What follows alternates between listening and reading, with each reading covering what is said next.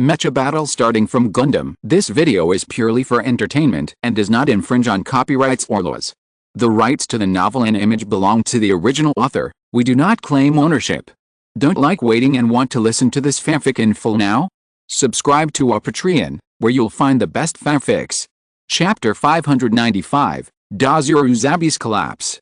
In the prison of Luna II, Dazul Zabi leaned against the wall with lifeless eyes, staring at his thick hands, and the sins he had committed flashed before his eyes one by one. A demon like me, is it worthy of the word kindness? Do you think it's not worthy? Hearing the strange voice, Dazul Zabi raised his head numbly and looked at Yang Hui, who appeared beside him at some point. You are. Please introduce yourself. I am from the 12th Independent Technical Unit of the Federation Army under General Rebel. It's you. After Yang Hui introduced himself, Dazul Zabi's eyes regained some spirit. Perhaps he wanted to see who he had lost to, who had the ability to capture his sister, and who caused a serious obstacle to Zeon's offensive plan. It's me. What are you doing here? Did you want to see me? Yang Hui asked Dazul Zabi in return. I want to see you? Haha, there's no need for such a boring joke, Yang Hui, I never said I wanted to see you. It seems that Casper is joking with me too. He doesn't want to see me, so I'll leave. Wait? Who are you talking about? As Yang Hui turned to leave, Dazul Zabi immediately stopped him. Casper. Casper, you are. I guess so. Dazul Zabi knew that it was this man in front of him, this man who made Zeon tremble with fear, who asked Char to let him go. Why? Didn't he tell you? Yang Hui asked Dazul Zabi again. Tell me, he. Dazul Zabi's mind echoed with Char's last words to him, calling him the last conscience of the Zabi family. He couldn't stop laughing at himself and smiling bitterly. It's really ironic that a man like you calls me conscience. The enemy just has a different stance, but that doesn't prevent optimism and recognition. Does a devil like me deserve to be favored and recognized? Devil? You? Ho ha, you think too highly of yourself, gorilla. As soon as the words fell, a tangible murderous aura filled the entire cell, making the air sticky and difficult to breathe. How many lives have you taken? And you have the confidence to say the word devil in front of me. How is this possible? Dazul Zabi is a veteran of the battlefield and is very sensitive to murderous aura. As a soldier who has been to the battlefield, he naturally has a murderous aura, but how many people does he have to kill with his own hands to have such a thick murderous aura? His murderous aura and bloodiness are completely at the level of a thug in the alley in front of the other party. The next second, Dazul Zabi relaxed and the air around him became fresh. I have killed many more people than you. You are a demon, but what am I? A demon king? But I don't think so. You. Yang Hui. Do you know what the biggest difference between us is? Yang Hui asked Dazul Zabi condescendingly. What is it? Dazul Zabi was curious, but also expectant and excited. Yang Hui's murderous aura was much stronger than his, and too many people died in his hands. Why didn't he suffer the condemnation of his conscience? Why could he be respected by everyone? This was the answer he urgently wanted. My true heart. I have always known what I want. Everything I have done is just to protect what I have and everything around me. What about you? You have done all these things. Why? Are you sure you know? I did it for the glory of Zeon? The glory of the Zabi family? You can't even fool yourself with such excuses, so why are you trying to fool me? Look, you don't have it at all. The glory of Zeon? The glory of the Zabi family? These excuses are nothing but self-excuse. You don't have your own true heart, your own will. You just go with the flow. But I really don't know. Under Yang Hui's verbal offensive, Dazul Zabi gradually collapsed. He had no way to refute Yang Hui. Helplessness turned into sad roars. Actually, it's very simple. Very simple. Yes, it's very simple, such as being a father that makes my daughter proud. A father that my daughter is proud of. Minerva. A father that Minerva is proud of. It's a very simple goal and wish, but you can't even achieve a goal of this level. What's the glory of Zeon, the glory of the Zabi family? Even if they are all true, can you accomplish it? You're right. If you can't even achieve the simplest goal, what's the point of talking about grand ambitions? Haha, it wasn't until now that I realized that I was just excusing myself. I am an unqualified father and an unqualified soldier. Yang Hui tapped the corner of his mouth, patted Dazzlezabi on the shoulder, and comforted him. The fact that you can discover your own mistakes means that you are not completely stupid. Come on, at least you have your own goals now. Haha, it's too late. It's not too late. The road ahead for mankind has never been smooth. Discovering problems, correcting problems, and solving problems, isn't that the way forward for mankind? But now, I can't do anything. Yang Hui, I want to ask you for a favor. I refuse. After saying that, Yang Hui turned and left. He had said everything he should say to Dazzlezabi. I haven't said anything yet. Don't worry, there will be a chance. When the opportunity comes, you can do it yourself. Looking at Yang Hui's departing back, Dazzlezabi felt that he saw a mountain with brilliant light, which made him admire and yearn for it. Yang Hui was called by Cheyenne directly after leaving the prison where Dazzlezabi was imprisoned. Cheyenne heard every word of his conversation with Dazzlezabi just now. After all, Yang Hui and Dazzlezabi's identities were very sensitive. They didn't need to be watched when they met alone. But because of Rebel's instructions and orders, Yang Hui was the only one who heard the conversation between him and Dazzlezabi. Everyone else was driven away by Cheyenne, and there was not even a recording record or surveillance record left. What do you want to do? Cheyenne asked Yang Hui with a deep face. Since Rebel didn't tell you, you won't get an answer from me, General Cheyenne. I now suspect that you are in collusion with Zeon and want to arrest you. Then you will be transferred back to Earth by General Rebel, and I will be acquitted. Humph. Cheyenne was speechless. Rebel had already contacted him, and all of Yang Hui's demands must be met, even if they cannot be met, and no conflict with Yang Hui is allowed. What are you planning? Cheyenne asked.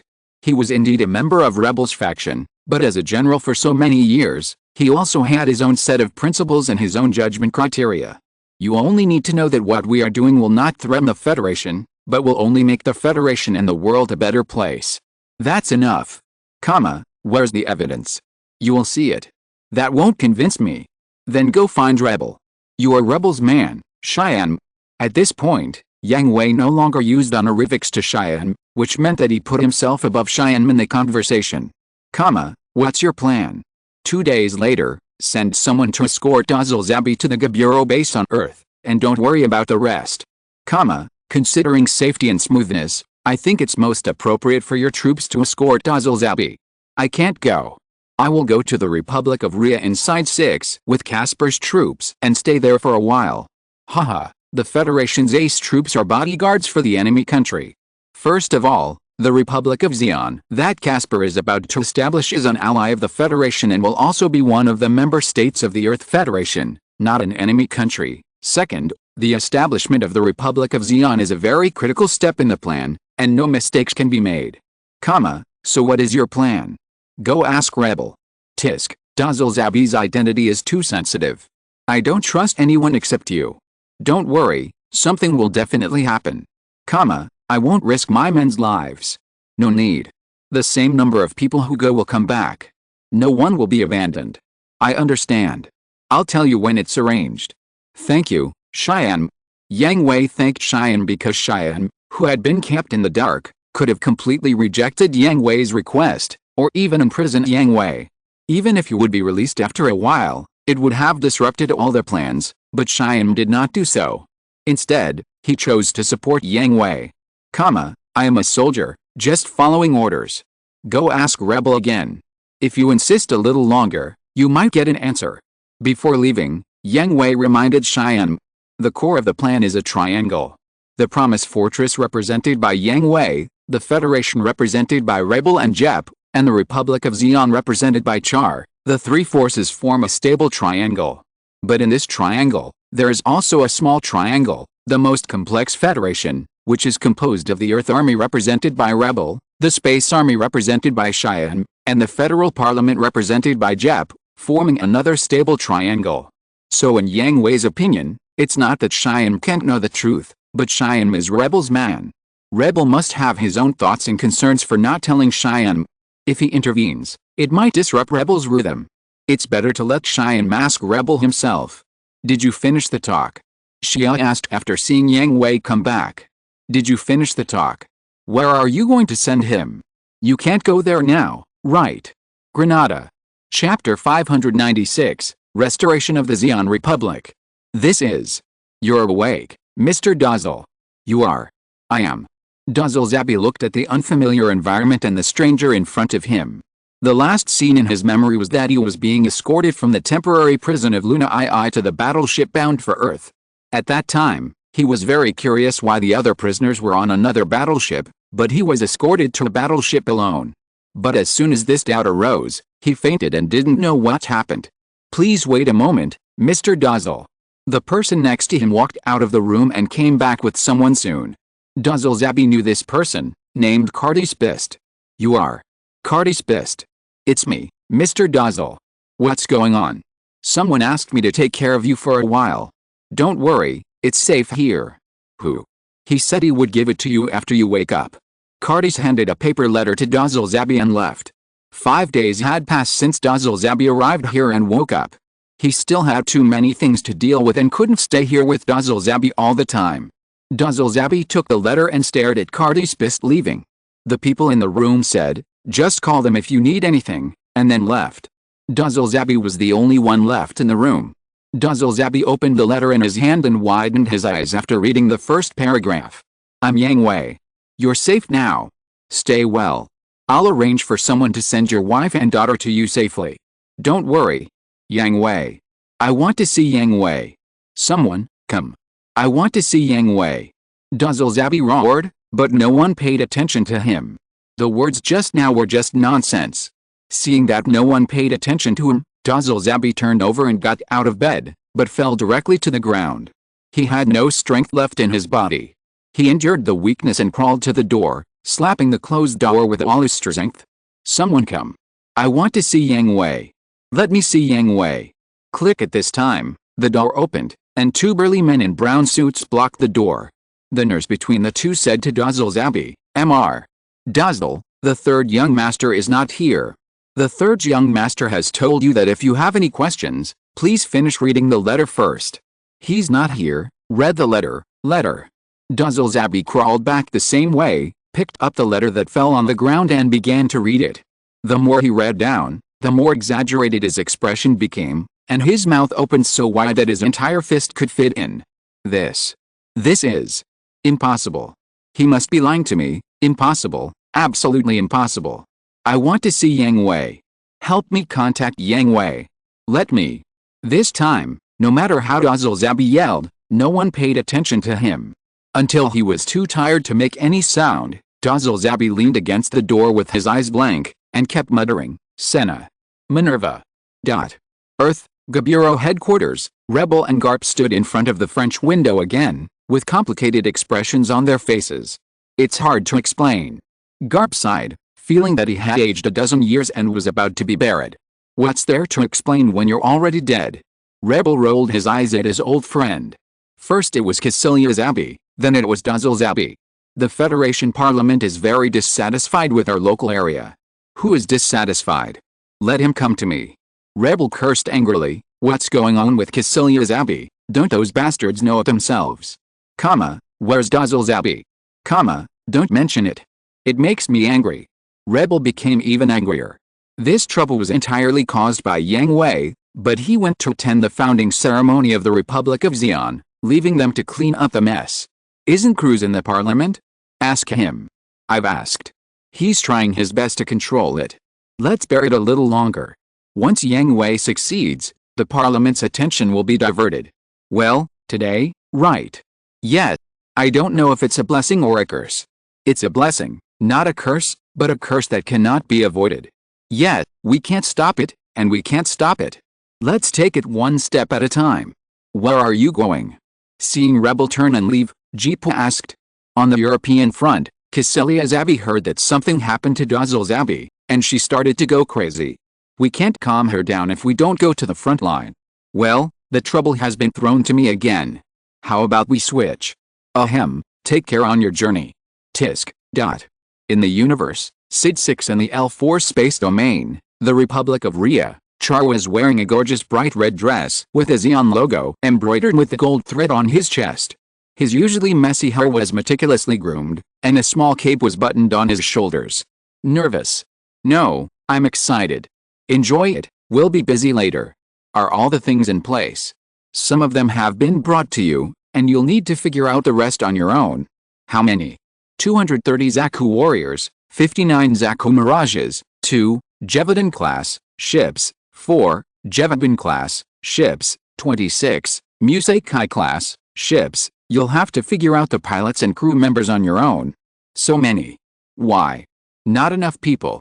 Just enough. Any more won't be enough. Get ready, I'm leaving. Okay. Yang Hui left Char's exclusive office.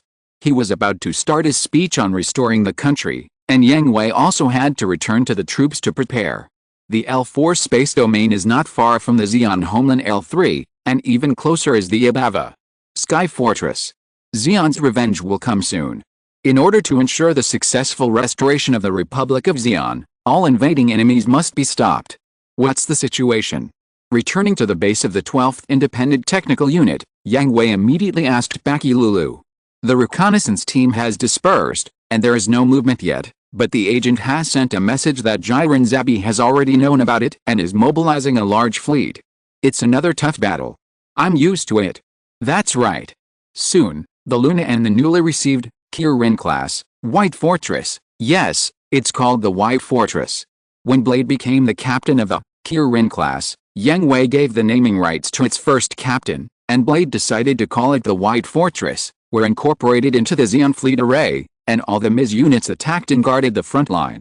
All machines, this battle will be our most difficult battle, and it will also be our first defensive operation, so keep your eyes open and don't be taken away by stray bullets. Understood. XN, let's start. As soon as the order was announced, Char's speech began. Through special channels and advanced arrangements, mobile phones, televisions, LED advertising screens around the world, all played at the same time. I'm Casper Zimdeacon, the successor to Zeon Shimdeacon's ideals. By chance, I got the original copy of the Universal Century Charter.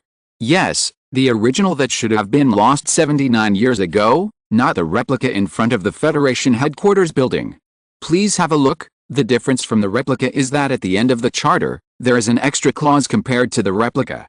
If it is confirmed that new humans who can adapt to the universe will appear in the future, they must be given priority to participate in government operations. Yes, the new human theory proposed by my father, Zeon Shimdeacon, is in line with this bill, and now both the Federation and Zeon have confirmed the existence of new humans. Haha, you are worthy of being the son of the Deacon family, you look like one. Yang Hui exclaimed as he watched the speech. Today, I am making all this public, not to overthrow the Federation, nor to destroy Zeon, and I do not desire war. Peace is the common wish of most people, and so am I, so I hereby declare that I, Casper Zimdeacon, will inherit my father's will and re-establish the Republic of Zeon. Zeon warriors, the dictatorship of the Zabi family has brought war. Look, what have they done? What have they forced you to do? Dropping colonial satellite bombs on our Mother Earth? Using poison gas to poison the entire colony? Can you really tolerate these brutal acts? If you still have the spirit of a warrior and your self-esteem as a warrior, then stand up. Join us in overthrowing the tyranny of the Zabi family. Let the country of Zeon return to what we expect. Beep beep. Natal. The reconnaissance team has discovered the enemy. A fleet is attacking from the direction of Abava. The number is huge. It is expected that there will be more than 10 reorganized fleets. The agents have also sent intelligence that a fleet is also being assembled in the direction of Solomon. Haha, Jiren Zabi is so anxious that he's going crazy. Send a telegram to Luna II and ask Shyam to send people to support him. Instruct the 10th, 11th, and 12th fleets in the rear to join the defense line. Understood. Yang Hui was not really stubborn. With their current strength, they had to face more than 10 reorganized fleets. Even if they could win, it would be a miserable victory. They had to mobilize people when they needed to. The elites that he had trained personally would be one less if one died, which was very painful. All machines, be alert. The enemy is coming. Understood. XN. After Char finished his speech in the Republic of Rhea, he gave a few instructions to others and immediately drove his machine to the defense line to meet up with the troops. To be honest, he was not good at politics, and he would leave it to others to do. The most important thing now was to defend the territory of the Republic of Zeon, otherwise it would be destroyed by the enemy just after the restoration. It would be a lonely restoration. And as a soldier, Char wanted to participate in the battle, so he drove his machine to the side of the Gundam as stray one despite everyone's obstruction. A gentleman does not stand under a dangerous wall. Yang Hui teased. An ancient saying in East Asia? I know it too. The emperor guards the country's gates, and the king dies for the country. Shi'ir counterattacked without any hesitation. Yo? Sure, do you understand what I mean? Not really. Then you say abal. Just say it when you think it's appropriate. Get lost, you better be careful, I don't have time to take care of you. Don't worry, I'll still be alive even if you die. This scourge will last for thousands of years. I'm not a good person. Tisk, let's stop chatting here, they're coming. I've been ready for this day for more than 10 years. Chapter 597 Chaos arrives. The Zabi family reacted very quickly. Jiren Zabi knew very well how much harm the restoration of the Republic of Xi'an would bring to the Principality of Xi'an, and this bud must be nipped in the bud. So the moment Char began his speech, Jiren Zabi ordered his personal guards to set off immediately, and at the same time, all the garrison troops of Abava. Sora went out to destroy the restored Republic of Xi'an. As for the defense of Abava, Sora, it was handed over to the defense forces of Side 3. Considering the large group of aces that Char had won over, and the 12th Independent Technical Force of the Federation, Jiren Zabi even transferred half of the fleet of the Solomon Fortress to Side 6 to destroy the Republic of Xi'an. It can be seen how determined Jiren Zabi was. General, how is the progress of the transformation of the solar ray system? Now 45% is completed. Asshole. Pa a loud slap slapped the person reporting to the ground, and Jiren Zabi's face was very ugly, twisted like a devil. Such an important weapon, why hasn't it been completed yet? Will we still be so passive after it is completed? I'm very sorry. Solar ray system, also known as solar ray system, or colony satellite cannon, is a decisive battle weapon that Jiren Zabi had transformed into the third colony satellite, Mihar, of Side 3. It has the power to destroy a colony satellite with one strike, and is also his biggest trump card to win. Now is the best time for solar ray system to debut, which can not only eliminate the biggest threat, but also show the absolute strength of Xi'an to deter the Federation. As a result, it failed at the critical moment, and the transformation progress was not even halfway. How could Jiren Zabi not be angry? Enough. You'd better hope that this operation can eliminate the remnants of Deacon, otherwise, HMPH. Yes. What's the situation on Earth? Why hasn't there been any news from Kycilia yet? Jiren Zabi asked again. He had already eliminated a large number of troops from the universe to wipe out the Republic of Xi'an, but the Earth was given to Kycilia Zabi to conquer. The restoration of the Republic of Xi'an would definitely cause huge riots. The Earth was the battlefield that Jiren Zabi cared about the most, so he was eager to get news from the Earth. There is no news from Lady Kycilia. Tell me as soon as you have news about her, and the situation of Side 6. Got it. Go down and hurry up to complete the solar ray system. Yes. Jiren Zabi was left alone in the Commander-in-Chief's office, and even his favorite secretary and mistress was driven out. Bang! Jiren Zabi's face was full of ferocity as he punched hard, sweeping the documents on the table all over the floor. He was very confident, even conceited, and believed that the war between Xi'an and the Federation would be a one-sided situation. With Xi'an's advanced technology and his strategic arrangements, he would definitely be able to defeat the Federation with overwhelming force. As a result, accidents happen frequently, especially the Federation's ace force, the 12th Independent Technical Force. No, it should be said that it was Yang Hui.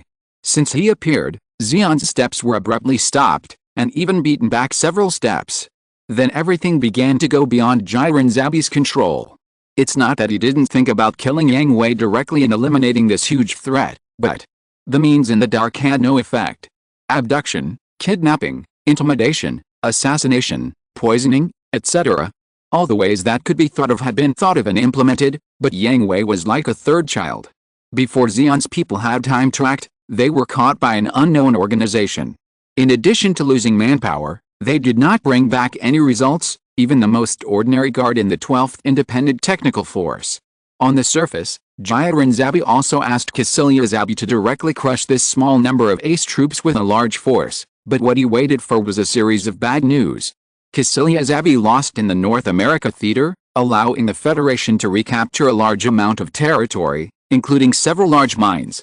The troops in the North America theater were wiped out by an ace force by 1/10. Ksilia Zabi was captured in the East Asia theater, and the non-protocol occupied areas were lost. The Xi'an army, including the Australian invasion force, lost more than half, and the occupation operation in the East Asia theater failed. The operation of Luna II failed, and the Xi'an space attack army led by Dazil Zabi was almost completely destroyed. Dazil Zabi was captured in the battle and disappeared on the way to the Gaburo base on Earth. His life and death are unknown. It can be said that the successive failures of Ksilia Zabi and Dazil Zabi overwhelmed the already heavily burdened Xi'an. With a sparse population and scarce resources, both the space fleet and MIS forces were exhausted. Therefore, Jiren Zabi turned his attention to the supergiant plasma beam cannon, World Tree, and the colony satellite cannon, solar ray system, and shifted the focus of weapon development from MIS to MA, because fewer people can exert greater power. At the same time, also inside 3, in the Zabi family's mansion, the leader of the Principality of Xi'an, Prince Dekan Zabi, saw Caspar Zimdekin standing in front of the crowd again and re-establishing the original Xi'an. He slowly closed his eyes, his face became older, and he made a decision in his heart. Horizontal ellipsis. On Earth, Ksilia Zabi was also very worried and didn't know what to do. Mark Bay, who was temporarily acting as her deputy, also had a gloomy face, because they had received news of dozens of bases mutinying. These mutinies all occurred within 5 minutes after the speech ended, and the news of the subordinates' mutiny continued to come in one after another. Fortunately, Ksilia Zabi handed over Odessa and the European territory to Mark Bay at the beginning, and fortunately, Ksilia Zabi came directly to Odessa, which was made into an iron barrel by Mark Bay after escaping. Otherwise, what she should worry about most now is her own safety, not the war situation on Earth. Damn Caspar, Ksilia Zabi couldn't help cursing. She didn't expect Caspar Zimdekin to be still alive. She spent a lot of effort to kill Caspar Zimdekin, but in the end she killed a fake. The kid who was bullied by me back then actually reappeared at this time and brought me great trouble. If I survived by chance, I should cherish my life. Why did I jump out to stir up trouble? Question mark. The current situation has always been what Ksilia Zabi is most worried about. She never dared to underestimate the influence of the Deacon family. Even if more than 10 years have passed, this is why she wants to kill all the Deacon brothers and sisters who left Xi'an. Moreover, since Xi'an decided to declare war on the Federation, Jiren Zabi's series of high-pressure policies and radical strategic means have caused internal discord. Therefore, the moment Caspar Zimdekin stood up, it led to civil strife within the Xi'an army. 30% of the people directly declared rebellion against the Principality of Xi'an and defected to the Republic of Xi'an. Ksilia Zabi knew very well that there were still some in the remaining 70%, but they were still waiting and watching whether the Republic of Xi'an could survive the revenge of the Zabi family. Lord Ksilia, I think you should return to space immediately. Mark Bay suggested. Yes, I think so too. Ksilia Zabi also thought of this. Now the Earth is in chaos, and it is meaningless for her to continue to stay on Earth. The most important goal of the Earth now is to stabilize the situation. It is not necessary to make any contribution, but to avoid any mistakes. As long as it is stable, it will be fine. Mark Bay can achieve this goal. It is redundant for her to continue to stay on Earth. In the universe, Dazil Zabi's life and death are unknown. The space fleet has been annihilated, and without the leadership of the commander, the remaining and newly built fleets are also a mess. She must return to the universe and take over the reconstruction of the space fleet. I have arranged a shuttle for you, and it will depart this afternoon. Thank you for your hard work. Earth is now in your hands, Mark Bay. Don't let me down. Don't worry, Lady Ksilia. Any news from North America? I have already contacted General Som. For safety reasons, we should bring Master Karma to Odessa. Okay. By the way, Lady Ksilia, my previous suggestion. Well, do it. Thank you very much. On the European front of Earth, Rebel also received intelligence that Xi'an had launched a civil strife, but he did not take advantage of the chaos of Xi'an to launch a full-scale attack. Instead, he ordered everyone to stabilize their mentality and advance slowly. General, I don't understand your approach. A major general questioned Rebel's order, whether it is the Principality of Xi'an or the Republic of Xi'an. They are all Xi'an, our enemies, and invaders. They should all be eliminated. Then put the two conflicting Zeons together again and deal with us with all their strength? Rebel asked the Major General indifferently. This. Advance steadily. Although the speed of recovering lost territory is a little slow, it will not let the two Zeons unite and fight each other. When both are defeated, we can take them all down in one fell swoop. Yes. I know. But General, if we do this, the Parliament. Another Colonel Staff Officer expressed his concerns. Do you think those politicians know how to fight better than us? No. I dare not. Then why are we afraid of them? Remember, we are soldiers. Yes. And do we really not need to care about the reaction of the Parliament? Of course not. The Federation is separated from the military and the government on the surface, but everyone knows the real situation. The influence of the federal parliament on the military lies in the top leaders. But Rebel is not panicked at all, because he is not alone. There are also Garp and Cruz. With the two of them, the radicals and hostile nobles in the parliament can't hold them back. Chapter 598 Cruz's plan, Revenge comes. The federal parliament, which should have been a solemn and serious occasion, was now as noisy as a vegetable market, with arguments everywhere, and even insults. Let's find a way to contact Casper Zimdekin and test his ideas first. Test what? Is the Republic of Zeon no longer Zeon? The split of Zeon is a great opportunity for us. If we take an extreme attitude towards the Republic of Zeon now, won't it reunite Zeon? So what? Support the Republic of Zeon? Have you forgotten what attitude Zeon Shimdekin had towards the Federation? Casper Zimdekin is his son, the same ungrateful person. But now we can use it. You also said you could use it when Zeon Shimdekin was in power, but what happened? That's because of the military. Are you shirking responsibility when you lose control? This is not shirking responsibility. This is a matter. Silence. At this time, Cruz suddenly stood up and shouted, interrupting the quarrel, and the entire conference hall fell into silence. Pay attention to your status, Laulu Kreutzer. The old speaker said to Kreutzer with a cold face. I'm really sorry, Mr. Speaker, I had no choice. Kreutzer apologized politely, and then looked at the people who were arguing. Your Excellency, the speaker reminded me, and I also want to remind you, gentlemen, ladies, please pay attention to your status. Everyone present is a member of the federal parliament, and this is not a bargaining market. Everyone was silent. Kreutzer's people bowed their heads in shame, and the people of the hostile party had ugly faces, especially the speaker who had just warned Kreutzer. His face was so dark that ink was almost dripping. Although Kreutzer already had a significant appeal in the parliament, he was still just an ordinary member of parliament, and his status was not qualified to scold everyone in the parliament. But the words that the speaker used to warn Kreutzer were cleverly used by him. The quarrel scene just now was indeed not what the federal parliament should be like, and Kreutzer's reprimand was reasonable.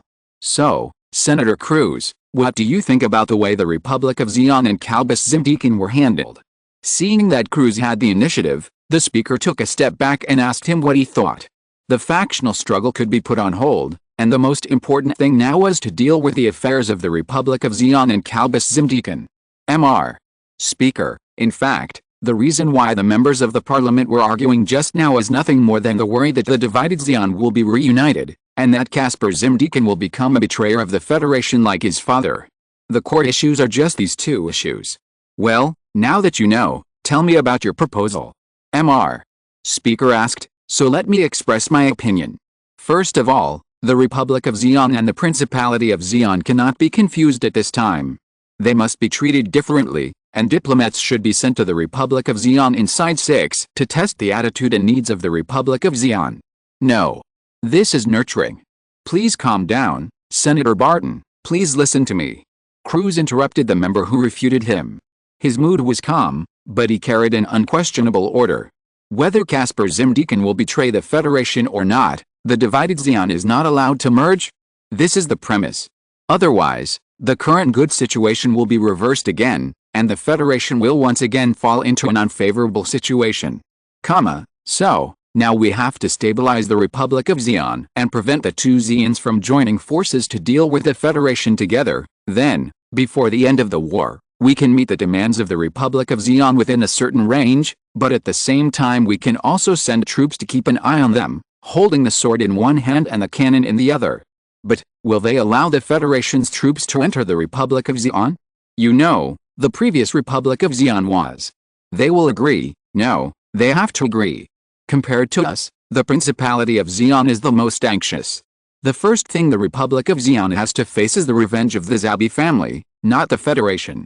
With their national strength, it is impossible to withstand the revenge of the Zabi family. Therefore, we send a fleet in the name of humanitarian aid and strategic alliance. If they accept, the fleet will enter the Republic of Xi'an smoothly. If they refuse, they will be destroyed and they have no choice. Well, then what? After thinking carefully, the speaker found that what Cruz said was indeed reasonable, and he wanted to continue listening. Then the second question is, will the Republic of Xi'an betray the Federation again? Actually, after the Federation's fleet entered the Republic of Xi'an, it was no longer afraid that the Republic of Xi'an would rebel against the Federation again. The rise of the Principality of Xi'an was due to our indifference and the failure of the Battle of Laum due to the appearance of Ms. But now that we have learned a lesson, will we repeat the same mistake? This rhetorical question made many people blush with anger. This was a complete accusation of their incompetence in secret, which allowed the Principality of Xi'an and the Zabi family to seize the opportunity to rise, which led to everything now. But without saying it clearly, no one dared to stand up and refute Cruz. If anyone stood up, wouldn't it be an admission of their incompetence? So I suggest that we arrange for diplomats to go to the Republic of Xi'an and send the Federation fleet to accompany them in the name of protecting the diplomats to test their attitude and needs. If it is not excessive, we can consider reincorporating them into the Federation as a member country. What about the stone tablet? The speaker asked again. The original text of the Universal Century Charter, the last code, was too threatening to them, enough to shake everything they had. The key point was everything they had, not the Federation. Just admit it. Cruz said. Admit it? Haha, do you know what you are talking about? Laulu Cruz. I know what I am talking about, Mr. Speaker, and I know your concerns, but, are the new humans confirmed to exist? Xi'an Zimdekin's theory of new humans. It's just a theory, isn't it? The existence of new humans is not confirmed at all now, and there is nothing to worry about. What about in the future? What if they appear? Then just let them participate. The code says let them participate in government operations first. Mr. Speaker participated in government operations, and I also participated in government operations, didn't I? Cruz really doubted how such a person got to a high position, or was it because he had been in a high position for too long and looked down on everyone, and his brain was rotten? Well, Cruz was right. What does let them participate in government operations first mean? The speaker participated in the operation of the government, and ordinary members like Cruz also participated in the operation of the government. Even the lowest level government employees can be said to have participated in the operation of the government, but can the gap between them be the same? I have also read Xi'an Zimdekin's new human theory. According to his theory, there is no regularity in the birth of new humans. What if anyone here becomes a new human? It must be said that this sentence made everyone present stunned for a moment. The speaker and other high-ranking people in the front row looked unhappy, and the ordinary members below were flushed and ecstatic. Yes, they also have the possibility of awakening and becoming new humans. According to the preferential treatment of new humans in the original text of the Universal Century Charter, do they also have the opportunity to enjoy it? Can they go further? I've been fooled. The speaker thought with a sinking face. He realized at this time that he had been fooled by Cruz. Who among those who can sit in this conference hall has no ambition? Before, they were mediocre and even lived a miserable life, but it was just because they couldn't find an opportunity to get promoted, and they didn't dare to stand out too much, otherwise their lives would be in danger. But now, a fair and bright opportunity is in front of them. How many people can resist this temptation? How many people will not have the flame of ambition in their hearts burn again? Even if this opportunity is as ethereal as a cloud of smoke. Mr. Speaker, I have finished my speech. Cruz bowed slightly and sat down again. A satisfied smile flashed across his face. His goal was achieved. His proposal would be passed 100%, and he would definitely go to the Republic of Xi'an to serve as a diplomat. All of this was in his plan. Let's vote. Passed unanimously. There were no accidents, and there would be no accidents. We have gained time, and the next step is... Side 6, the Republic of Xi'an. The revenge of the Zabi family has come, and it has come so quickly.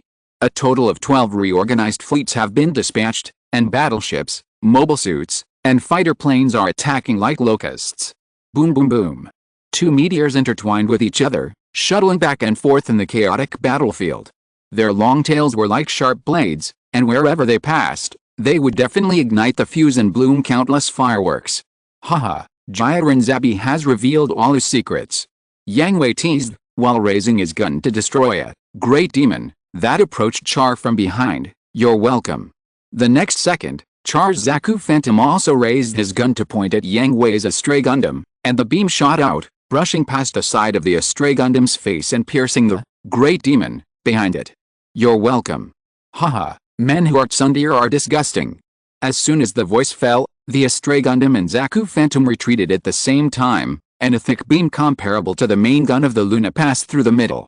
A huge green crab-like MA opened its two claws and danced towards the two machines.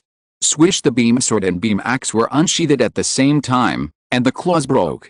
The Bigelow left a cross-shaped scar on his head, dragging smoke forward, with flames shining and arcs jumping, and exploded into pieces with a boom. Haha, not bad. You two. The two planes stood opposite each other in the chaotic battlefield. The next second, they started at the same time, separated in completely opposite directions, and turned into meteors again, bringing death to the enemy. Chapter 599, Jiren Zabi's Guards. Soon, the first squadron led by Yang Hui and the people led by Char killed their way through the entire battlefield. In front of them was the rapidly approaching space fleet. Although Zeon's electronic system only had a 20% hit rate for its naval guns in the environment of Minovsky particles, and its missiles had lost their ability to lock on and could only fire blindly, it was still a huge threat. Whether it was the naval guns or the missiles, if they were hit, the MIS would be finished. Moreover, the fleet was the lifeline of the MIS unit. Without the fleet, they would be trapped. So Yang Hui and Char made a quick decision and did not lead their men to fight back, but went straight to the Zeon fleet. Beep beep beep. Scatter. As they were approaching, several beams of light accurately attacked Yang Hui and his men. If they were not an ace, they would really not be able to dodge. That is. Yang Hui frowned as he looked at the MIS approaching him. Colonel, it's Jiren Zabi's personal guard, led by Grey Griffin, Eric Mansfield. The MIS troops blocking them were not many, only the size of a battalion, Zeon Battalion 27 machines, all painted gray, with a Jiren Zabi logo on the right shoulder, and the leading machine had a Griffin head logo on the right shoulder. This was not the most important thing. The most important thing was the machine blocking them, not the Zaku, nor the Great Demon, but the Warrior. This was what surprised Yang Hui the most. The MS-14A first mass-produced Warrior was supposed to be half a year later. After the Federation implemented the V plan, it also began to use MIS to fight against the Zeon army. The advantages of the Zaku series gradually lost, and the performance of the Great Demon series could not fully meet the needs of large-scale MIS wars in the universe. In order to compete with the Federation's Gundam and mass-produced GIM, the Zeon army successfully miniaturized the megaparticle cannon using the Federation's technical data obtained by the Intelligence Department from Side 6. As the mass-produced MIS of the Zeon army, it was equipped with beam rifles and beam swords for the first time in its standard equipment. It is the first mass-produced MIS equipped with beam weapons by Zeon, and also the last masterpiece of the Principality of Zeon. Unlike the Zaku series MIS, the Warrior was designed based on the premise of fighting against MIS. The waist and foot skirts are equipped with boosters. The maneuverability and thrust are much higher than any previous models, and the performance is much higher than the mass-produced MIS GM of the Federation Army. However, such excellent performance carries the risk of requiring experienced pilots to operate. As the war situation deteriorates, Zeon, which has sacrificed too many excellent pilots, can only send new soldiers or even student soldiers to drive. Moreover, when the Warrior was officially mass-produced, it was already the end of the war, so the Warrior failed to achieve significant results and the war ended. After the war, a strategist commented, if the Warrior had been equipped with actual combat troops a few months earlier, the outcome of the war would not be what it is now. This shows that the performance of this type of machine is indeed extraordinary. Zeon's spies are quite good. Yang Hui smiled, and was not angry about the leakage of information about beam weapons. The existence of spies has existed since the beginning of human war history, and it is impossible to clean them up. It is only a matter of time before the information is leaked. It was just that not long after, Big Demon, Tiger, and various MAs appeared, warriors, came out, which surprised Yang Hui. It seemed that he had put a lot of pressure on Jiren Zabi. Char, the fleet is in your hands. Yang Hui said to Char. Okay. Char was not hypocritical and continued to rush towards the fleet with his men. The Grey warriors troops divided into 3 teams to block them, but were forced back by several beams of light. 3 Gundam Strays blocked them. This road is blocked. South Banninger said to himself. Jiren Zabi's guards were ruthless and didn't say much. When they saw someone blocking them, they directly fired their guns and drew their swords in response without hesitation. But this level of attack could not threaten South Banninger and his men. With only 3 machines, they blocked 9 warriors, and could only watch them pass by. 3 teams were stopped, so the other teams naturally couldn't just stand there and watch. The moment they were stopped, they started to move, splitting into 2 teams to chase Char and his men, while the others found the other members of Team 1. As a result, swish, Grey Griffin, Eric Mansfield felt a flash before his eyes, and the Unit 1 he had locked onto disappeared. He turned around and found that Unit 1 had already caught up with the 2 teams that were chasing them. Just as he was about to chase them, an Stray Gundam blocked his way. It was Amuro. Get out of the way. Eric Mansfield said grimly, and at the same time, he drew his double-headed beam sword and fiercely slashed at Amuro's body. Amuro naturally couldn't just sit there and wait to die. He drew his beam sword and blocked one end of the double-headed beam sword. Sorry, this road is blocked. Tisk, it's in the way. The others also started fighting. Although their number was only 1/3 of the enemies, they were able to hold the enemy tightly, preventing them from going to the front line or returning to defend the fleet. I have to say that Jiren Zabi's personal guards are quite capable. They were able to hold out against the first squad of the 12th Independent Technical Corps for more than 10 minutes without losing any lives. Captain. The first casualties appeared were the 2 teams that Yang Hui was in charge of. It was obvious that the 2 teams had thoroughly studied Yang Hui's information. They did not seek to kill Yang Hui, but had been maintaining a tight formation to hold Yang Hui back, waiting for others to kill the enemy planes and come to reinforce them. Who knew? In more than 10 minutes, Yang Hui had completely adapted to the opponent's attack rhythm. He seized an opportunity, instantly accelerated to break through the blockade of the 2 teams, and before the enemy planes had time to turn, he made an emergency stop, accelerated in the reverse direction, unsheathed his beam sword, and cut them in half with one stroke. The first victim appeared, and then the second one. The close coordination was broken. Even if the quality of the guards was high and they could ignore the death of their companions and continue to fight, they could not effectively block Unit 1. Unit 1 raised its hand and shot through a set of warriors, while accelerating in the opposite direction. On the way through another warrior, the beam sword casually swept across and cut off another warrior. Not bad. In addition to killing the enemy, Yang Hui also paid attention to the battle situation of others. It was not dangerous, but there was no spare energy to take care of others. But that's it. After quickly killing the remaining 3 warriors, Yang Hui turned to support the others, like a great white shark falling into a swimming pool full of people, feasting on it. Soon, only Grey Griffin, Eric Mansfield was left and Jiren Zabi's guards, still fighting with Amuro. Eric Mansfield naturally observed this situation, and with a sword he swung Amuro's machine away, and while retreating he raised his hands and fired 2 shots to force Amuro's machine back a distance, holding a gun in one hand and a sword in the other, looking at all the members of Team 1 with a gloomy look. But to his surprise, the other party did not rush forward, but lined up behind Amuro to watch. "Colonel, you go, leave this to me," Amuro said to Yang Hui. "Is it okay?" Yang Hui asked seriously. "Yes. Okay." After receiving Amuro's affirmative answer, the 8 Gundam Strays of Team 1 flew in the direction of the fleet. "Don't even think about going over," I said. "This road is blocked." Eric Mansfield wanted to stop Yang Hui and others again, but Amuro was faster and appeared in front of the warrior again, slashing down with a sword, forcing Eric Mansfield to not dare to turn around at all, and could only block with a beam sword. "You guy. Don't even think about getting in the way of the colonel and the others. You are my prey." "Then let's see who is the prey." The Gundam Stray and the warrior simultaneously exerted their full strength, with flames blazing behind them. After separating in tacit understanding, they quickly collided with each other again, and then separated again, without giving up the beam shooting when they separated. The two people were like two irreconcilable meteors, constantly colliding in the universe, treating this place as a hunting ground to decide who is the hunter and who is the prey. 8 Gundam Strays rushed into the Zeon fleet and immediately launched a massacre, which more than doubled the speed at which the battleships sank. Are they all destroyed? In his spare time, Char connected to Yang Hui's communication. Amuro is in the Falcon. Destroy this fleet as soon as possible, and don't let them retreat. Char said. Yang Hui nodded. This fleet was only the vanguard. The real main force was still behind. They might not be able to use a trump card like Eric Mansfield, but the number was definitely overwhelming. So they took this opportunity to destroy as many as they could, and it would be best if they didn't leave any alive. Colonel, the enemy's MIS force has begun to retreat. Sima reminded. Order all troops to chase them for 1,000 kilometers. Understood.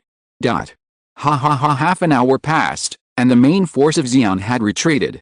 Yang Hui and others were still chasing them. Only Amuro and Eric Mansfield remained in the original battle area. Perhaps they were tired, so the two sides stopped colliding and looked at each other breathlessly. Your companions are gone. Amuro reminded. Companions? I don't have that kind of thing. Eric Mansfield replied. What is that?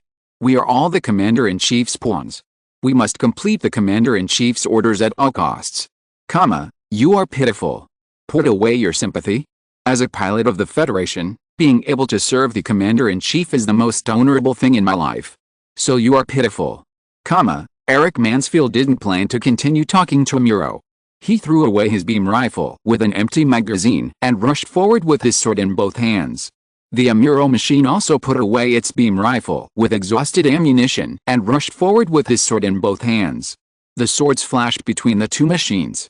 It was unknown how many times they collided, and it was unknown how long they collided. In the end, Eric Mansfield's warrior cut off the head of the Amuro machine with one sword, and the beam sword of the Amuro machine pierced the chest of the warrior with one sword. Chapter 600, Assassination of Crews. After the battle, there were pieces of wreckage and debris left behind, including those of the Principality of Zeon, the Republic of Zeon, and the Federation. It was impossible for a large-scale direct confrontation to have no casualties. Even a tiny stray bullet could be fatal. How many casualties? Yang Hui returned to the Luna and asked Baki Lulu. 11 people were slightly injured, 5 were seriously injured, and 4 were killed. This is the list. Baki Lulu reported truthfully. Yang Hui took the list and frowned slightly, but soon relaxed. The 4 people who were killed were all newcomers from the 9th and 10th teams. Even among the 5 seriously injured, 3 were newcomers, and the majority were slightly injured. Sure enough, it is still too difficult for newcomers to face a large-scale direct confrontation. Yang Hui sighed. Newcomers had no actual combat experience. The first actual combat was the combat method that the 12th Independent Technical Unit was least good at, which led to a reduction in personnel in the first actual combat, including the seriously injured, causing the 2 teams to lose more than half. However, Yang Hui was not too sad, just regretful. It is normal for people to sacrifice in war. Under the leadership of Yang Hui, the number of people who died in the 12th Independent Technical Unit since its establishment is close to 10. In the eyes of others, it is absolutely a miracle to be able to participate in several wars at such a price. But Yang Hui knows that those who can enter the 12th Independent Technical Unit will all be elites of the Federation in the future. Under his conditions, every member is an absolute trump card in other units. To create an ace, it takes more than just harsh training. As the saying goes, a person's success is 99% hard work and 1% talent. Hard work is naturally very important, but without that 1% of talent, it will never be enough to make up a complete 100%. So if you want to be an absolute trump card, you must have the potential to become a trump card, which cannot be obtained through acquired training. Every potential future trump card who dies early is a regrettable thing. Where is the fleet of Luna 2? Yang Hui asked. We have entered the L4 space domain and are expected to arrive at the Republic of Zeon at 0900 tomorrow, Earth time. Send a copy of the same message to the Republic of Zeon. Understood. How is the war situation on Earth? According to the news from Luna II, the Zeon army on Earth has committed serious rebellion. Many Zeon soldiers have rebelled against the command of the Principality of Zeon and announced they're joining the Republic of Zeon. General Revel has adopted a steady and progressive strategy to recover the lost territory step by step. It seems that Cruz is doing a good job in the parliament. Zeon is in a major chaos, but Revel did not launch a fierce attack at this time to completely drive Zeon out of the earth before the chaos ends. Instead, his steady and progressive strategy was not impeached by the federal parliament. This is very abnormal. Moreover, when the top leaders of the federal parliament learned that the Republic of Zeon held the original text of the Universal Century Charter, a powerful weapon, which posed a huge threat to their status and power, they would definitely not sit idly by. But now the federal parliament has not made the decision to impeach Revel. Someone must have convinced the federal parliament. Garp is still unable to remove his identity as a general of the federal army, so this person can only be Cruz. By the way, the intelligence department has sent information that Cassilia Zabi has returned to space, and the power of the Earth Attack Army has been handed over to Mark Bay. Huh? Mark Bay? Yes. He's a ruthless man. What has the Zeon army done recently? Shrinking the defense, giving up most of the unimportant lost territory, and switching to a full defensive state. There is nothing wrong with this action. After all, it is impossible to launch an attack in a chaotic situation with a large number of rebellions breaking out internally.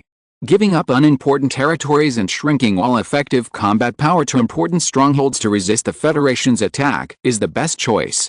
But Yang Hui always feels that something is wrong. Baki Lulu stood quietly by the side, without interrupting, waiting for Yang Hui to think. Remind Rebel to be careful when recovering lost territory.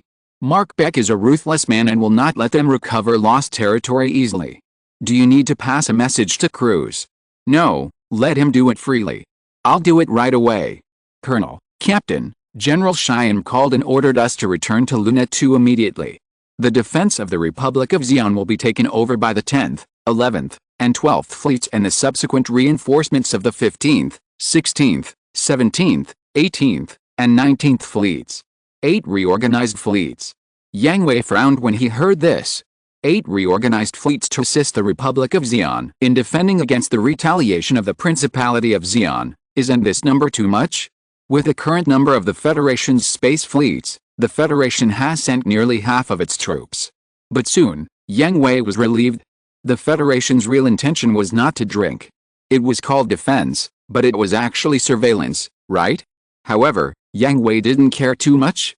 Of the 8 space fleets sent, the first 3 fleets were all made up of Rebel and Cheyenne's people. The 5 fleets that were added later should also be Rebel's people. With your Rebel at the top, the people below would not mess around. Yes. Did General Cheyenne say why we should return to Luna 2? Yang Hui asked. This was what Yang Hui cared about. The Principality of Zeon's revenge against the Republic of Zeon had not yet been completely over. The fleet that departed from Fort Solomon would soon arrive at the L4 space domain. What was the purpose of calling them back at this time? General Cheyenne said there was a confidential mission. Confidential mission? Yes. Well, I know. Let everyone get ready and we will return immediately. Yes. Cheyenne called him back so anxiously and emphasized the confidential mission, which showed that the situation was urgent and his help was very much needed. In this case, Yang Hui went back to see what Cheyenne was up to. As for the defense of the Republic of Zeon, the 8 reorganized fleets plus the power in Char's hands are still unable to repel the attack of the Solomon fleet. Let them be destroyed. Char is not destined to do so. You are leaving. Char was stunned when he saw Yang Hui coming to say goodbye to him. Well, Cheyenne is a little anxious. Well, I understand. Don't worry about the Federation fleet. Whether they are our people or not, they dare not attack you now, but you must also be careful that there are some people with ulterior motives mixed in. Protect yourselves and the original text of the Universal Century Charter, and there will be no problems. Don't worry, leave this to me. By the way, the federal parliament sent us a telegram and will send diplomats to negotiate with us on matters related to the alliance. For the parliament, use the communicator I gave you to contact a person named Laolu Cruz. He will handle everything. Huh? Laolu Cruz? What a surprise. Char was stunned, and the corners of his mouth curled up with a meaningful arc. Why? Do you know him? No, the head of the diplomatic team sent by the federal parliament this time is called Laolu Cruz. Wow. Yang Hui also smiled, and his smile also seemed mysterious, with a hint of expectation. This is really interesting. Because in the history of Gundam, the two most powerful and sinister masked men meeting each other must be very interesting, but it's a pity that he can't see this scene. The shuttle Cruz was riding broke through the atmosphere. Looking at the huge fleet in front of him, Cruz's mouth curled up, thinking of the interesting expressions that might appear on the faces of the pigs in the federal parliament in the future. Sure enough, the older people get, the more they will know how to cherish. 8 reorganized fleets, just for a tiny country that had just been restored, sent nearly half of the Federation's Space Force's troops to control it. It can be seen how much they are worried about the Republic of Xi'an. No, it should be the existence of the original Universal Century Charter. Catch! At this moment, a gun suddenly pointed at the back of Cruz's head, but Cruz remained calm, as if he had expected all this. To be honest, I'm surprised. I've given you many chances along the way. Why did you wait until now to do it? Cruz asked the person behind him without turning his head. Don't talk? Well, hold the gun steady.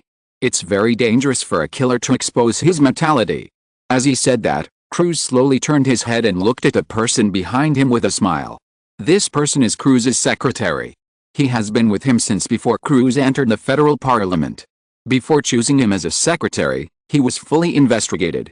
His background is very clean and he is a very ordinary person. And now, he pointed a gun at Cruz. Just as Cruz thought, the secretary was trembling all over and sweating. Yes. I'm sorry. Lord Cruz, bribery? Or threat? Cruz found that the secretary was obviously panicked when he heard the word threat. After getting the answer, he continued to ask, myself? Family. When he heard the word family, he seemed even more panicked. Cruz confirmed the answer and knew the reason. How many years have you been with me? Cruz didn't look like someone in danger at all. He was very calm. 5 years. The secretary turned his head away in shame and didn't look at Cruz. He was indeed very guilty. He was just an ordinary person, the kind that could not be found in a crowd. It was Cruz who gave him the opportunity and allowed him to have his current life. But it was this action that ruined his opportunity. Cruz's hand stretched out like lightning and snatched the gun from the secretary's hand, and then, bang! A bullet pierced the secretary's head, leaving a hideous bloody hole between his eyebrows. The gunshot attracted the attention of the guards. Several big men in suits and sunglasses immediately rushed into the cabin, all with guns in their hands. However, when they saw that Cruz was safe and sound, they relaxed and waited for Cruz's instructions. Deal with him, and by the way, check the situation of his family and who instructed him. Yes. If you're listening to this novel on a channel other than Fanfic World, it means they downloaded and uploaded it without effort. We cordially invite you to visit our channel, Mundo Fanfic Novelis. There you'll find the original version of this story and you can explore many other novels of various genres. We're waiting for you to immerse yourself in a world of incredible novels. Chapter 601 Cruz and Char's First Meeting. A few days later, the 5 fleets escorting Cruz and the diplomats arrived safely at the Republic of Xi'an. Char and Cruz, the sinister masked men from 2 different worlds, met for the first time. I don't know if it was the special induction between the same people, but the moment they met, they both felt like they saw another version of themselves. Interesting. The same thoughts, the same smile, the same pace, the same number of steps to each other, the same way to extend hands to each other, and then shook hands. Hello, I'm Arlu. Cruz, the head of the Federal Parliament delegation. Hello, I'm Casper Zimdekin, the current president of the Republic of Xi'an. I hope you and I will have a pleasant conversation. Sure, please. The first meeting between the 2 sides was very friendly. Through the microphones in the hands of reporters and the cameras on the shoulders of photographers, this scene was shown to the citizens of the Republic of Xi'an, relaxing their worried hearts and becoming more determined to follow the Republic of Xi'an. Today was just a reception, and tomorrow would be the first formal meeting. Char did not put on airs and personally escorted the delegation to their accommodation. In order to show the attitude of the Republic of Xi'an and to protect the safety of the delegation, Char even asked the Ghost Force to come as a guard. After arriving at the arranged hotel, Char did not leave immediately, but made an appointment with Cruz to have a private conversation in advance. Your Highness Casper, what do you have to say to me alone? Laulu Cruz, Yang Hui asked me to find you before he left. Cruz knew that Char was Yang Hui's partner, but he did not know that Yang Hui had told Char about his relationship with Yang Hui, which made Cruz's smile stiff for a moment, which was fleeting, and then he recovered immediately. Excuse me, Mr. Char. In this case, Cruz did not hide it. Yang Hui could tell Char about the relationship between the two, which meant that he was no longer a partner, but a recognized companion. Since they were companions, there was no need to hide it. Char. Haha, this title makes me feel at ease. Char smiled and went straight to the point. Mr. Cruz, I want to know what the attitude of the Federation Parliament is towards the Republic of Xi'an. The top leaders are very afraid of what you have in your hands. I suppressed them this time. They dare not do anything openly, but I don't know about privately. It's an expected result. You came here this time, 1, to stabilize us, and 2, to test the waters, right? Yes, and I'm abandoned pawn. Yes, the old speaker may hate me now. If something happens to me again, the conflict between the Republic of Xi'an and the Federation will be intensified immediately, and the fleet sent to me will have a reason to fire at you, killing 2 birds with 1 stone. No, it should be 3 birds with 1 stone. Char added, once the Federation fleet breaks out in a battle with us, the casualties will be General Rebel's men. No matter what the final result is, there will be heavy losses, which will weaken General Rebel's power. You are worthy of being Mr. Char. Cruz praised. Looks like I passed the test. Of course. Did Cruz really not think of the third point Char added? Of course not. He and Char are the same kind of people. Even in the field of intelligence, Cruz is better than Char. What Char can think of, he may also be able to think of. In fact, Cruz has always been curious about Char. What kind of person is it that makes Yang Hui feel that he must fight for him to become their companion? You know, Cruz didn't have this treatment at the time. Ahem, okay, Cruz himself knows that the reason why he is not necessary is because his behavior is a bit excessive. His test of Char is just like the test of Wang Liumei, Setsuna, Lyle, and Tiria to him back then. He trusts Yang Hui, but it does not mean that he trusts everyone he likes. He needs to use his own eyes to confirm whether they are worthy of Yang Hui's attention. If not. Anyway, this is his job. Although it is just a small test, it can also let Cruz understand Char better. Haha, you are indeed the one Yang Hui has chosen. This time, it was Char's turn. He also wanted to see what kind of person Yang Hui's companion was. He had met and understood Malu, Kara, and Arnold Neumann. He felt that they were all people who lived in the sunshine. If a team with a heavy mission, only sunny people were impossible, and Malu and others trusted Yang Hui too much, so much that they would firmly believe in everything Yang Hui said. If a team was full of such people, and Yang Hui was left to bear all the dark sides, then could this team really go far? So he wanted to see what kind of person was the one who could make a good living in the federal parliament. Was he like Malu and the others, throwing all the dark sides to Yang Hui to face? Aren't you the same, Mr. Char? Char had said this, and Cruz also understood that Yang Hui had told Char about the Promise Fortress, and Char, like Cruz, was the person in charge of the dark side. Just call me Char, Cruz. Haha, to be honest, it's a little hard to get used to having another person who looks exactly like me in the team. Cruz joked. Don't worry, Cruz, I'm not going to take your job. That's not easy. It's really not easy. Haha. Char had never felt so relaxed, but at the same time, he had never felt so heavy. Cruz, who was sitting opposite him, was like his own shadow. Could he hide his own thoughts, his own concerns, his own lies? Then Cruz, is there anything I need to know? It may take some time. We don't lack time now. On the other side, Yang Hui also rushed back to Luna 2 with the 12th Independent Technical Unit. General Cheyenne, what's the matter? They called us back so urgently. Yang Hui came to Cheyenne's office and asked directly. Take a look at this first. Cheyenne did not answer, but handed a piece of intelligence to Yang Hui. Yang Hui took the intelligence and frowned slightly. Xi'an's NT Research Institute. If I remember correctly, this institute should have been established in June this year, and it's only May now. However, soon, Yang Hui's brows relaxed. Even, Big Devil, Tiger, Zagalello, Bigelow, and so on have appeared, so it's no big deal that the Flanagan organization appeared in advance. That's right. Since Xi'an Shimdekan proposed the new human theory, Xi'an has begun to study NT, but Zabi has never paid much attention to it and has been focused on the war with the Federation until we appeared, right? That's right. The 12th Independent Technical Force performed amazingly on the battlefield, especially Yang Hui, who showed a combat power that humans can't have at all. It's called an ace, but doesn't Xion have an ace? Moreover, Xion's ace has been faster than the Federation in misdriving for so long, why can't it achieve the same effect? In Zabi's opinion, there is only one conclusion, that is NT, Yang Hui is NT, and Yang Hui has mastered the method to make others become NT.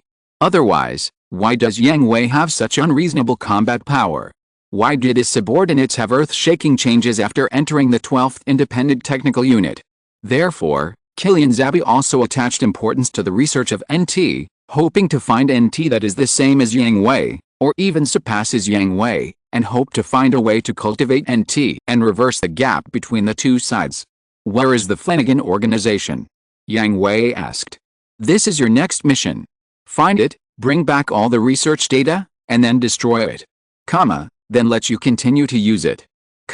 You should understand. Yes, I understand very well. Yang Hui closed the intelligence and threw it to Cheyenne. His face turned cold, but I know one more truth. If you can't even do it, let alone those lofty ideals, and this order, you can also take a look. Yang Hui kept the frost on his face, took the order handed over by Cheyenne, just took a look, and tore it up with a sneer. Don't these people have brains?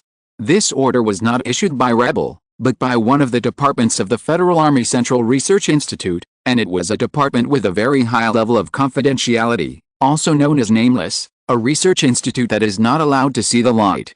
The content of the order asked Yang Hui to go to the research institute immediately to cooperate with their research work. The research work that requires Yang Hui's cooperation, and it is a research department that is not allowed to see the light. No need to think too much, it must be the research department of NT. This kind of shady research department actually has higher authority than other research departments, because although their research content is shady, it must be very important, and even has the authority to mobilize all resources in the Federal Army. Moreover, most of the researchers involved in this kind of research project are desperate people for research, and have no so-called moral bottom line. In order to get results, they can do anything, such as using children for human experiments. This kind of people don't care about the outside world, so they may not know that Yang Hui is a direct unit of Rebel, and if they want to transfer him, they need to go through Rebel, and they don't care about Yang Hui's status in the Federal Army. That can't be said. People without brains can't enter these departments, but it should be certain that half of the brain is missing. Cheyenne rarely joked, but when he first received this order, he did have this idea. I will investigate the matter of the Flanagan organization. As for the order. What order? Yang Hui gave Cheyenne a thumbs up and left Cheyenne's office with the information. After Yang Hui left, Cheyenne also drafted a telegram and sent it to General Rebel, then thought about what Yang Hui had just said. This guy is pretty good. Chapter 602 Important Information.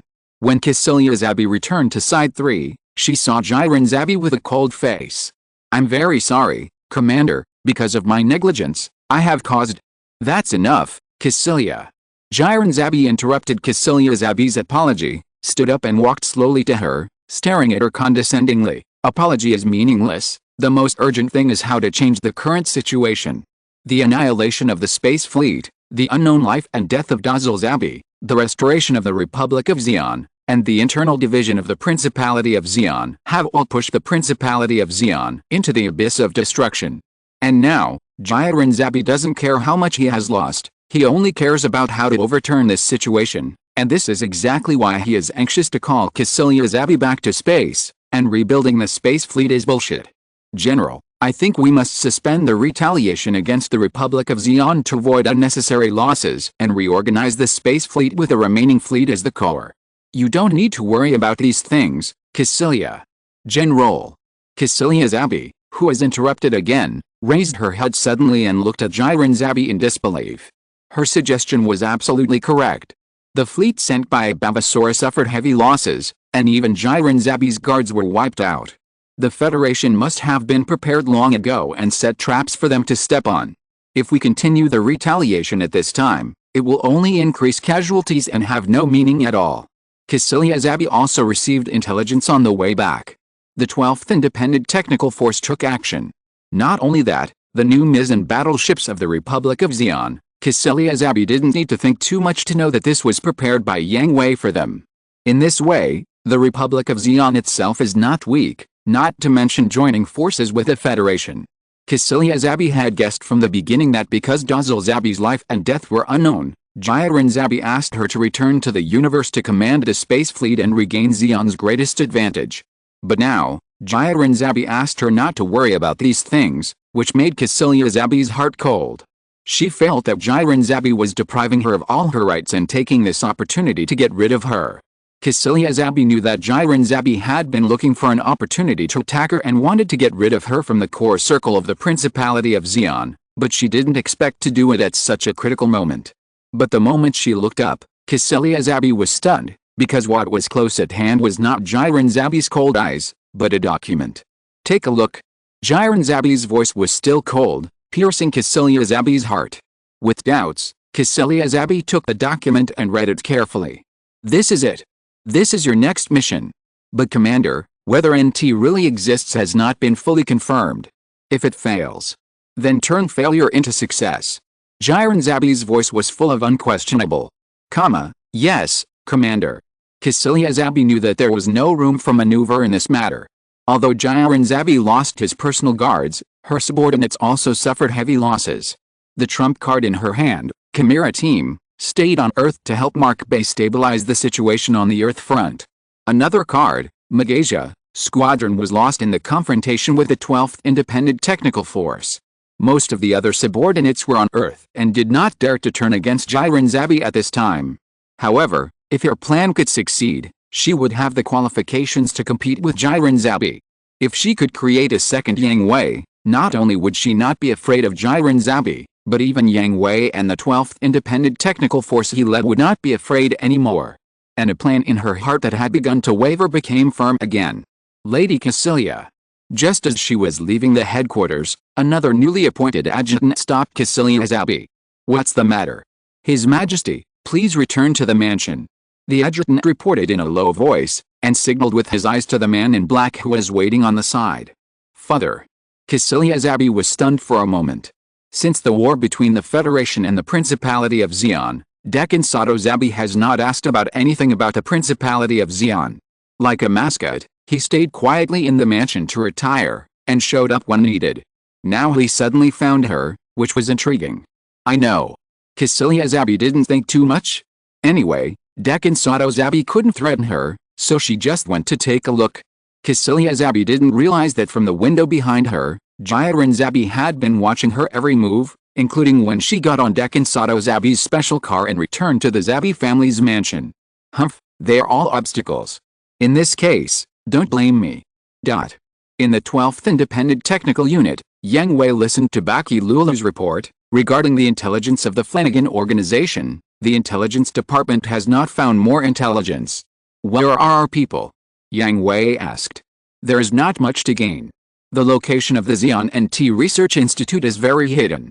The people involved have never appeared again. It should be a fully closed research institute. Check the supplier route. Yang Hui ordered. The personnel are under closed management, but the materials must be supplied. I checked it. Everything is normal. No problems were found. Yang Hui began to analyze the current situation and the possible location of the Flanagan organization. In the original historical trajectory, the Flanagan organization was established on the Baldur Bay Colony satellite in the L4 space domain Side 6. Now Side 6 is the territory of the Republic of Xi'an, so it is naturally impossible to establish it there. Suddenly, he thought of a person who is closely related to the Flanagan organization. Where is Cassilia Zabi? Just returned to Side 3, and has not left yet. Keep an eye on her. The Flanagan Agency was established under the auspices of Cassilia Zabi. Although it has now become Jiren Zabi, there must be a reason why he called Cassilia Zabi back to the universe at this time. At first, Yang Hui guessed that Jiren Zabi asked Cassilia Zabi to take over Dazzle Zabi's mission and rebuild the space fleet. But the emergence of the Flanagan Agency made Yang Hui dispel this idea. Understood. Is there any news from Cruz? Yes, Cruz said that he and Char get along very well. Haha, that's right, they should all be very surprised. Hearing this, Yang Hui grinned. Cruz and Char, two very similar people, both masked men, both old coins, must have a lot of common topics. Oh, this is the investigation report of the Continental Renaissance Foundation, and Heimer Jamidov. We lost 10 people for this information. Yang Hui took the information and read it carefully. He couldn't help but raise his eyebrows. As expected of an old tofu, he is cruel and sinister enough. The information shows that the destruction of the Klesman family was caused by Heimer Jamidov, although he did not do it himself. The intelligence shows that the plan was planned by Heimer Jamidov. At that time, he was still young and united a large number of hostile families of the Klesman family as his illegitimate son. Together, they destroyed the Klesman family and divided up all the industries and assets. And he secretly used his identity to gather some of the old subordinates and industries, and had his own initial power. Then he held the truth of the destruction of the Klesman family, secretly made enemies and friends with those families, and used their power to grow and develop, and even took over the position of leader of the Restoration Society, until later, it developed into the current Continental Renaissance Foundation. It must be said that Heimer Jamidov is a completely different version of SYNOPSIS, but he hides himself better. If it weren't for the fact that a subordinate who was almost killed escaped by chance, the truth would not be found out. Send this intelligence to Rebel and Jipu, they know what to do. Understood. The next thing is to wait, whether it is the universe or the Earth, it needs to wait. Yang Hui also took this opportunity to train the newcomers of the 9th and 10th teams. If there are losses, there will naturally be supplements. After the 9th and 10th teams lost more than half of their men in the last battle, Cheyenne was not willing to be lonely and selected a group of elites from the Luna 2 troops to join the 12th Independent Technical Force. I don't know what the next battle will be like. Anyway, Yang Hui is idle now, so it's good to increase their chances of surviving the battlefield. Earth, Gaburo Base. After receiving the information from Bakalulu, Jipu's usually kind expression changed. If he was a fox before, and someone didn't know what kind of knife was hidden under his gentle smile, now he is a wolf, with his eyes full of hunting desire. Very good, with this information, these guys can't run away. The wolf's bloodthirstiness only appeared for a few seconds and soon disappeared. Jipu turned back into an elusive old fox. He picked up the phone calmly and dialed the number. It's me. Keep an eye on these people and find out their middle and lower level networks. At the same time, Rebel also received the same information, but he just took a look and destroyed it. There was no other reason. This was Jipu's job. He also believed that his old friend could handle this matter well. He only needed to ensure the stability of the military. However, as one of the people who knew Jipu best, Rebel touched his chin and imagined Jipu's expression at this time. Well, this smiling tiger is finally going to bite people. Haha, I don't know how long I haven't seen him in this state. Chapter 603. If we don't go, who will? 10 days later, the training of the 12th Independent Technical Force was terminated because the location of the Flanagan Agency was finally found. Although the person in charge of tracking eventually lost Casilia's Abbey, the approximate range was confirmed. After receiving the intelligence, Yang Hui immediately led the 12th Independent Technical Force to set off for Side-5, also known as the Reef Space Domain. Everyone, our goal this time is here, the Reef Space Domain. In the combat command room of the Luna, he pointed to the combat map and said to the members present, Reef Space Domain. Seeing the Reef Space Domain, Jung and others, who had experienced many battles, also frowned and worried. Side-5 Laum. Due to the Battle of Laum, a large amount of wreckage of battleships, MiS, and fighter planes floated in this universe. In the constant collision of the wreckage, discharge began to occur. Not only would fierce lightning appear from time to time, but it would also completely destroy the electromagnetic environment of this universe. All electromagnetic detection equipment would be useless in this universe. Even battleships and MiS that were specially designed for electromagnetic protection would be affected. Do you have any questions? Excuse me, Colonel. Aslan stood up and said, the situation in the Reef Space Domain is too complicated. Isn't it too dangerous to carry out a search mission in the Reef Space Domain? It would be better to wait until we have more intelligence before taking action. Well, Yang Hui waved his hand and asked Aslan to sit down. At the same time, he called up the intelligence from the Flanagan Agency. According to reliable intelligence, Xion's NT Research Institute is located in the Reef Space Domain. NT Research Institute. You should know what this means. NT Research Institute. Hearing this, angry expressions appeared on everyone's faces, because Rita Bernal was at the Federation's NT Research Institute before coming to the 12th Independent Technical Unit. Before this, the Intelligence Department lost a large number of agents and failed to find any clues. Now, we finally found a chance. If we miss it, the Flanagan Agency will move again, and we may never find its location again. Moreover, we are all very clear about the dangers of the reef space domain. It is full of dangers for us, but what about other troops? How much will they have to pay to find the location of the Flanagan Agency? Hearing this, everyone was silent. The reef space domain is indeed dangerous, but they are already the most powerful troops in the Federation. Everyone is an elite and an ace. If other troops come to perform a mission that they think is dangerous, wouldn't it be sending them to hell? Besides, you have also seen the power of NT. Yang Hui said to everyone with a serious face. Everyone was silent. In the battle, they also encountered difficult enemies. Their movements were completely different from those of others. It felt like an almost instinctive movement. There was also Rita Bernal, who is also an NT. Although I have never seen her fighting, in front of Rita Bernal, I couldn't hide my thoughts at all. It was like being seen through from top to bottom. This feeling was really terrible.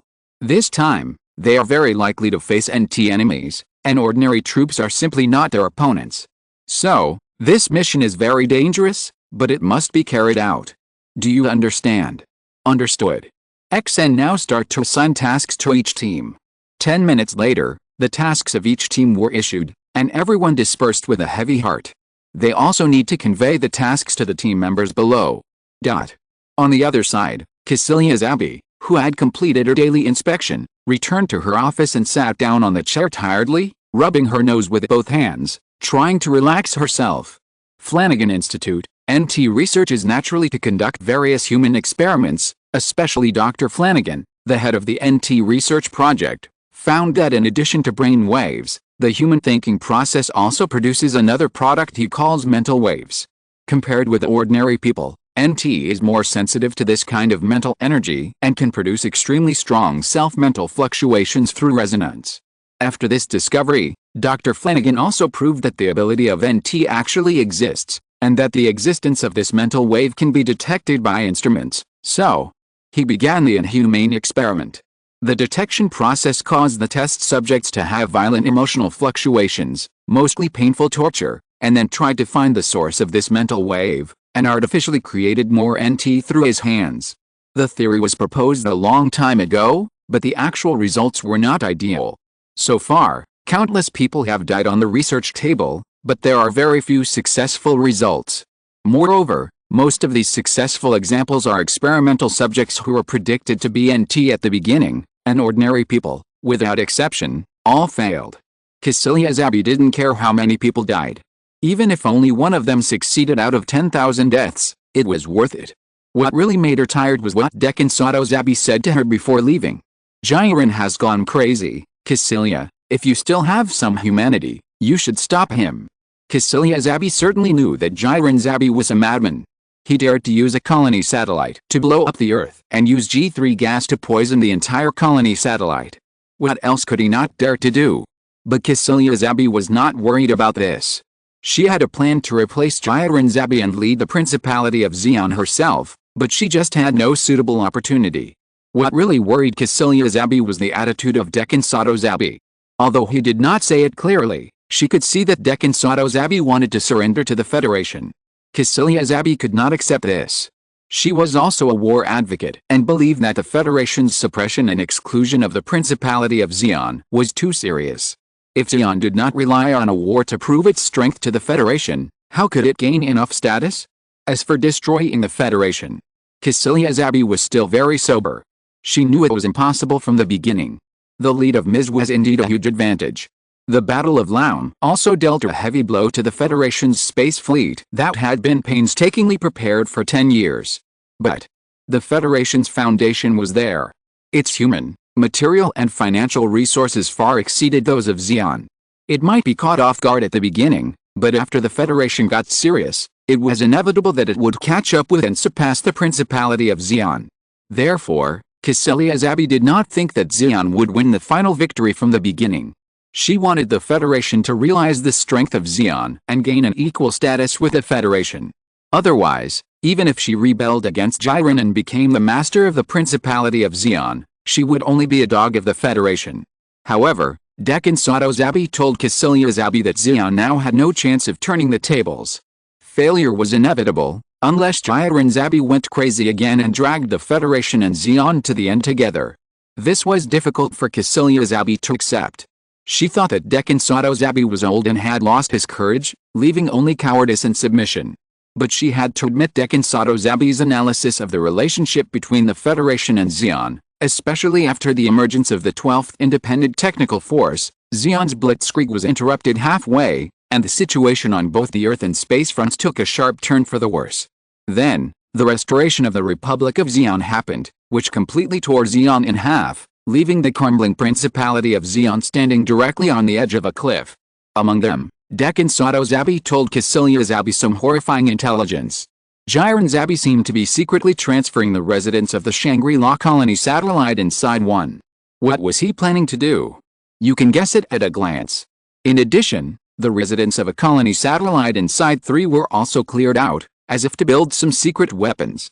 There is also the whereabouts of the military budget that the Ksenia agency secretly found out. A large part of the funds could not be found. Only one person could make the Ksenia agency unable to find out where it went. That was Jiren Zabi. This military budget was enough to build 5 space reorganization fleets. Such a huge amount of military budget was unknown, which showed that Jiren Zabi had prepared some killer weapons. This made Jiren Zabi shudder, secretly cursing Jiren Zabi, this madman, really intending to fight to the death with the Federation, completely destroy the Earth, and exterminate mankind. Jiren Zabi could not accept this result. Anyone with a brain knew that if the inhabitants of the universe lost the Earth, there would only be destruction waiting for them, unless they could raise the level of technology countless times in a short period of time, reach the level of intergalactic travel, and find a planet suitable for human life in a short period of time. Of course, Ksenia Zabi knew that this was impossible, so she was very troubled now. Dekan Sato Zabi's idea made her waver, but she was unwilling to give up her goal and self-esteem. So, she could only pin her hopes on the Flanagan Agency to produce results as soon as possible, betting everything on the unknown NT, and taking control of the power that could reverse the current situation. However, reality is so cruel, and time will not slow down because of someone's ideas. Lord Ksenia. Come in. Lord Ksenia, the Flanagan Agency, may have been discovered by the Federation. What? Ksenia Zabi was shocked. The Flanagan Agency is in the reef space domain, which is very dangerous. Without the detection and guidance of electronic equipment, it is impossible to arrive unless you follow the prescribed route. This is the image sent back by the peripheral wired camera. Take a look. Ksenia Zabi immediately took the pad. The image was very blurry, even for a wired camera. But, seeing a warship with a blurry outline, Ksenia Zabi could no longer sit still. Disconnect all wired devices immediately. Everyone stop all work and prepare to move. Chapter 604, Weird Enemy. No, we can't move. The idea of evacuation came to an abrupt end when the order was halfway through. Their current location was already very hidden.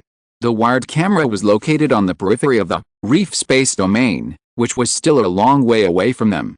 It was not so easy to find their location. However, if they moved their location now, they would move themselves from the dark to the light, increasing the possibility of being exposed. Cut off all external wired devices, shut down all facilities, suspend all work. The base enters a silent state, and everyone enters the shelter immediately. Yes. Also, let the successful experimental subjects sit on the test machine and prepare for the attack. But Lady Ksenia, neither the experimental subjects nor the test machine are ready. Even if they attack, there is no other way now. We can only hope that they can't find us. Ksenia Zabi really had no other way. It was impossible to escape now. Not to mention that the research equipment, research materials, and researchers could not be taken away all at once, and now the Flanagan Agency ship could not escape the pursuit of the Kirin class. However, send the warship out as begged. Understood. Knowing Ksenia Zabi's cruelty, the adjutant agreed without any hesitation. After all, It was enough that he was not the one to be abandoned. Dot. Boom. A thick lightning bolt struck without warning, cutting through time and space, slicing the universe, and breaking the silence. Damn. It's really dangerous. Ruskcell complained. The lightning almost hit them. Captain, are you okay? Xiaolulu Chisingam asked worriedly. It's alright. Ruskcell knocked on the dashboard, and the messy screen returned to normal. Although the lightning just now did not hit directly, the strong current still had an impact. How much of the area we are responsible for has been completed? 80% has been completed. Then let's finish it quickly. Go to hell, I don't want to stay in this damn place for a second. Understood. X8 Captain. There is a discovery here. Alert. Without any hesitation, all the people in the fourth team formed a circle and were vigilant around, slowly moving towards the discovery site. Aga, what did you find? Captain, look. Ruskcell looked at the wired camera in Aga's hand. This is it. Search formation, explore along the direction of the cable. Xiaolulu, you are the fastest. Pass the message back to the Luna and the White Fortress and follow up. Understood. X8 The danger is definitely dangerous, and the mission must be carried out. Nothing is more exciting than discovering the traces of the target. Not only the fourth team led by Ruskcell, but other teams also made their own discoveries, found the existence of wired cameras or other wired equipment, and began to explore along the direction of the cables. Finally, they stopped in the space domain not too far away, and they found the source of the cables, which had been cut off. Colonel, what should we do now? Amuro asked Yang Hui. Search in groups of 3, with a search radius of 100 kilometers. Although the cables were cut off in advance, the direction of the source of the cables must be close to the target. If we turn the area upside down, we will definitely find other clues. At this moment, a bright fire appeared in front of us, flickering constantly, and it can be seen that it is a sign of fighting. Colonel, that direction should be the 10th team, and it has entered a state of war with Xian. Let's go to support it. Amuro said. No need. Yang Hui opposed Amuro's suggestion and asked everyone to continue searching. This. Will Kycilia Zabi let us find her so easily? Yang Hui asked Amuro when Amuro was about to question it. No. Keep searching. Yes. X8. Kycilia Zabi and the Flanagan Agency was nervously waiting for the result. The fleet used as bait had been sent out, hoping to divert the attention of the 12th Independent Technical Force. Lord Kycilia, the observer reported that the bait fleet and the Federation's troops have entered a state of engagement. How many people? Is there any support? 1 battalion, and I also saw Federation troops around to support. Searching in a dispersed manner, haha, they are really confident. It was a compliment, but Kycilia Zabi's face was terribly gloomy. In theory, when performing a mission in the reef space domain, no matter what form of mission it is, it should not be too dispersed, because in the dangerous environment of the reef space domain, it is very easy for troops to lose contact if they are too dispersed, such as being struck by sudden lightning, or crashing into wreckage due to carelessness, or electronic equipment suddenly malfunctioning, etc. Rescue work after the loss of contact will also be very difficult, because the environment of the reef space domain is very complex. It is almost impossible to find the missing people from the chaotic electromagnetic environment and dense wreckage. Once the contact is lost, it is basically waiting for death. In order to find them, each battalion of the 12th Independent Technical Force was dispersed, and the mothership followed far behind. Are they really not afraid of losing their lives? However, seeing that the other party is dispersed to search, and there may be only 1 battalion on one side, Kycilia Zabi has a new plan. Let the experimental subjects and test machines attack in different directions. If you encounter the local battalion, kill them as much as possible. Since you have this confidence, don't blame me for taking advantage of it. If you are dispersed, then give me a chance to defeat them one by one. Kycilia Zabi is definitely the person in the Xian army who knows how strong the 12th Independent Technical Force is, but she sees it very clearly that the only person who is truly qualified to be called a monster is Yang Hui. As long as Yang Hui is avoided, the others are just trump cards, and NT. She believes that she can exert a power beyond the trump card. Whether you can escape or not, I will cut off your limbs. Kycilia Zabi's face was grim. It was unlikely that the bait fleet could trick Yang Hui and others. Kycilia Zabi was now ready to fight to the death. Prepare the base's self-destruct system. Lord Cassilia. Everyone looked at Cassilia Zabi in horror. They didn't have the same determination as Cassilia Zabi. They all wanted to live, even Dr. Flanagan. He wanted to complete his research and prove that he was the greatest scientist in the world. Lord Cassilia, my research will be completed soon. Just a little time, just give me a little more time, and I can. Bang! Dr. Flanagan answered with a gunshot without hesitation. A bullet easily penetrated his forehead. Stupid waste immersed in his own world, so annoying. Is Dr. Flanagan a waste? Of course not, otherwise he would not have been the first to discover mental waves to prove that NT really exists. But isn't he stupid? Cassilia Zabi was not completely wrong. After discovering the existence of mental waves and obtaining the means to detect them, his research stagnated, wasting a lot of Xeon resources and a lot of experimental subjects. Until now, he has not found a way to mass-produce NT. At such a critical moment, he was still thinking about his own experiments, not knowing the consequences of the Flanagan organization being captured by the Federation. What else could he do if not stupid? Prepare the self-destruct system immediately. Lady Cassilia. The questioner saw the gun pointed at him and immediately lost all his courage. Others did not dare to refute and immediately executed Cassilia Zabi's order. However, at the moment of turning around, hatred and resentment appeared on their faces that Cassilia Zabi could not find. The fleet as bait was still struggling to hold on, but the end of its destruction was obvious. The 8th and 9th squads, which were closest to the 10th squad, found the flames of the battle and immediately went to support, but the other squads made the same choice as Yang Hui. They did not support in a panic, but continued to search the area. Ding ding ding ding. Captain, be careful. Suddenly, a beam of light came from the blind spot behind Kashima's plane. Kashima, who had experienced many battles, immediately felt the danger alarm and dodged, then fired his guns and cannons, leaning towards the direction of the attack. But no. Kashima frowned. He didn't have the feeling of hitting the enemy plane in the past. After the explosions and smoke in the sky dissipated, there was no enemy wreckage, only the fragments of the warship that were beaten to pieces. Ding ding ding ding. In the opposite direction. The alert people avoided the attack and counterattacked at the first time, but this time, they still didn't find any trace of the enemy. 3-3 dense formation, back to back. Kashima made a prompt decision and issued an order. Although it is easy to be wiped out when gathered together, it is better than being too scattered and being named one by one. Captain, no enemy is found. Well, be alert. Kashima's expression was solemn. The black gun must have been shot, but this kind of no trace of the enemy was the first time he encountered it, except Yang Hui. Where is it? The enemy's attack was not fierce, but it was strange. Each attack appeared in a completely different direction from the previous one. If there was more than one enemy, they would definitely have noticed it, but if there was only one enemy, how could they move to such a far position quietly in such a short time? There. Kashima Yang fired a shot at a place where there was nothing. The next second, a tiny device appeared on the path of the beam and was directly penetrated. Boom, that size.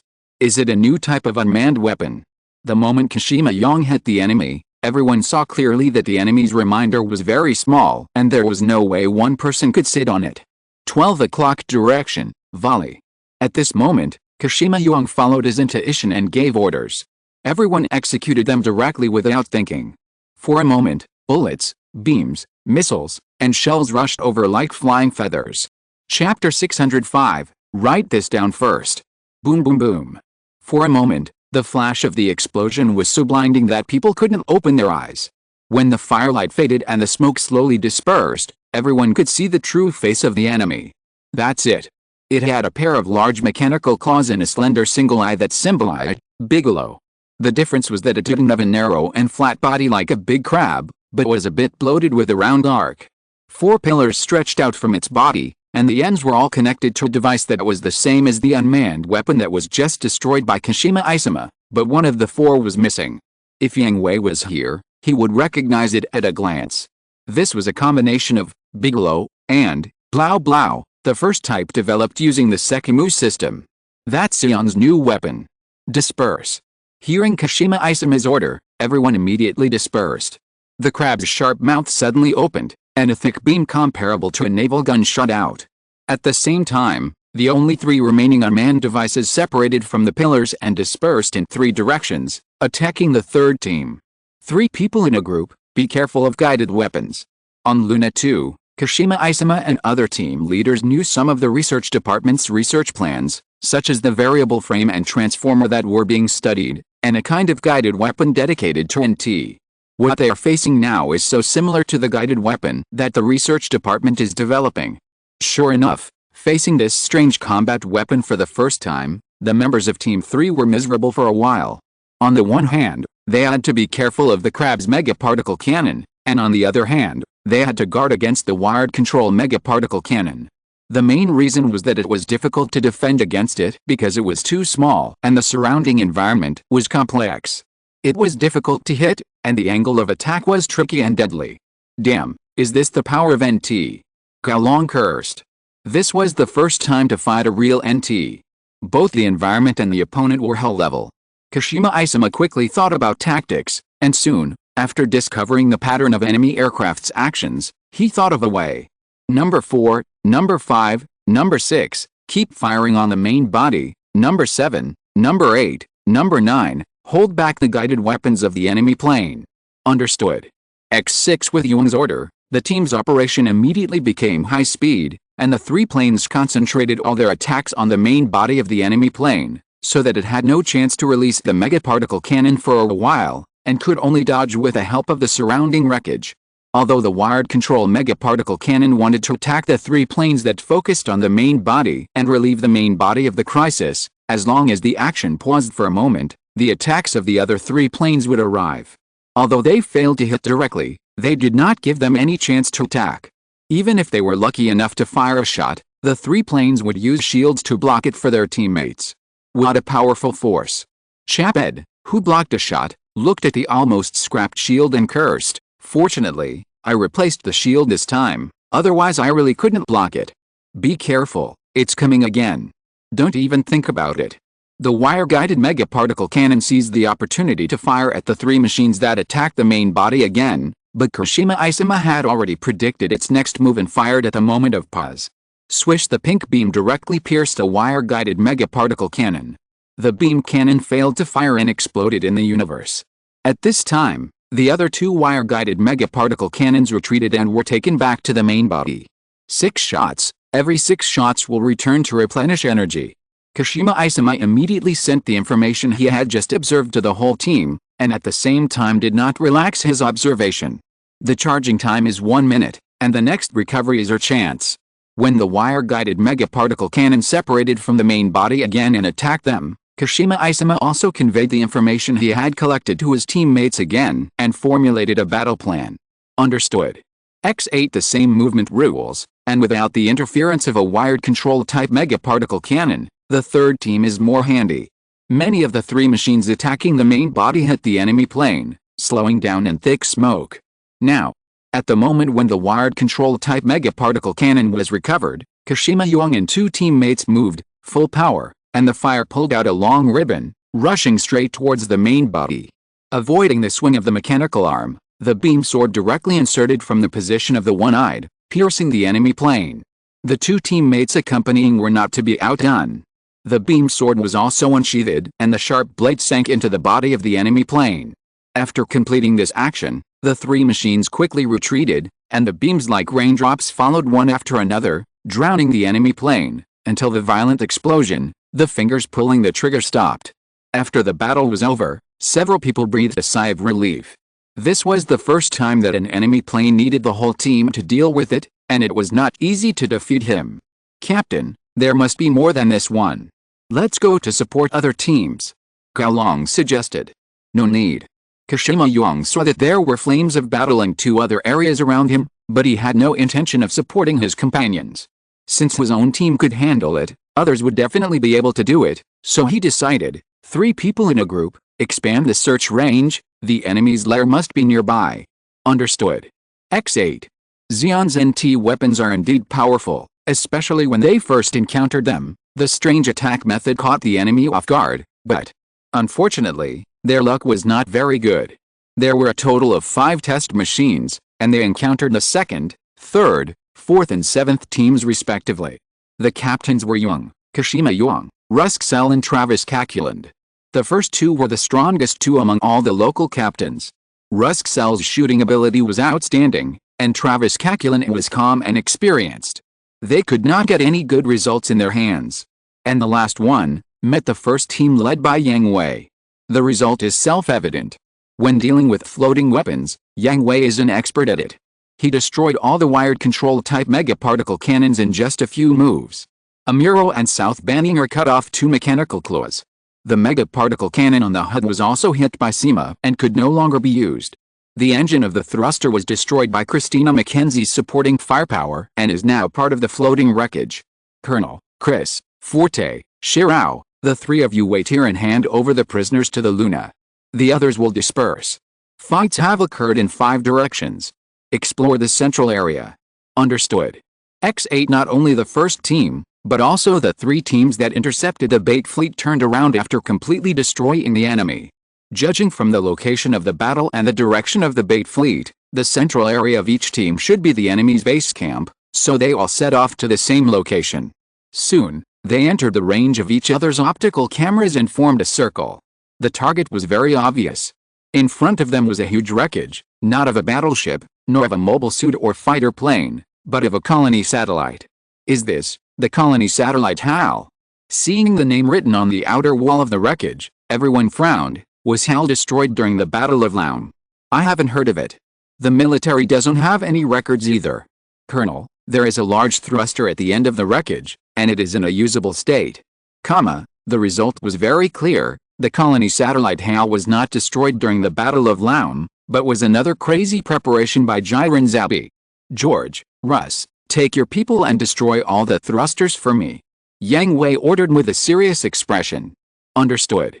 X2 Yang, you are responsible for the outer perimeter security. Travis, Blog, Fred, A to D area, Aslan, E to I area, disperse. Understood. X7 The whole team dispersed, and each team went to explore the area they were responsible for. As soon as they entered the interior of the colony satellite HAL, they saw a messy and dilapidated scene, and there were still floating corpses in it, which made everyone angry. There were not 1 or 2, but countless. Some were wearing daily clothes, and some were wearing white shorts unique to the laboratory. Zeon is a bunch of bastards. Jiren Zabi is a lunatic. We must kill him. Everyone's heart was inexplicably angry, and the nameless anger was burning, wanting to burn everything to ashes. Write this account first, we will settle it with Jiren Zabi, and focus on the mission. Yang Hui immediately reminded them after clearly feeling that everyone's mental fluctuations were too large. They had been taught to stay calm on the battlefield no matter what happened, and they had always done well, so this time, Yang Hui did not blame them. Not to mention them, even Yang Hui himself almost went berserk, because there were countless children among these corpses, especially those wearing white shorts. None of them were adults. Cassilia, let's start with you first. Flanagan Agency, everyone in the base already knew that the decoy fleet was completely destroyed, and the test aircraft and experimental subjects sent out also lost their signals. They knew that they had no way out now, either being captured by the Federation or being buried with Cassilia Zabi, and their choice was, what are you going to do? At first, she did not notice the strangeness of the crowd, but the eyes around her still made her realize that something was wrong. She pulled out her pistol and stepped back a distance to separate herself from everyone.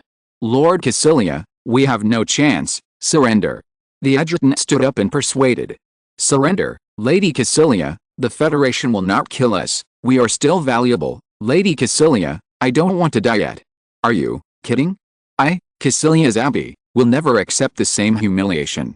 Set up the self-destruct program immediately. Even if I lose, I will make Yang Hui pay a heavy price. As soon as the voice fell, Cassilia Zabi turned to face the operating console, her hands dancing quickly, and began to set the self-destruct program. She already knew that she could not command these people, so she said it herself, but... Bang! Chapter 606, not only are demons in the world, but hell is also. The gunshot stopped the sound of keyboard clicks. Cassilia Zabi looked down in disbelief, blood spread across her chest. She couldn't believe this was real, but the gradually numbing pain still stimulated Cassilia Zabi's nerves, telling her that this was reality. She turned her head stiffly and looked at her adjutant. You. Yes, I'm sorry, Lady Cassilia, I don't want to die. You guys. Cassilia's Abby used all her strength to turn around and look at everyone behind her. They should have been panicking and concerned about her situation, but now they were avoiding her, lowering their heads and not looking at her. Some even looked at her with eyes full of the joy of revenge. Cassilia's Abby would never have thought in her life that her death would fall into the hands of her adjutant, nor would she have thought that she would end up in this cold shelter, and she would never have thought that the last scene of her life would be a scene of indifference and hatred. Dead? Cassilia is dead. Hurry up and see if the self-destruction program has been set up. No, it hasn't been set up successfully yet. Oh. We survived. No need to die. We don't have to die. Quick. Go and surrender to the Federation Army. As long as we surrender, we can survive. Will the Federation Army really let us go? Someone questioned. Of course they will. Because we are still valuable. They must need the research materials and results of this institute. With us, maybe we can continue our research. That's right, it must be like this. After saying this, no one questioned it anymore. They took the initiative to find ways to surrender to the Federation Army. Communications, telegrams, signal lights, and even SOS signs were hung up. Soon, they were discovered by the 12th Independent Technical Force that was searching, and they gathered to receive the Flanagan Agency. Cassilia's Abby. In order to win credit, they even took out Cassilia's Abby's body to win credit, so as to increase their chances of survival. Yang Hui looked at Cassilia's Abby's body and felt very emotional. You could never have imagined that this would be your end. Yang Hui murmured to the body of Cassilia's Abby, and kindly closed her eyes. I fought with you for so long, I'll see you off. Commander. Commander. At this time, the adjutant walked to Yang Hui tremblingly. Cassilia's Abby wanted to activate the self-destruct program and drag the commanders to be buried with her, so we killed her, we surrender, except for Dr. Flanagan who was shot by Cassilia's Abby and several experimental subjects who went into battle. Everyone in the Flanagan Agency is here. Everyone is here. When Yang Hui heard the word experimental subjects, his face turned a little colder, and his tone of voice dropped several degrees. Yes, everyone is here. The research data is kept in the central database. If you need, I can lead the way for you. No need. Yang Hui interrupted the adjutant and waved his hand to let Aslan and others suppress them first, find a separate room to lock them up, and then let others go in to search. Make a copy of the research data and destroy the central database. Find out if there are any other people. Understood. XN Luna and White Fortress followed them as troops and soon arrived at the wreckage of the colony satellite HAL. The Marines quickly landed and took over the work of guarding the prisoners and searching. Soon, the entire Flanagan Agency was turned upside down. All the research data in the central database was copied and bombs were installed, and then, Colonel, the situation in the D5 area was discovered. You need to come and see it in person. Got it, I'll be there right away. After receiving the report, Yang Hui immediately led people to the D5 area. Before he walked over, he smelled a strong stench. When he walked over and took a look, he was even more furious. This is it. At first glance, it was a culture tank, glass jars filled with specimens of various human organs. The next room was an operating room. No, it should be called a laboratory. There was no clean environment required for medical treatment. There were dark bloodstains on the operating table and various tools placed on the side, and even on the floor. It was the color that appeared only after the blood had dried for who knows how long. Further back were cages for holding experimental subjects. They were all children of a few years old or even teenagers. They had dull eyes and curled up numbly on the bed. When someone approached, they would retreat in fear. This place is simply hell. These people are demons. Fort Rumfillo couldn't help but curse. Okay, Forte. Yang Hui patted Forte Rumfillo on the shoulder, asking him to control his emotions and not scare the children.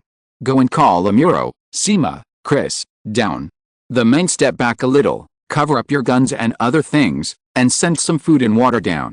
Understood. The Marines all stepped back a distance, leaving their guns and other things behind them. Not long after, Amuro and others arrived with food and water. Seeing the miserable situation here, the female pilots couldn't help but retching. I will calm their emotions first, and then you take them away and send them directly back to the Luna and the White Fortress. But pay attention to your own safety to prevent them from making extreme actions that hurt you. Understood? XN. As soon as the voice fell, Yang Hui's eyes were filled with colorful brilliance, and the gentle mental waves slowly spread outward, soon covering the entire area. A glimmer appeared in the numb eyes, and the fear and hatred began to weaken. Don't worry, we are here to save you, we won't hurt you. Yang Hui is definitely the person who is the best and most familiar with the use of mental waves. The communication of mental waves, or the communication in the chat room, is not like face-to-face conversation. It is the communication between spirits and the most direct expression of emotions. It is not like superficial communication where one says one thing and hides another. It will convey the most real emotions to others. Therefore, even a frozen heart will be melted, and even a towering barrier will be penetrated even if it is erected to protect oneself. Soon, the children who were frightened day and night relaxed, and a sudden fatigue swept over their brains. Their eyelids fought and finally closed, and they fell into a sweet dream that they had not experienced for a long time. Yang Hui's eyes returned to normal, and he exhaled. This kind of use and comfort of mental waves was the first time he used it, and he didn't know if it was effective. Now it seems, not bad. It's okay, bring them all out. Yes, Colonel. The people behind Yang Hui, except Amuro, showed obvious NT characteristics, but no one else did, but it did not prevent them from noticing the abnormality just now, but no one said it. This is the tacit understanding of the 12th Independent Technical Force. They are soldiers led by Yang Hui. They know very well what to ask and what not to ask. They also know what time and place are now and what they should do.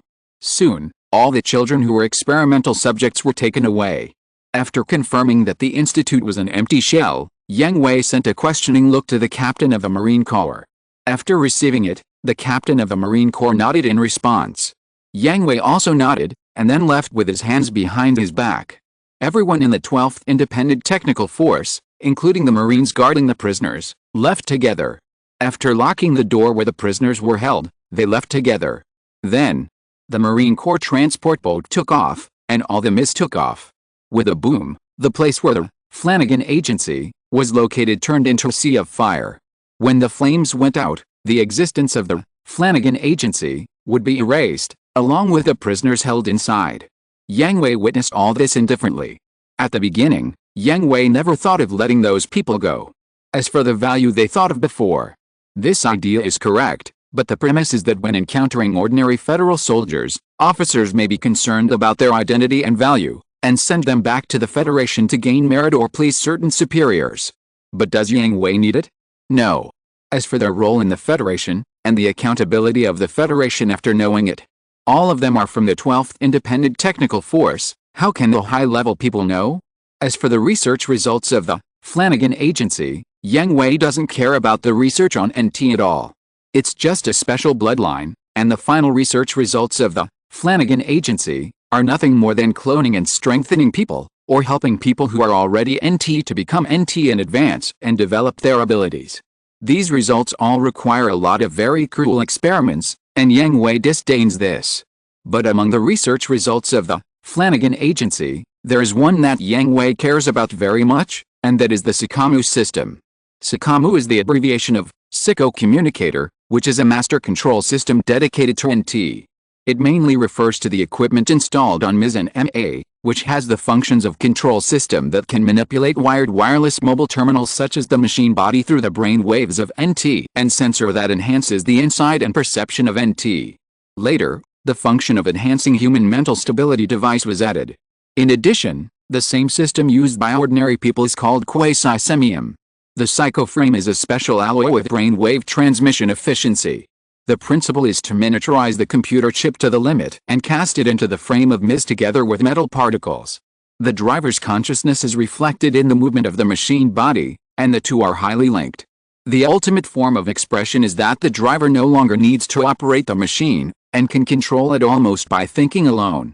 With this technology, if you can connect to this world at the same time, you don't need to spend materials to unlock the technology in the future.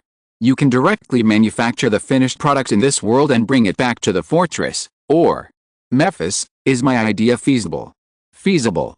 Chapter 607, Marching into the Earth Again. It is feasible. After meeting certain conditions, You can directly unlock the technology of the Research Institute without spending any resources. What are the conditions? First, connect to the world. Second, master the technology to perfection. Third, the central hall reaches the intermediate level. Wait, what does it mean that the central hall reaches the intermediate level? There are also levels of central halls? Wait. At this time, Yang Hui thought of the situation that the Research Institute could not be upgraded after upgrading to LV5, and asked, is it related to the LV5 barrier? Yes, Prometheus Fortress, every 5 levels is a breakthrough, not only a breakthrough in mission difficulty, but also a breakthrough in authority. I know. Commander, you have completed 3 more branch missions. Do you need to report? 3? Wait, shouldn't they tell us directly? Yang Hui was stunned. The last time he completed a side quest was when he captured Caecilia's Abbey in the East Asian theater. Such a long time has passed.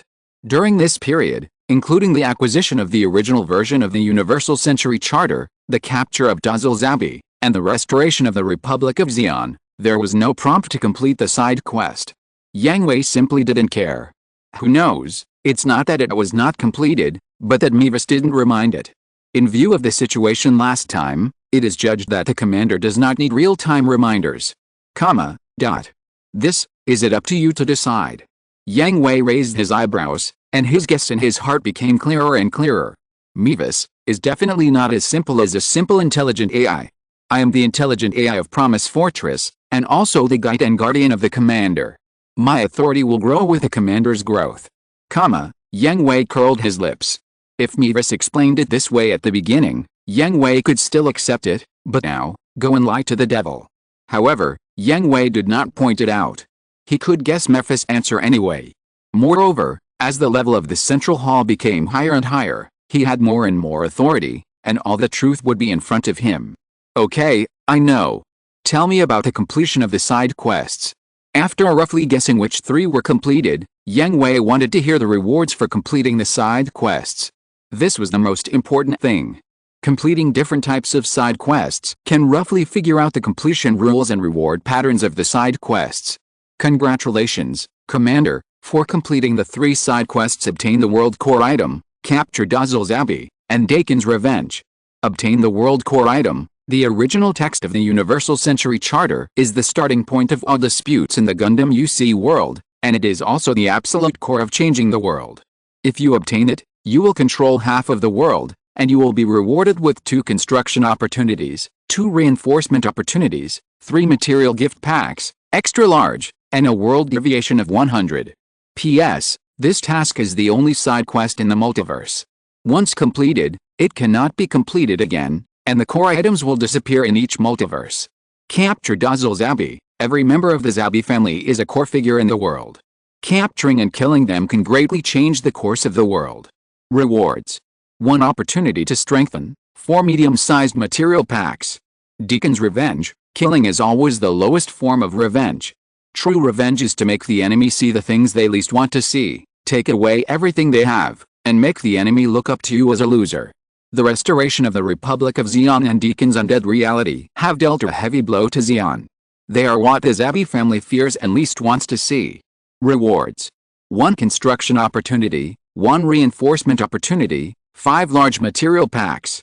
A total of 3 construction opportunities, 4 reinforcement opportunities, 4 medium material packs, 5 large material packs, and 3 extra large material packs. After listening to Mephis's report, Yang Hui fell into thinking. The rewards were still generous, but Yang Hui was more concerned about the completion rules of the side quests. At present, a total of 4 side quests have been completed, 2 of which target people, 1 is an item, and 1 is an event. All 3 of them are included in it. Then, it is the degree of importance. For example, the captives of Zabi family members, Caecilia Zabi and Dazzle Zabi have triggered side quests, proving that defeating important enemies, and it must be a degree of capture and killing, may trigger it. Next is the item. The original text of the Universal Century Charter is the fuse of all the struggles in the UC world, and the effectiveness of the original text of the Universal Century Charter. Whoever holds it in his hands has the ability to control the world.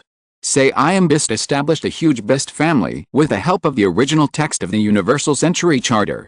Char, who also got the original text of the Universal Century Charter, relied on it to rebuild the Republic of Xi'an. Finally, there is the event, Dakin's Revenge, which is the reconstruction of the Republic of Xi'an.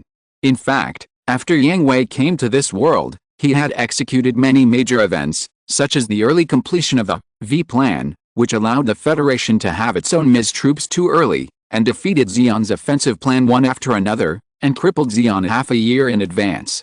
In addition, he joined forces with Rebel and Jipu to control the Federation military, and Cruz gradually took control of the Federation Parliament and took the entire Federation into his hands. These were definitely major events, but there were no prompts for any side quests. It is possible that it has not been completed yet, and there are still enemies within the Federation, and it has not been 100% mastered, but the V Plan that turned the Federation from defeat to victory was indeed completed, and it did defeat Xi'an's offensive plan, resulting in a huge change in the battle situation between the Federation and Xi'an, but there was no prompt. This made Yang Hui guess that the judgment of the side quest should be based on the final result. For example, if you want to control the Federation, you need to have 100% mastery, and defeating Xi'an's offensive plan must be attributed to the complete defeat of the Principality of Xi'an. But if a major event is completely different from the original historical trajectory, or even in the opposite direction of the original historical trajectory, it is possible to complete the side quest. But this reward is really amazing. Now the landlord has surplus food again. Yang Hui was very happy to find some rules for completing side quests and get so many rewards. Do you need to inform the team members? Inform, let everyone be happy. Yes, Commander. The next second, Cruz, Meru, Kira, Arnold Neumann in the Republic of Xi'an, Lakis on Earth, Baki Lulu, Aslan, and Kong Yun in the 12th Independent Technical Force were all stunned at the same time, and then smiled happily. General Cheyenne, the mission is completed. The 12th Independent Technical Force successfully found and destroyed the NT Research Institute of the Principality of Xi'an, Flanagan Organization, rescued 182 experimental subjects, confirmed the death of Cassilia Zabi, and took no prisoners. After returning to Luna II, Yang Hui immediately reported the results of this mission to Cheyenne. Where are the research materials? Why are there no prisoners?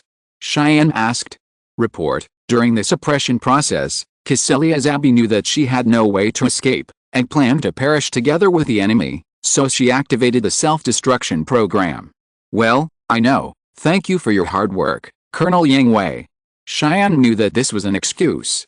There might really be no prisoners, but the research materials were definitely obtained.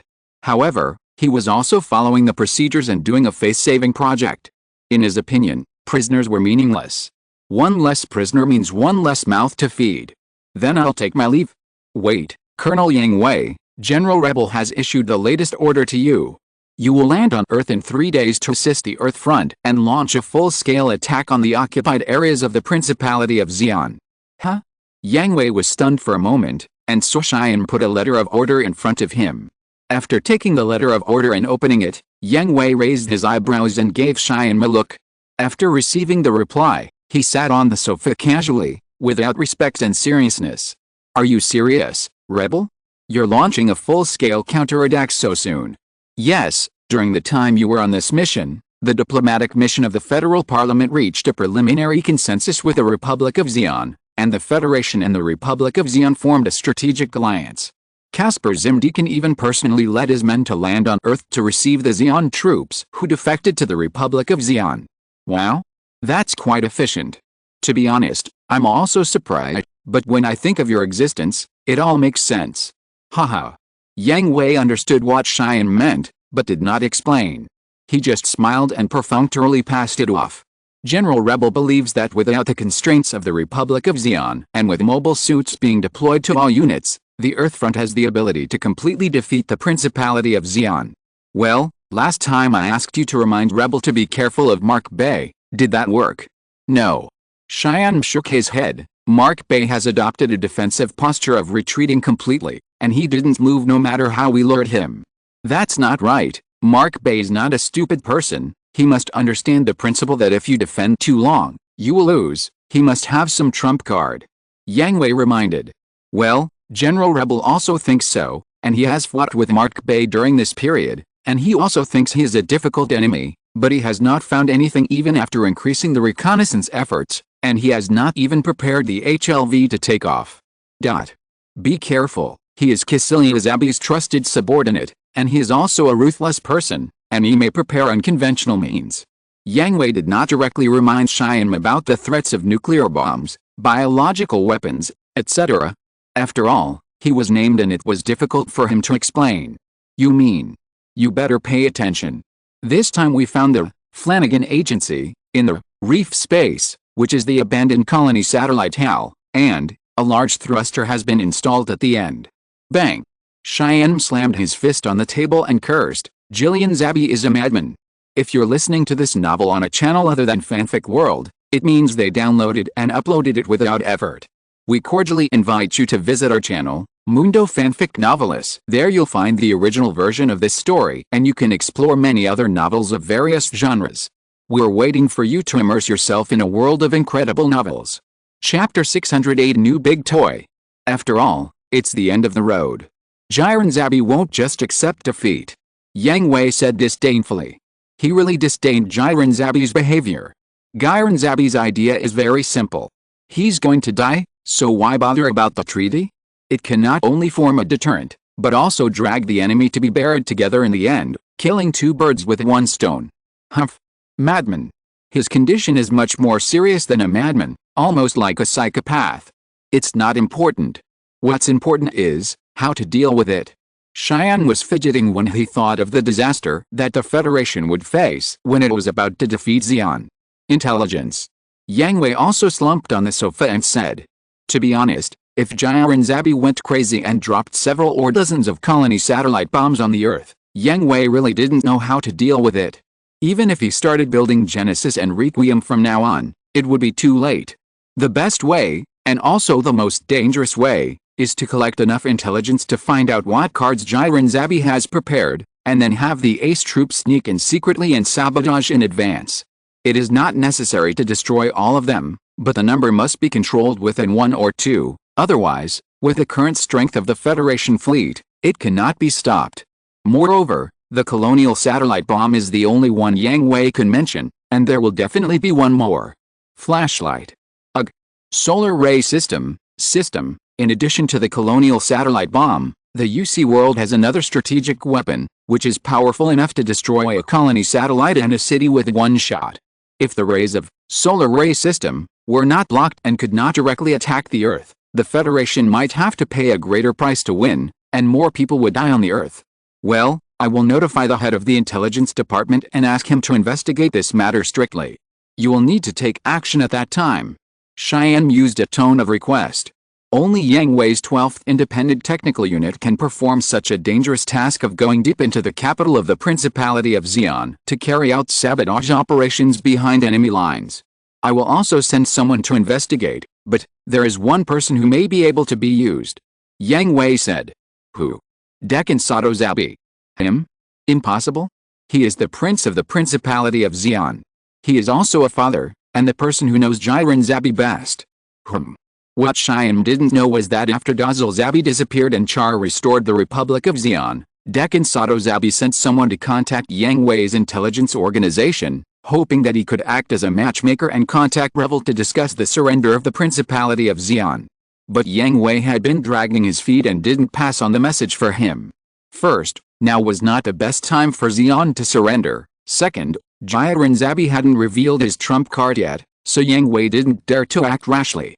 Most of the forces of the Principality of Xi'an must be eliminated. They are all the war advocates of the Jiren Zabi faction. They follow Jiren Zabi like fanatics. Even if Jiren Zabi is assassinated, they will inherit Jiren Zabi's will and fight the Federation to the end. Now these people are all in the open. Once the Principality of Xi'an surrenders now, it doesn't matter whether Jiren Zabi is dead or not. If these people hide, it will be very troublesome to eliminate them at that time. Didn't you see that in the original historical trajectory, there was still the Delaz Rebellion 4 years later? There was also the First Neo-Xi'an War 4 years later. It was not until more than 20 years later that the Sleeve Man appeared, repeatedly triggering wars, which was very annoying. Yang Hui planned to wipe them out once and for all in this war, otherwise there would be endless troubles. This world is the largest talent pool in his plan, and it is also one of the rear bases that needs stability the most, and it cannot tolerate any chaos. And now, in order to find out the hidden trump card of Jiren Zabi, the card of Dekan Sato Zabi has to be used. I will discuss this matter with Rebel directly when I go to Earth. Just take precautions in the universe. I see. After you go to Earth, I will start the attack on Axis. Do you need me to leave a detachment for you? No, it's just Axis. Okay. Axis is the closest military fortress of the Principality of Xi'an to Luna II, and it is also the only military fortress of Xi'an that escaped from the Federation in the One-Year War. However, due to Yang Hui's intervention, Xi'an's defeat came early, and Axis did not have the opportunity to transfer in advance. There were few Xi'an space fleets left, so now is the best time for Luna II to take action on Axis. After returning to the base of the 12th Independent Technical Force, the mission was immediately conveyed. You really don't treat us as human beings. We haven't been in the universe for long, and you are going to land on the Earth again. Fort Rumphillo complained. I still like the gravity environment of the Earth. The light feeling of the universe makes me feel uncertain. George Miguel said. That's because your shells in space can't form a parabola, right? Fort Rumphillo teased.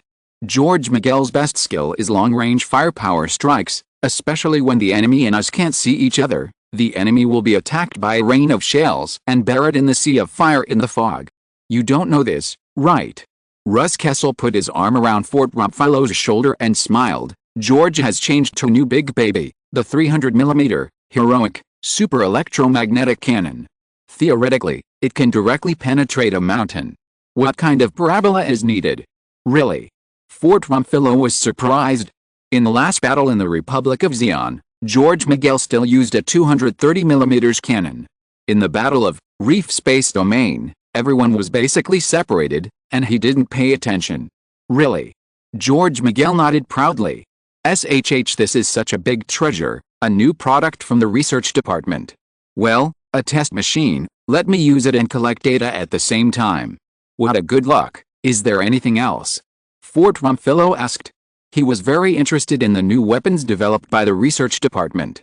They were not only the squad leaders of the combat troops, but also the test pilots. All the results related to MIS would be tested by them. Others had received new things and tested them in actual combat before, such as the 300mm, heroic, super electromagnetic cannon that George Miguel received this time, and the latest high-power detection system from MIS used by Travis Kakuland, as well as the new composite close combat beam weapons and high-frequency vibration entity weapons that Blog Lieber and Fred Lieber got. Russ, Fort. Here. Hearing Yang Hui's voice coming from behind, the two shuddered subconsciously and stood at attention. Report to the research department. X2 because happiness came a little suddenly, the two were stunned on the spot. What? If you don't go, I'll let others. Yes. X2 didn't wait for Yang Hui to finish, and the two ran away. Who doesn't like the awesome new equipment? Most of the companions at the time had their own new wives. Now it was their turn. They would be angry with anyone who tried to snatch it from them. After instructing others to prepare to land on the Earth, Yang Hui also came to the scientific research department. Director Lei. Isn't this too awesome? The new mega cannon has stronger continuous firing performance and higher penetration, but the power and attack range are weakened.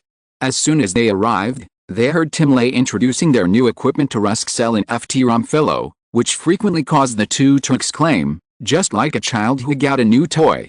The basic tests have been completed, and the rest is the actual combat test. I will arrange someone to equip your body immediately. Try it first and see if there are any places that need minor adjustments. Yes. X2 ran away excitedly, and Yang Hui and Tim Lei shook their heads and smiled bitterly. It was the same when you first got the information. Yang Hui teased Tim Lei. When he first got the design drawings of the Heretic series and Yang Hui's shrunken Mies furnace, he was also as excited as a child. A man is only young until he dies. Tim Lei smiled and admitted it directly. How's that thing? Hearing this, Tim Lei's expression became serious. He took out his pad and called up several documents for Yang Hui to see. I've roughly read the research data of the Flanagan Agency on the Shichimu system. It's not difficult. The only difficulty is the NT itself. NT itself. Yes, according to the research and development of the Flanagan Agency, the Shichimu system is a system dedicated to NT. Only the mental waves of NT can reach the standard for use, and this is just the standard for use. Depending on the strength of the mental waves of NT, the operation level of the SYNOPSIS system is also different. Well, let's build a set of detection equipment first to see how many of us are NT. I've given the order. Tim Ray is of course aware of the importance of NT. Just by looking at the research data, you can tell how powerful the SYNOPSIS system is. If used well, it can increase combat effectiveness exponentially. If the final theory proposed by Dr. Flanagan can be realized, one person forming an army is by no means empty talk. We will land on the Earth in 3 days. Will it be in time? If it's just to test whether it's NT, there's no problem. But to test the strength of the mental waves and the adaptability of the SYNOPSIS system, it's too late. Then complete the former first. You are responsible for this matter personally. Don't let anyone take advantage of it. Yang Hui reminded them that it was enough for them to know how many people in his team were NTs. If others knew about it, who knows what they would think. Understood. Beep beep beep. At this time, Yang Hui's communicator rang. Seeing that it was a call from Baki Lulu, he answered it directly. Yang Hui, that little girl wants to see you. Chapter 609 Girls' Generations Harmon Khan. When they arrived at the dormitory of the 12th Independent Technical Unit, they saw a large group of children running around. They were all children rescued from the Flanagan Agency. On the way back to Luna 2, they also let down their guard under the sincere care and concern of everyone. Back to Luna 2, Yang Hui sent people to check their identities. Most of them were children abducted and kidnapped from civilians by the Flanagan Agency. It was easy to find out their family backgrounds. Those whose families were still alive must have been sent back, and the rest.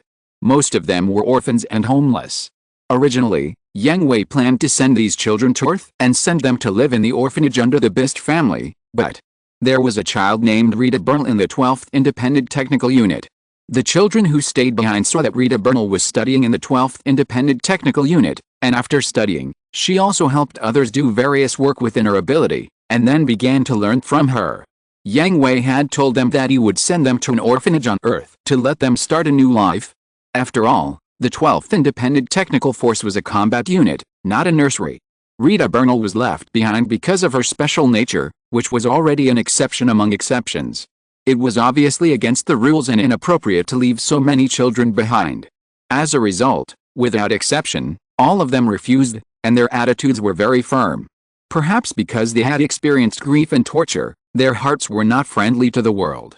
Except for the 12th Independent Technical Force that rescued them, everyone else remained extremely wary. This also gave Yang Hui a headache. He could not think of a good way to deal with it for a while, so he could only let Rita Bernal temporarily take them to the army to do some things within their ability to help. However, among all the children in the 12th Independent Technical Force, there was one who was different. That was the driver of the NT dedicated MA captured by the first team, one of the most powerful NTs of Zeon, the future queen, and the leader of Neo-Zeon, Haman Khan. Yang Hui was also a little surprised why Haman Khan was sent to the Flanagan Agency as a test subject. Haman Khan's family is not a civilian family. Although the Khan family is not a big family in the Principality of Zeon, her father is a close attendant of Dekan Satozabi and is said to have the position of general. Haman Khan also has a sister who is much older than her and is Dazil Zabi's concubine. This has been confirmed when Dazil Zabi's family was taken away. With these two relationships, Haman Khan should not have been sent to the Flanagan Agency to participate in the cruel NT experiment. Moreover, Haman Khan has excellent NT qualities since childhood. Because of his kind nature when he was a child, he often helped others find lost items, and gradually became a person who looked for missing relatives. Like Rita Bernal, he was called the Miracle Child, or Prophecy Girl. It was also because of this that Haman Khan entered Cecilia Zabi's sight, summoned her to her side as a page boy, and took a fancy to her. Therefore, in the Principality of Zeon, anyone who is found to be an NT will be sent to the Flanagan Agency, in various ways. The only exception is Haman Khan, who is only listed in the Flanagan Agency, and will not participate in any experiments. But now, she has taken a MA dedicated to NT and participated in the battle, which puzzled Yang Hui. Are you finally willing to talk to me? Came to a separate room and sat opposite the purple-haired girl. Haman still has a refreshing short hair and does not have the temperament of a queen, but you can see the eyes of a warrior and the vague shadow of a high-ranking person from her eyes. Yang Hui, a colonel in the Federation Army, a member of the direct command of General Jonah Ibrahim Rebel, the commander of the 12th Independent Technical Unit, the Federation's top shooter, the strongest MIS pilot, and an excellent commander and researcher. He led the team to develop the Heretic series of MIS and the Kirin-class battleships, and fought in multiple war zones. If you called me here just to let me hear my own glorious history, let's not waste our time. Listening to Haman Khan repeating his intelligence like a machine, Yang Hui immediately interrupted and stood up to leave. But just after getting up and taking 2 steps, he turned around and sat back when he heard what Haman Khan said next. I know that Lord Dazzle is still alive, and his family has been taken away by your people. So what? Yang Hui sat back in his chair and asked Haman Khan with interest. I can keep it a secret for you. Conditions. Send me to see my sister. Haha, this deal is not equal. Yang Hui spread his hands. Seeing that Haman Khan was very calm in making a deal with him, he suddenly became playful. It's indeed unequal. To be able to send Lord Dazzle away safely under the nose of General Cheyenne, there must be a hidden secret between you and General Cheyenne. Not only General Cheyenne, but also General Rebel who is far away on Earth. You can hide it from everyone and keep the federal parliament silent. Your influence in the Federation is very large, and you are even about to control the entire Federation. Then why are you proposing worthless conditions? Because I have no value either. Haman Khan continued, all the people from the Flanagan Agency, except the rescued experimental subjects, were killed by you and Hal, so you will report that there are no prisoners, and I have become the only prisoner who cannot see the light. There is no point in you keeping me, so you might as well send me away to avoid being discovered. Daughter of the Khan family, your father is the close attendant of Prince Deccan, and he has a say in the Principality of Xi'an. It cannot be said that you have no value. On the contrary, your value is not low. Yang Hui counterattacked. No, although my father is the attendant of His Majesty the Prince, he doesn't know too much information. If it is to assassinate His Majesty the Prince, it is completely unnecessary. His Majesty has already thought about peace talks and surrender. Killing him will only harm the Federation and not benefit it. My father can't get close to Jiren Zabi, especially now that he has the intention to kill His Majesty the Prince. Harmon responded. And what about you? You are a very good NT, very valuable for research. You won't. You killed all the researchers, which means you don't need them, let alone this research. You also saved other experimental subjects, which means you have a bottom line. What if it's my disguise? No. Reason. It told me.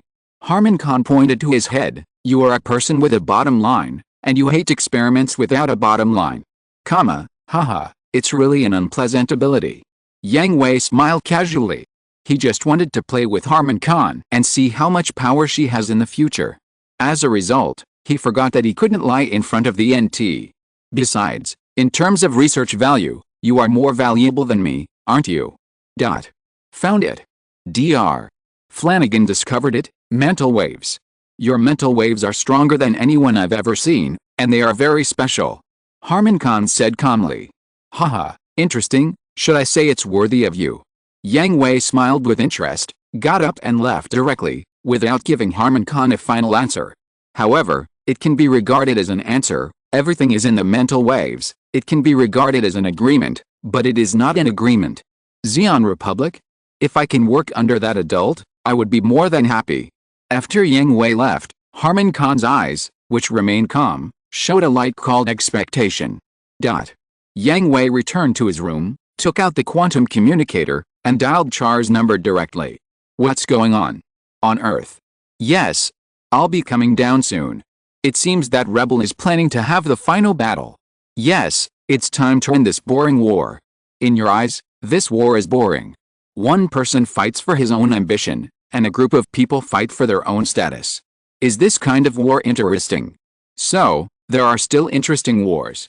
Of course, betting on the survival of mankind, does it count? Haha, you can say that, Yang Hui, but I'm looking forward to it. By the way, I will give you a gift when the time comes. You should like it. Gift? What gift? Haman Khan. It's her. How can she be in your hands? Isn't she with Kisilia Zabi? Then, Yang Hui shared the information about the exploration and destruction of the Flanagan Agency, and the death of Cassilia Zabi with Char. You should leave her to me, Char said in a deep tone. He will never forget the intimidation and oppression of Cassilia Zabi when he was a child. That's what I had planned, but I died at the hands of her subordinates, and no one could do anything about it. I see. After the communication ended, Yang Hui began to analyze the final stage of the entire plan. 3 points were very important. First, control the news of Cassilia Zabi's death, end the war on the Earthfront and get rid of Mark Bay before the news of her death spreads. Second, find out Jiren Zabi's trump card as soon as possible to prevent him from turning the table without honor. Third, contact Dekan Sato Zabi and secretly promote the surrender of the Principality of Xi'an. Wait, there is another problem that needs to be dealt with, the Continental Renaissance Foundation, in the hands of Haimur Jamidov. Thinking of this, Yang Hui picked up the quantum communication system again and found Cruz again. The negotiations between the Federation mission and the Republic of Xi'an have ended, and Char has gone to Earth, so Cruz will naturally not stay in the Republic of Xi'an. When you return to Earth this time, you can work with Garp to arrange it together. After the war with the Principality of Xi'an is over, we will immediately eliminate them. Understood. Chapter 610 Dangerous Airborne Operation. In Australia, due to the emergence of the Republic of Xi'an, the Xi'an army occupying Australia split into 2 factions. One faction is the staunch supporters of the Zabi family, standing firmly behind the Zabi family and continuing the war. The other faction has long been dissatisfied with the behavior of the Zabi family and defected to the faction of the Republic of Xi'an. Together with the Federation army that is holding on to the last piece of territory in Australia, Australia currently forms a 3-way situation. The Federation has begun to assemble its troops. What should we do? Set up defenses to stop their attacks. What about those traitors? Once we defeat the Federation, we'll have plenty of time to deal with them. Those traitors thought they could curry favor with the Federation by joining forces with the traitor Char. What a bunch of cowards. Only victory is the right path for Xi'an. That's right. So we must stop the Federation's attacks, buy time, send Ashtalis into space, into the hands of the Commander-in-Chief, and risk the honor of the Bear Demon. Zik Xi'an. Zik Xi'an. XN beep beep beep. What's going on? Are the Federation attacking? How is this possible? We're 1,000 kilometers away from the Federation's line. How could they break through our defenses so quickly? It's not the Australian Federation, it's the airborne troops. Prepare for air defense. 1 hour ago, the Luna and the White Fortress were orbiting the Earth, and Yang Hui was arranging the tasks of the 12th Independent Technical Force in the combat conference room. For this landing operation, we will be divided into 2 teams. The 2nd, 3rd, 4th, 7th and 8th teams will board the White Fortress and land in the North American War Zone to join the main force of the Federation and then begin to recover the North American continent. The 5th, 6th, 9th and 10th teams will directly board the airdrop pod at the current coordinates with the 1st team to launch an airstrike on the Xi'an base and the Moon Ladder in eastern Australia. Directly airdrop from space. And everyone was shocked when they heard this. This was a dangerous operation that had never been carried out before. Especially the 5th, 6th, 9th and 10th teams who participated had a solemn look on their faces. Directly airdropping from space, without the cover of battleships, they would be sitting ducks for the ground anti-aircraft firepower before landing. If it was a general combat mission, like the White Fortress, the battleship fully loaded with missiles broke through the atmosphere and entered the Earth, and then carried out the combat mission. With the firepower cover of the battleship, the airdrop success rate of the ME unit would at least double. But this time they were airdropped directly from space, which meant that the mission objective was very urgent. Then, Yang Hui told them why they had to carry out such a dangerous combat mission. According to the intelligence intercepted by the Intelligence Department, there is an ace unit in the Australian theater, the Bear Demon Spirit, a secret unit under Cassilia Zabi. It is not only composed of carefully selected ace players, but also an intelligence unit. Intelligence unit. Everyone was stunned. Yes, just like us, it is a multifunctional combat unit with both combat and intelligence functions. At the California base, Xi'an's conscientious scientists intended to destroy a technology, but were stopped and seized by the Bear Demon Spirit, and this technology is a biological weapon. Biochemical weapon. And everyone was surprised, and then their expressions became very ugly. Among the NBC weapons, the most terrifying ones have never been destructive weapons of mass destruction such as nuclear bombs that can create doomsday scenes, but biological weapons that kill people invisibly, and are also the most despicable and despicable weapons. Yes, biological weapons. According to intelligence, the Bear Demon Spirit troops have developed a biological environmental weapon called Ashtalis, which is harmless to the human body and will parasitize on plants to promote the growth of the host. Originally, Ashtalis was not a weapon, but a plant parasite that was accidentally born when studying how to improve the agricultural productivity of the deadly satellite in the universe. Under genetic modification, this plant parasite that has the ability to develop in harsh environments can not only be used to improve the agricultural productivity of the colony satellite, but also should be helpful in preventing the desertification of the barren Earth. However, any invention has both good and bad sides. The nature of being able to develop in the desert also means that Ashtalis can also develop in other environments and will cover all the forest areas on the Earth. When the forests of the Earth are destroyed, Ashtalis will not be able to survive without its host. Can you imagine the result? Gurglex and everyone swallowed hard, and cold sweat dripped from their foreheads.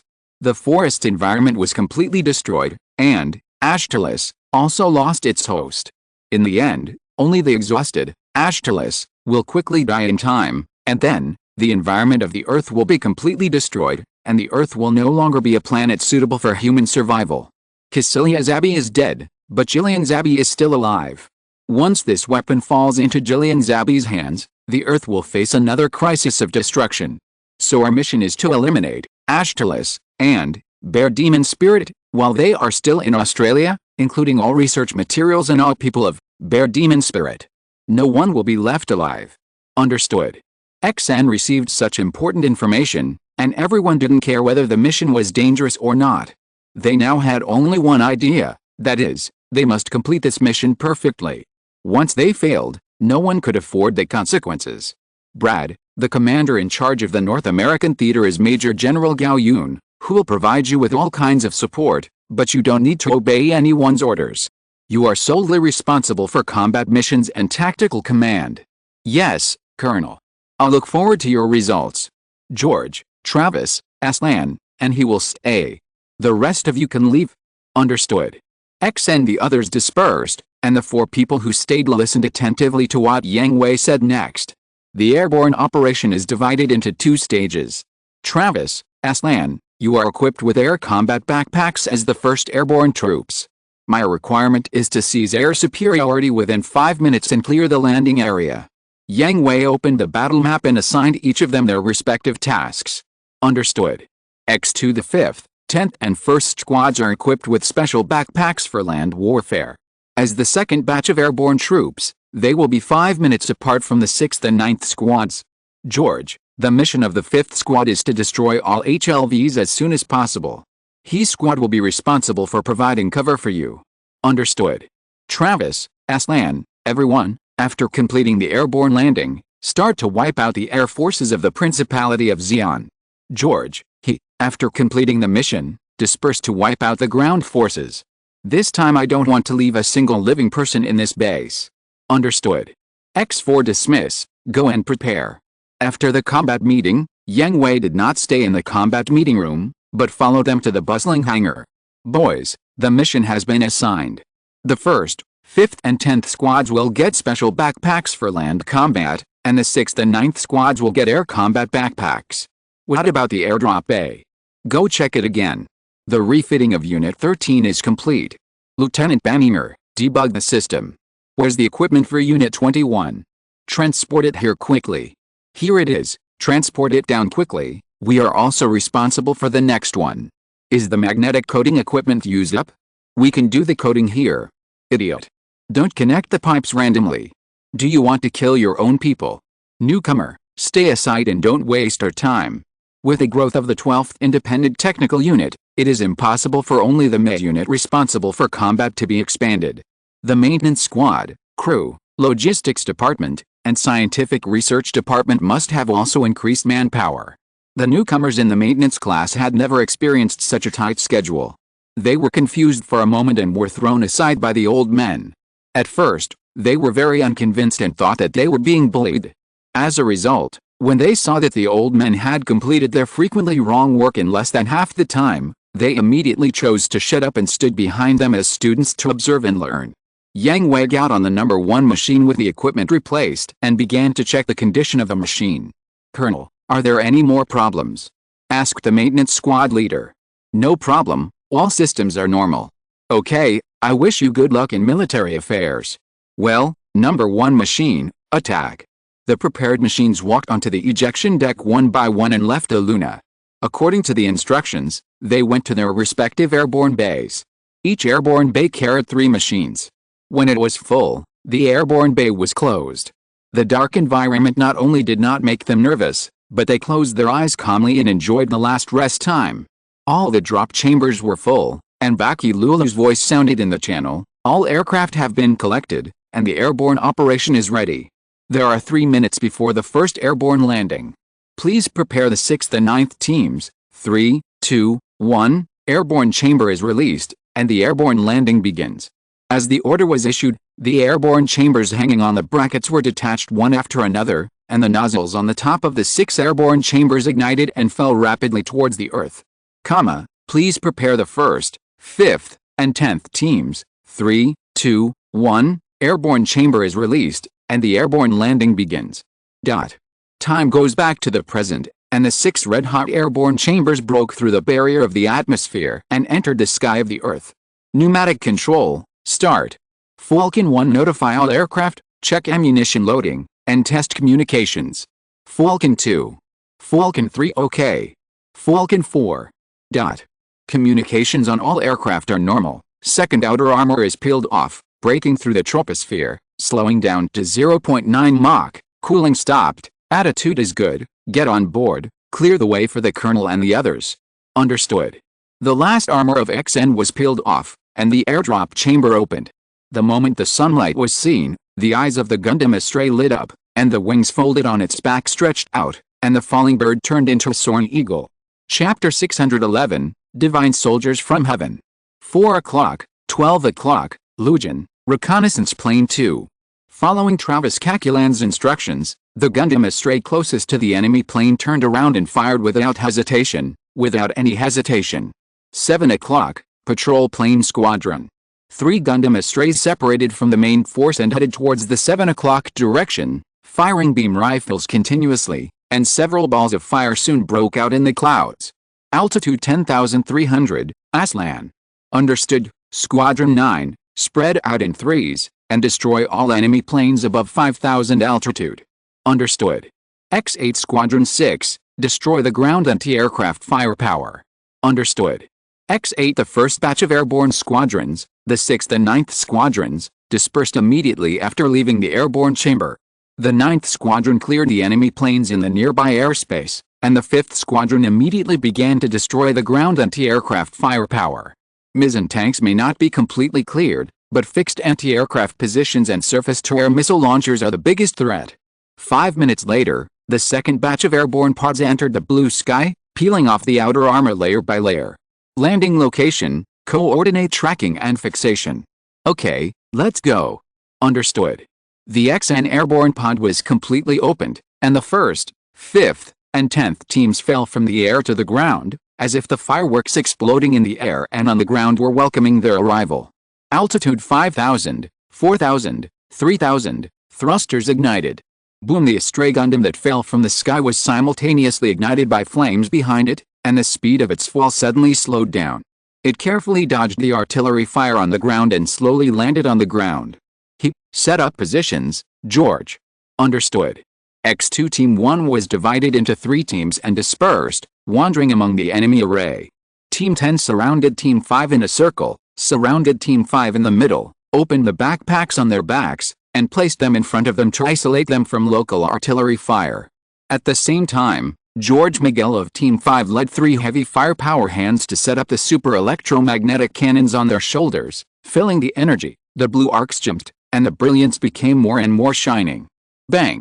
There was no fire, no explosion, only a deafening roar, only a few blue lightning, and everything in sight was like a typhoon passing through, turning into fragments and flying everywhere. Destroy all targets, disperse.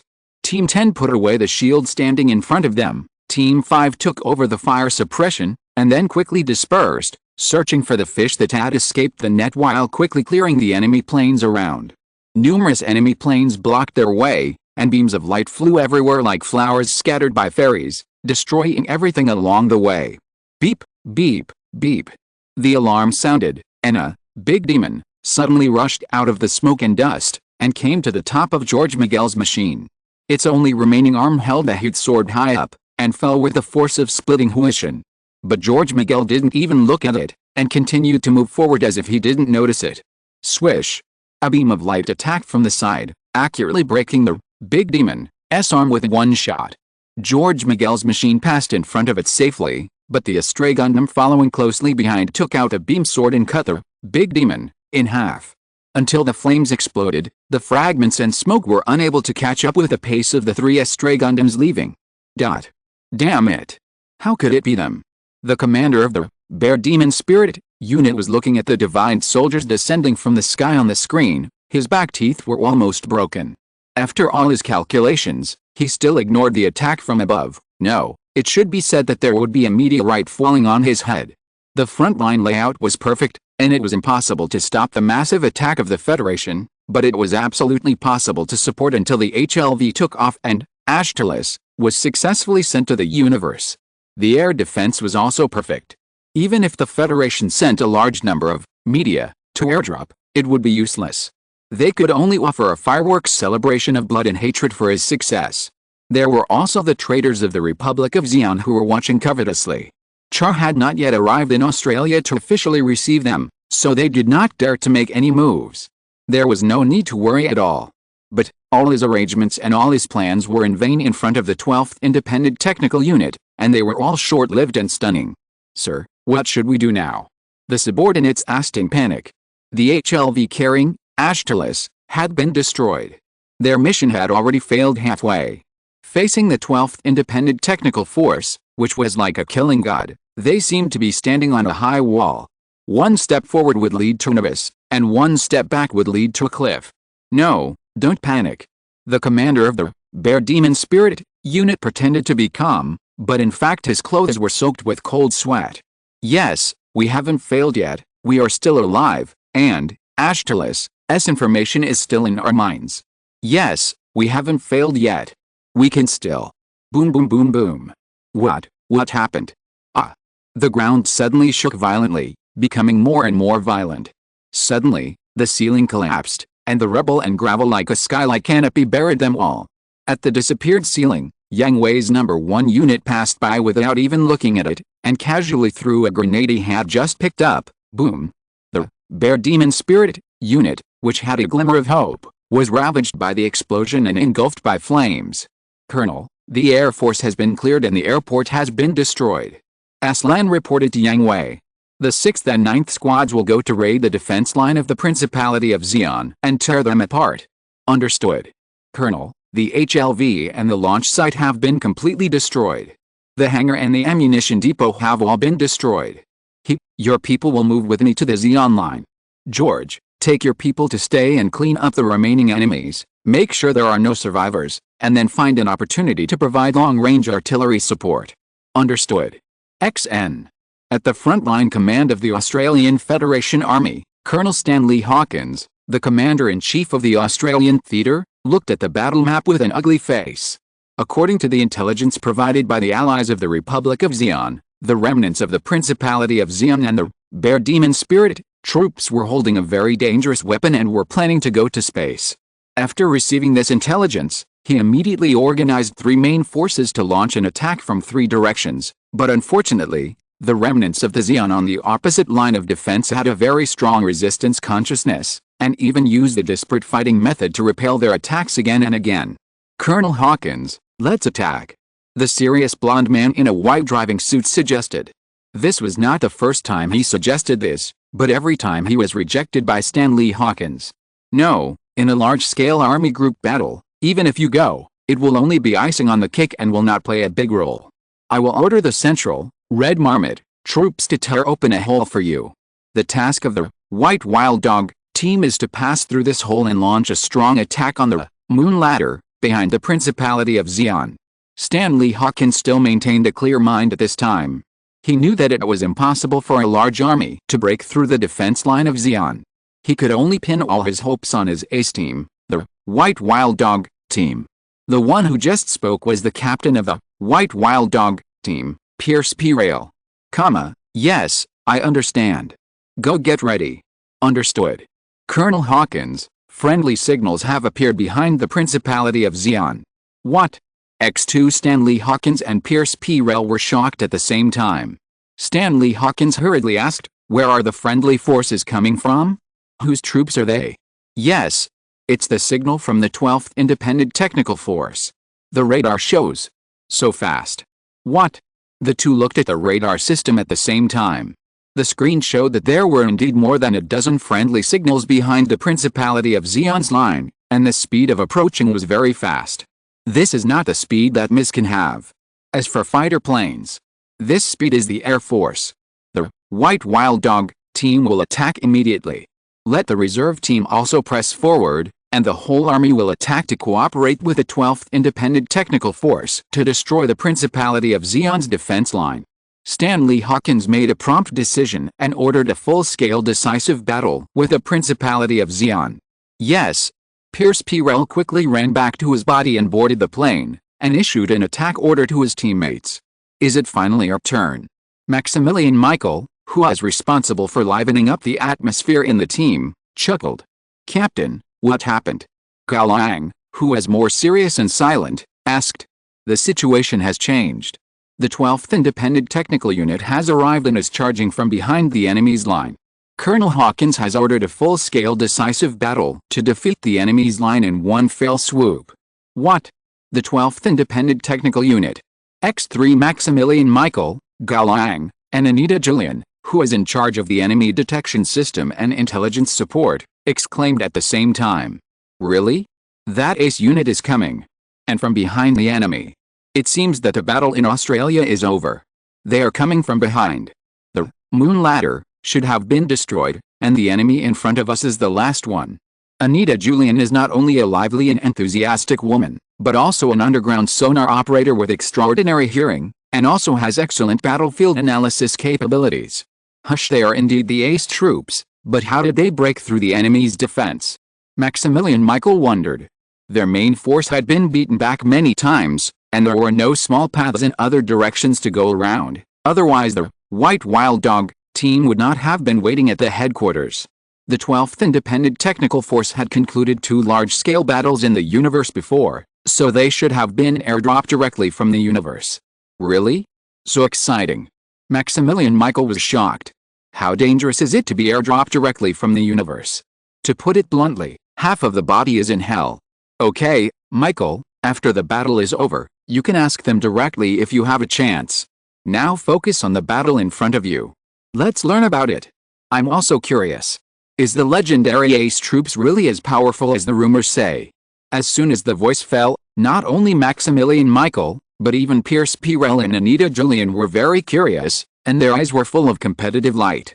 Only Gao Liang had a calm expression and a hint of relaxation. Chapter 612, White Wild Dog Team. Swish, the last standing tiger was pierced through the abdomen with a beam sword.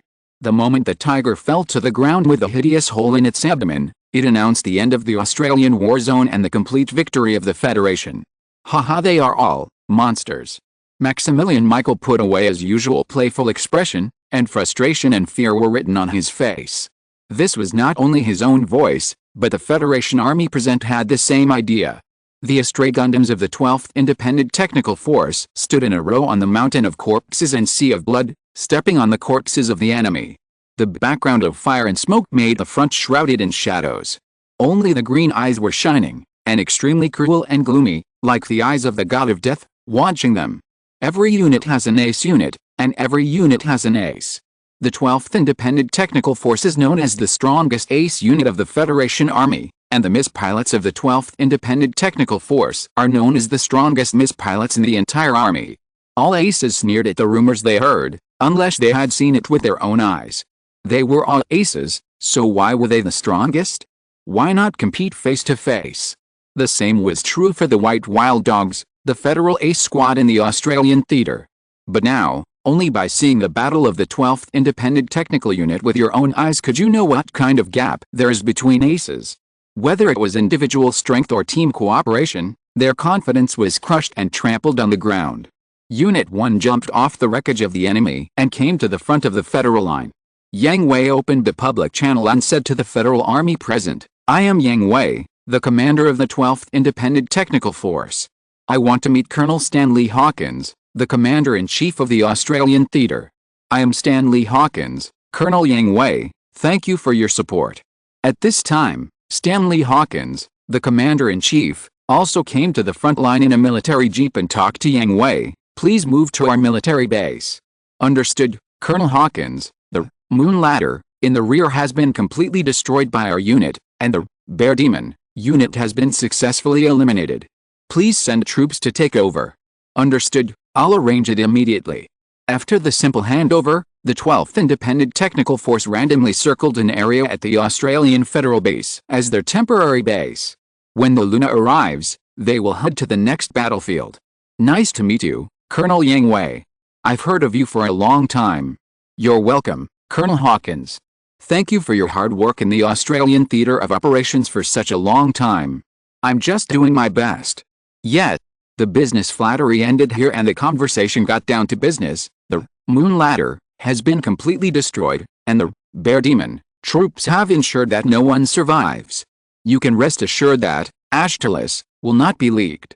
"That's good. If it weren't for your support, I might have become a sinner of the earth and mankind." Stanley Hawkins smiled bitterly and shook his head. "That's not the case, Colonel Hawkins. Even if they go to space, they will have to get General Shyam's approval if they want to use it against Earth. It seems that the war in space is going well. Not bad, but ending the war on the Earth front is imminent, otherwise General Rebel would not have been so anxious to recall us. What's the plan next?" "According to General Rebel's order, my troops will go directly to the North American war zone after the arrival of the Luna, and join the second team to eliminate the remnants of the Principality of Zeon in the North American war zone, and recapture Zeon's largest base on Earth California base." "I see. I wanted to keep Colonel Yang Hui for a while longer, so that he can give my boys some guidance." Stanley Hawkins really hopes that the 12th Independent Technical Unit can give his subordinates some guidance. Even if he is in the rear, even if he doesn't know how to drive Ms. After seeing the performance of the 12th Independent Technical Unit, he feels amazed and feels that such a power really exists. There is no need to become as strong as the people of the 12th Independent Technical Department. That is impossible. As long as they can learn one or two tricks to save their lives, it will be the best for them. There are still 3 days left, and the guys under my command will be happy to do it.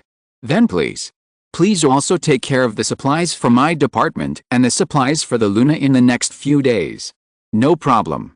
After the conversation, Yang Hui left the headquarters and returned to the 12th Independent Technical Department's base.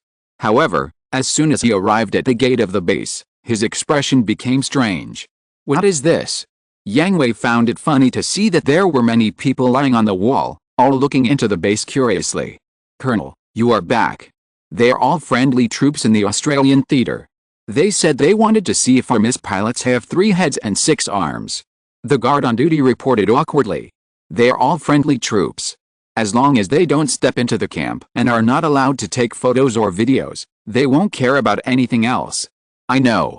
Yang Hui didn't care about it. Everything about the 12th Independent Technical Unit was confidential. However, the mass-produced Ms of the Heretic series had already been popularized throughout the army. The Ms technology that should have been exposed had already been exposed. The same was true for their personal information. Except for their next combat mission and all the data of the Luna, and the technical department far away on the Luna 2, the rest was no longer confidential. "Please wait a moment." Just as the jeep was about to enter the camp, several people walked out of the crowd. "What's the matter?" Looking at the 3 men and 1 woman in front of him, Yang Hui asked with a smile. "Excuse me, Colonel Yang Hui, I am the captain of the White Wild Dog team, Pierce P. Rail. Gao Liang of the White Wild Dog team. Maximilian Michael of the White Wild Dog team. Anita Julian of the White Wild Dog team. I've heard of you, the strongest hounds wandering in the Australian war zone, the White Wild Dog team." Yang Hui got out of the car and extended his hand to Pierce P. Rail. "You are too kind, Colonel Yang Hui. Pierce P. Rel saluted but did not shake hands with Yang Hui. In his opinion, this behavior was an insult to Yang Hui. After all, the military rank system of the Federation was very strict. Haha. Yang Hui laughed and retracted his hand. He did not care but asked him, "Are you interested in joining my army?" The 4 members of the X4, White Wild Dog, team were stunned. They called Yang Hui in the middle of the battle. In fact, they mustered up a lot of courage. They did not want to do anything. They just wanted to thank Yang Hui for completing the task they could not complete and to express their respect. As a result, Yang Hui hit them with a straight ball. Colonel, are you kidding?" Maximilian Michael asked stutteringly. "Of course not." Yang Hui smiled seriously. "To be honest, I have also read your information, and I think you are qualified to join the 12th Independent Technical Unit. But, Seeing that the 4 people didn't know how to answer him, Yang Hui shrugged and gave a look to Amuro beside him. The latter understood, tore off a piece of paper and wrote the contact information of the 12th Independent Technical Unit, and then handed it to the White Wild Dog team. "What is this? Think about it, call this number, and someone will help you with the transfer order, procedures, etc." "Yes." While the 4 people were still stunned, Yang Hui and Amuro got back into the jeep and entered the base. Is this true?" Maximilian Michael looked at the contact information in Pierce P. Lear's hand and felt that happiness came too quickly and was unreal. "It's true."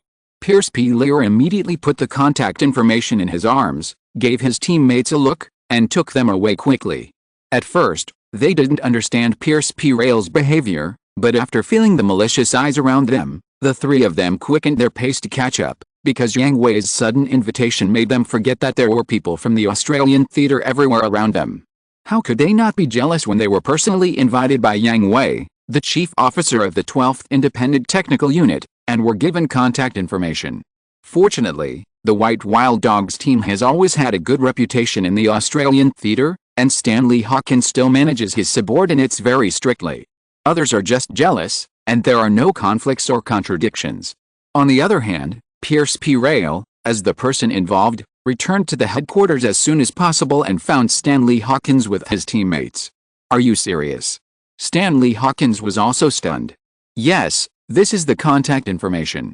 Pierce P. Rail did not hide it, and told Stanley Hawkins everything that happened, and gave Stanley Hawkins the contact information that Yang Hui gave him. No matter what the future holds for him and his teammates, they are still Stanley Hawkins' subordinates now, and if something like this happens, they must report it to the military chief. "Well," Stanley Hawkins thought for a moment and asked, "What do you think?" "Report, we will follow the arrangements of our superiors. Don't be so nervous."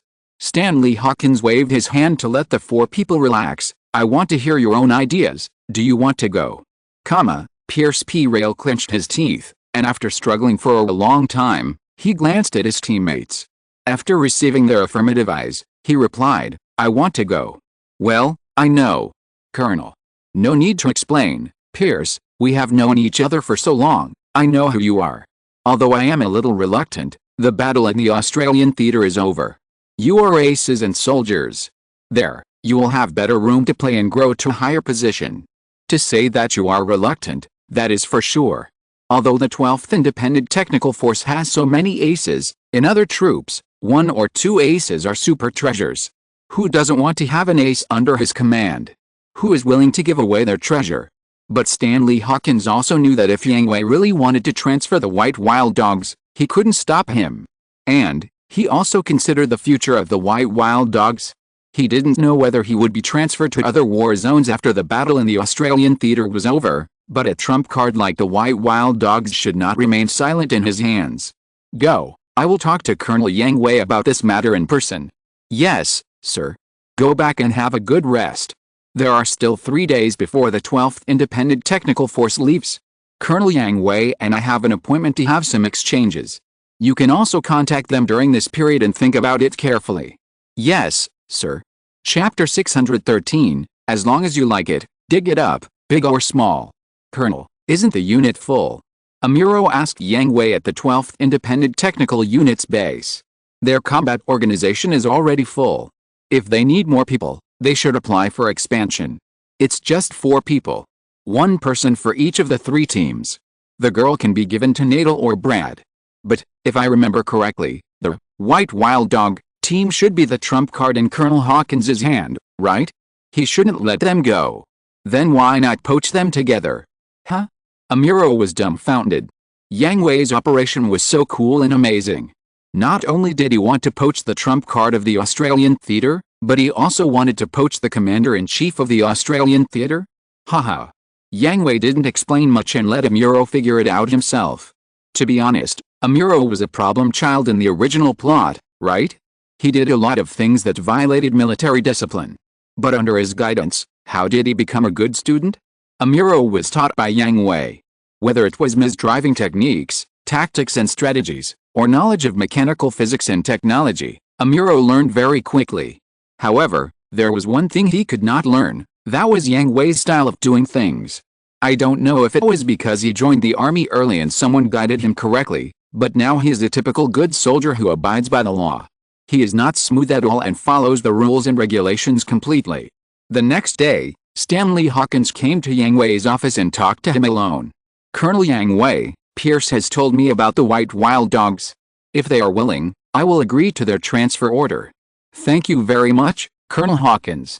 I will not force them. Yang Hui nodded, secretly praising himself for not misjudging him. Then Colonel Hawkins, what about you? Me.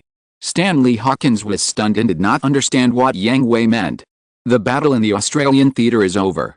The troops of the Republic of Xi'an will soon withdraw from Australia and return to Lost Land. There will be nothing to do in the Australian theater. Doesn't Colonel Hawkins want to move up a level? Colonel Yang Hui, just speak your mind. Stanley Hawkins immediately understood what Yang Hui meant and asked him to continue. After all, he was already a colonel in his 40s and had the hope of climbing to a higher position. Besides, it was a wartime period and it was the best opportunity to make merit. The merits of the Australian theater were reduced by half because of the emergence of the 12th Independent Technical Force, but Stanley Hawkins did not resent Yang Hui and the 12th Independent Technical Force. If it were not for their airborne surprise attack, he might not have been able to complete the final mission. However, he was definitely unwilling. After all, half of the cook deck was suddenly taken away by others.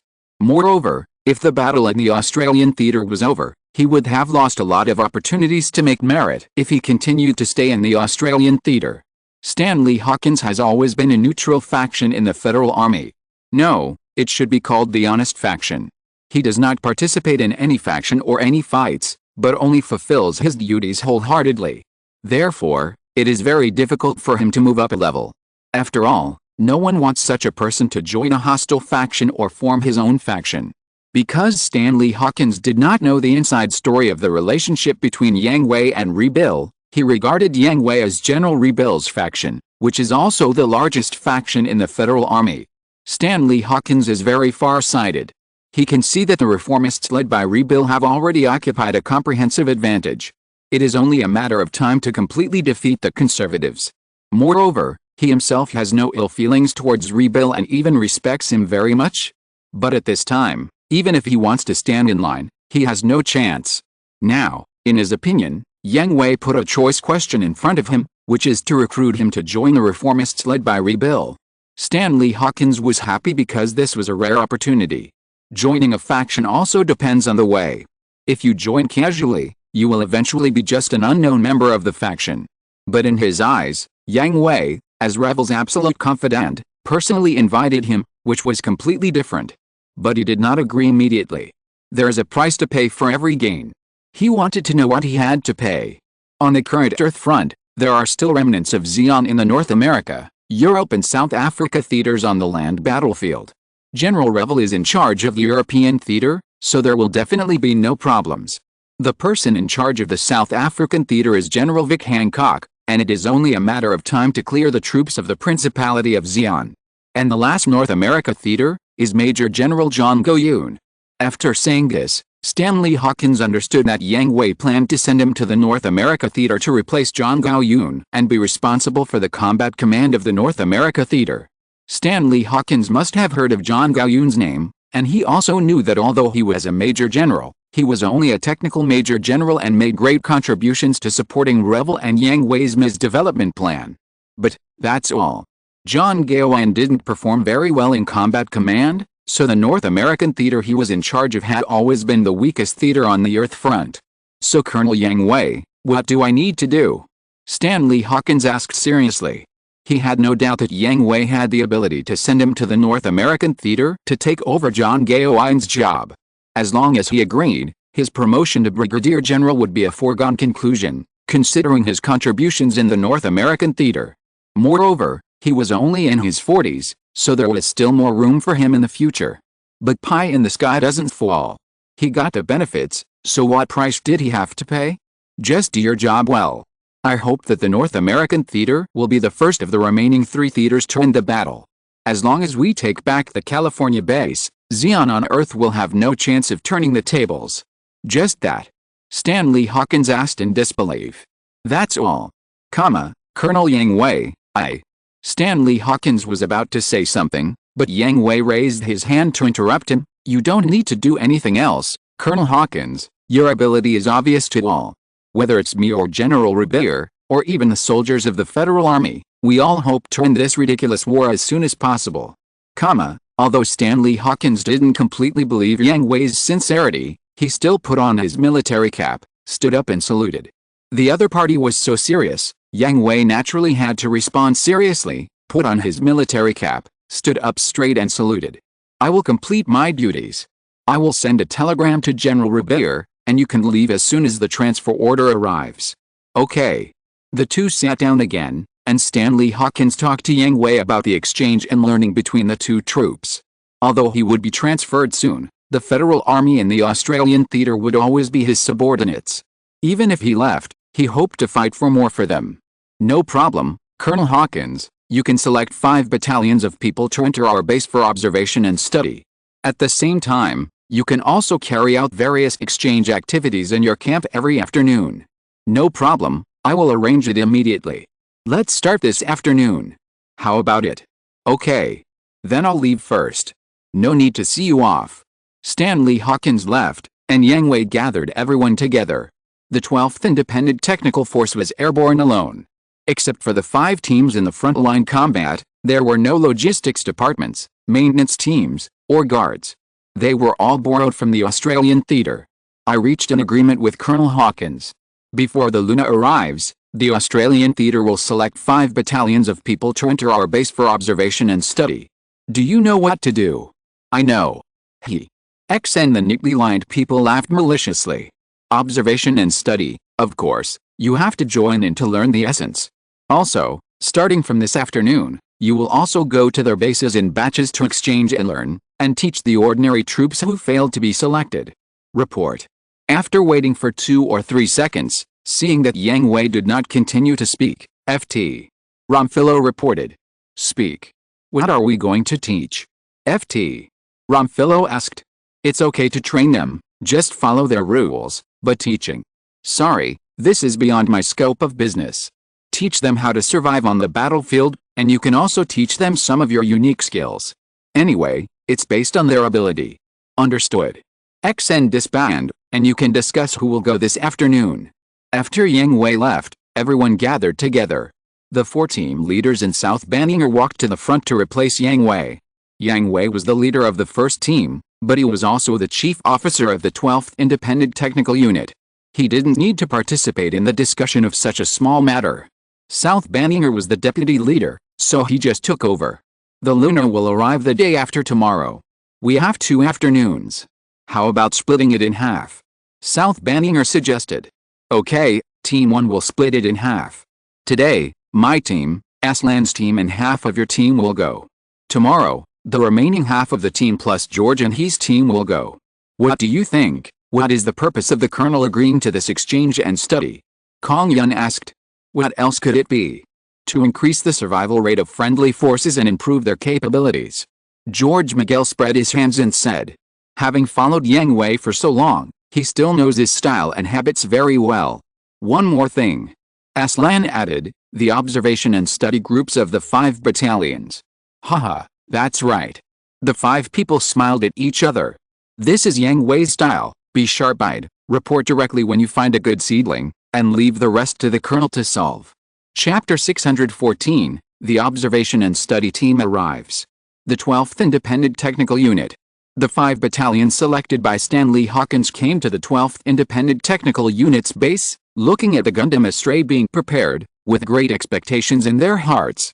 Although the mass-produced machines of the Astray series are no different from the Gundam Astray in appearance, the elites who are very familiar with MIS can still feel the gap between them. Are you the exchange team sent by Colonel Hawkins? At this time, Amuro and Kusanori came to greet them. Excuse me. The exchange team members stood at attention and saluted. Yesterday's battle had conquered the hearts of this group of elites, even if the ranks of those present were higher than Amuro and Kusanori. Come with us. After returning the greeting, Amuro and Kong Yun led them to the training ground. On the way, Amuro and Kong Yun also introduced themselves to them. I am Amuro Ray, the interceptor of the 1st team, and this is Kong Yun, the captain of the 10th team. The 1st team. Everyone in the exchange team was surprised. Before going to the 12th Independent Technical Force, they also did their homework. The MIS combat unit of the 12th Independent Technical Force is divided into 10 teams, and the number of each team is equivalent to a battalion of the regular force. The 9th and 10th teams were established last, so their strength is relatively weak. The strength of the first few teams is comparable, but the 1st team is the strongest, and the captain of the 1st team is Yang Hui himself. Amuro looked at the teenager, and they never thought that he was a member of the 1st team. Boy, are you from the 1st team? Maximilian Michael asked with a strange expression. Yes, Sergeant Michael, I am the interceptor of the 1st Squadron. I am responsible for the fire cover of the center guard and intercepting enemy planes in battle, supporting the vanguard and protecting the rear guard. Amuro was not angry, and calmly introduced his position and responsibilities in the squad. Everyone was silent. Although no one said it clearly, and they didn't have the courage, they began to doubt in their hearts. Even if they had witnessed sure hell with their own eyes yesterday, Amuro was too young. We're here. Along the way, Kong Yun didn't say a word until he arrived at the training ground. He spoke for the first time. The exchange team stopped and saw that all the MIS pilots of the 12th Independent Technical Unit were conducting simulations. Don't you do basic physical training? Pierce P. Rail asked. Physical training is conducted in the morning, and practical training and theoretical learning are conducted in the afternoon. Amuro replied. Theoretical learning. Yes. Facing the doubts of the communication team, Amuro patiently explained, everyone in the MIS unit must not only strengthen their physical fitness and MIS driving skills, but also learn tactical command, military topography, wilderness survival, simple mechanical technology and other theoretical knowledge, because our missions are very dangerous, usually deep in the enemy's rear, without support, lack of supplies, and sometimes even separated from the main force. Knowing more knowledge will increase our survival rate. But mechanical theory, isn't it a bit too much? Maximilian Michael wondered. He could understand tactical command, military topography, wilderness survival, etc., which were all knowledge that could be used in the military, but mechanical technology. Isn't this something that only maintenance divisions and scientific researchers need to know? What if you are behind enemy lines and the machine fails and needs maintenance? At this time, Kong Yun asked. This. Kong Yun's question stunned everyone, and also made them all clear. It turned out that these things that seemed useless to them would play a very important role in combat missions, greatly improving their survival rate and combat efficiency. As expected of the strongest, this requirement is too high. Someone smacked his lips and shook his head. He thought that the gap between them was only in the MIS driving skills, but he found that the other party was far, far superior to him. After all, there is no maintenance division to support us in the enemy-occupied area, so we need to do it ourselves. However, when we first join the team, we don't need such high requirements. Amuro has already reminded everyone present, but many people did not notice it. Only the 4 people from the White Wild Dog team who were personally invited by Yang Hui heard the deep meaning. It seems that we are not the only ones who have been poached. Maximilian Michael whispered to his teammates. This is not a problem we need to worry about. Pierce P. Rail said that how many people the 12th Independent Technical Unit wants to poach has nothing to do with them.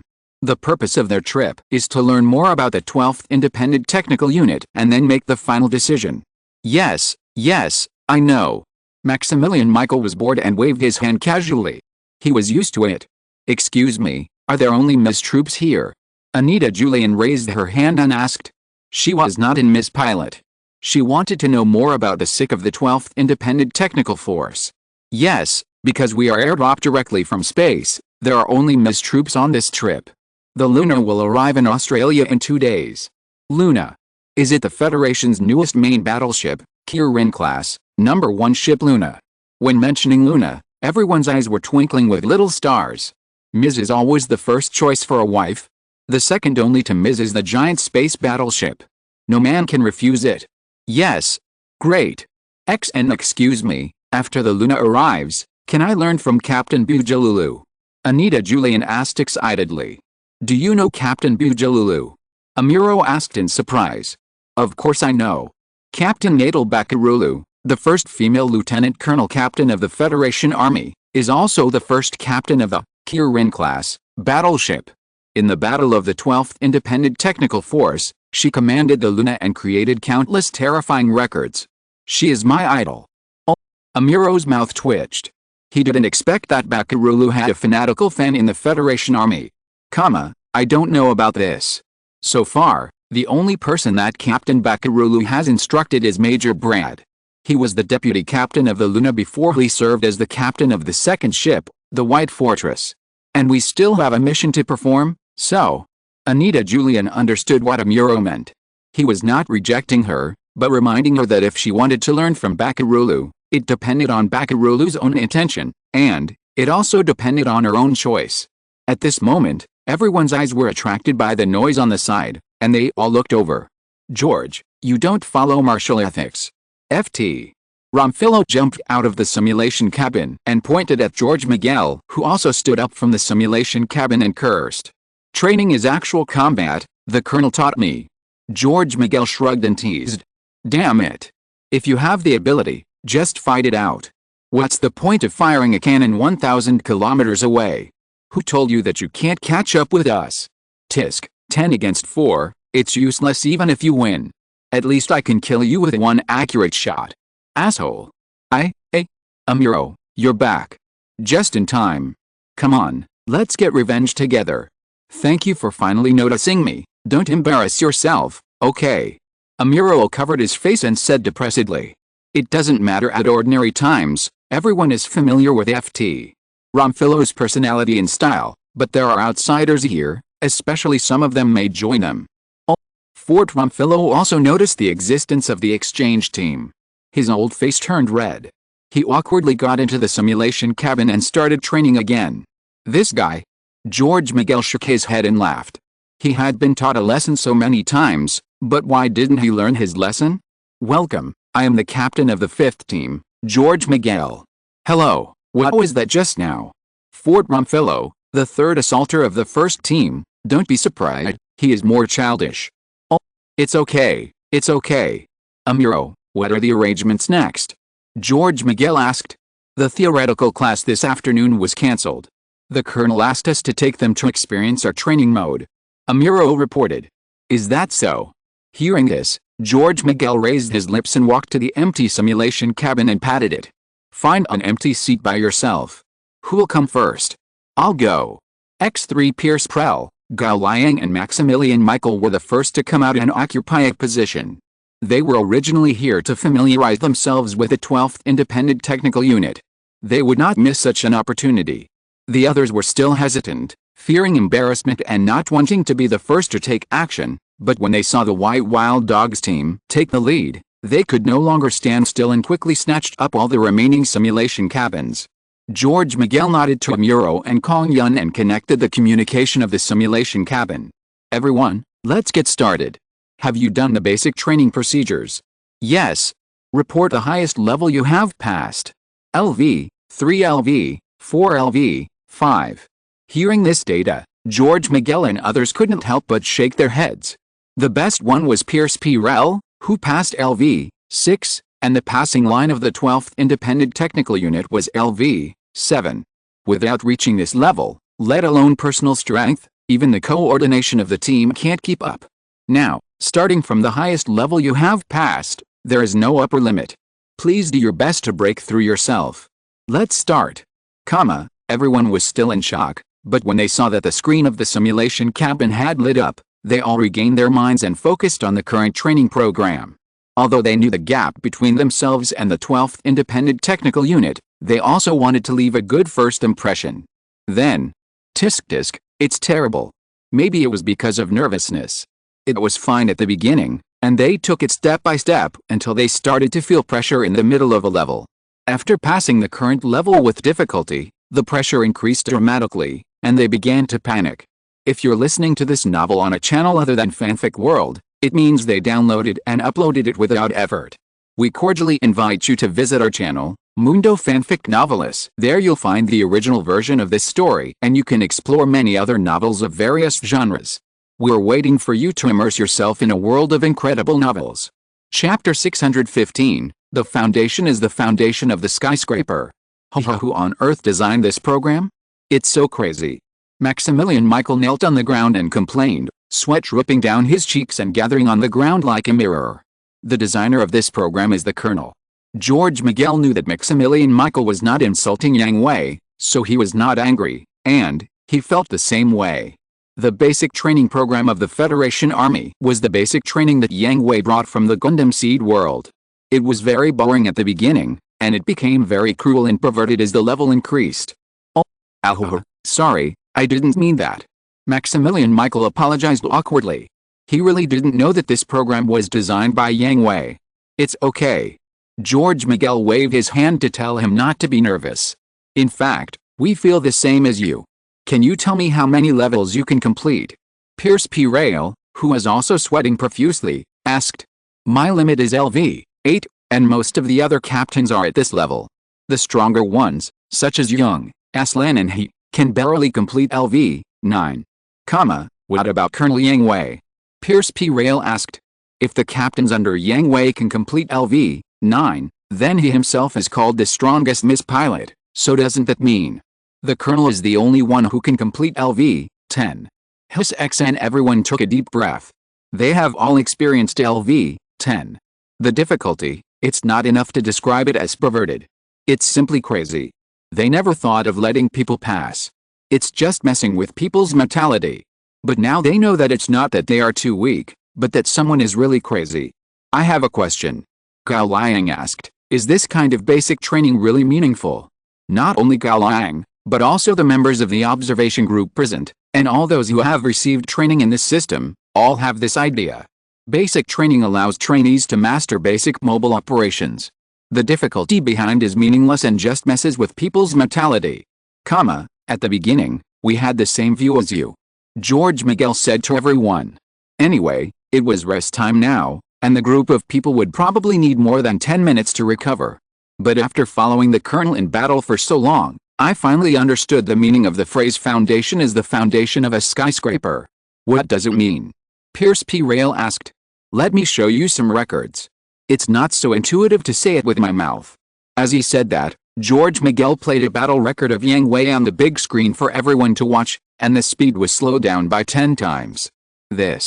At first, everyone didn't understand why the speed had to be slowed down, but as the battle in the video became more and more intense, they found the problem. Many times, it would be an absolute dead end for them, but Yang Hui drove the Gundam astray in a very extreme posture to avoid all attacks, and then killed the enemies one by one. At this extreme distance, 1 millimeter more or less would mean death, and there was absolutely no room for error. This is the result of basic training.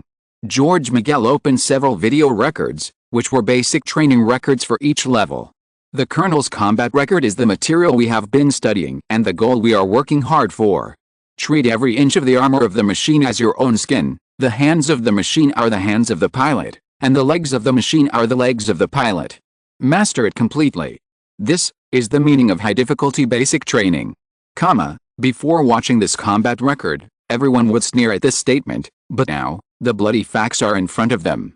It is not an unattainable pie that someone can reach such a high level, which makes them feel complicated.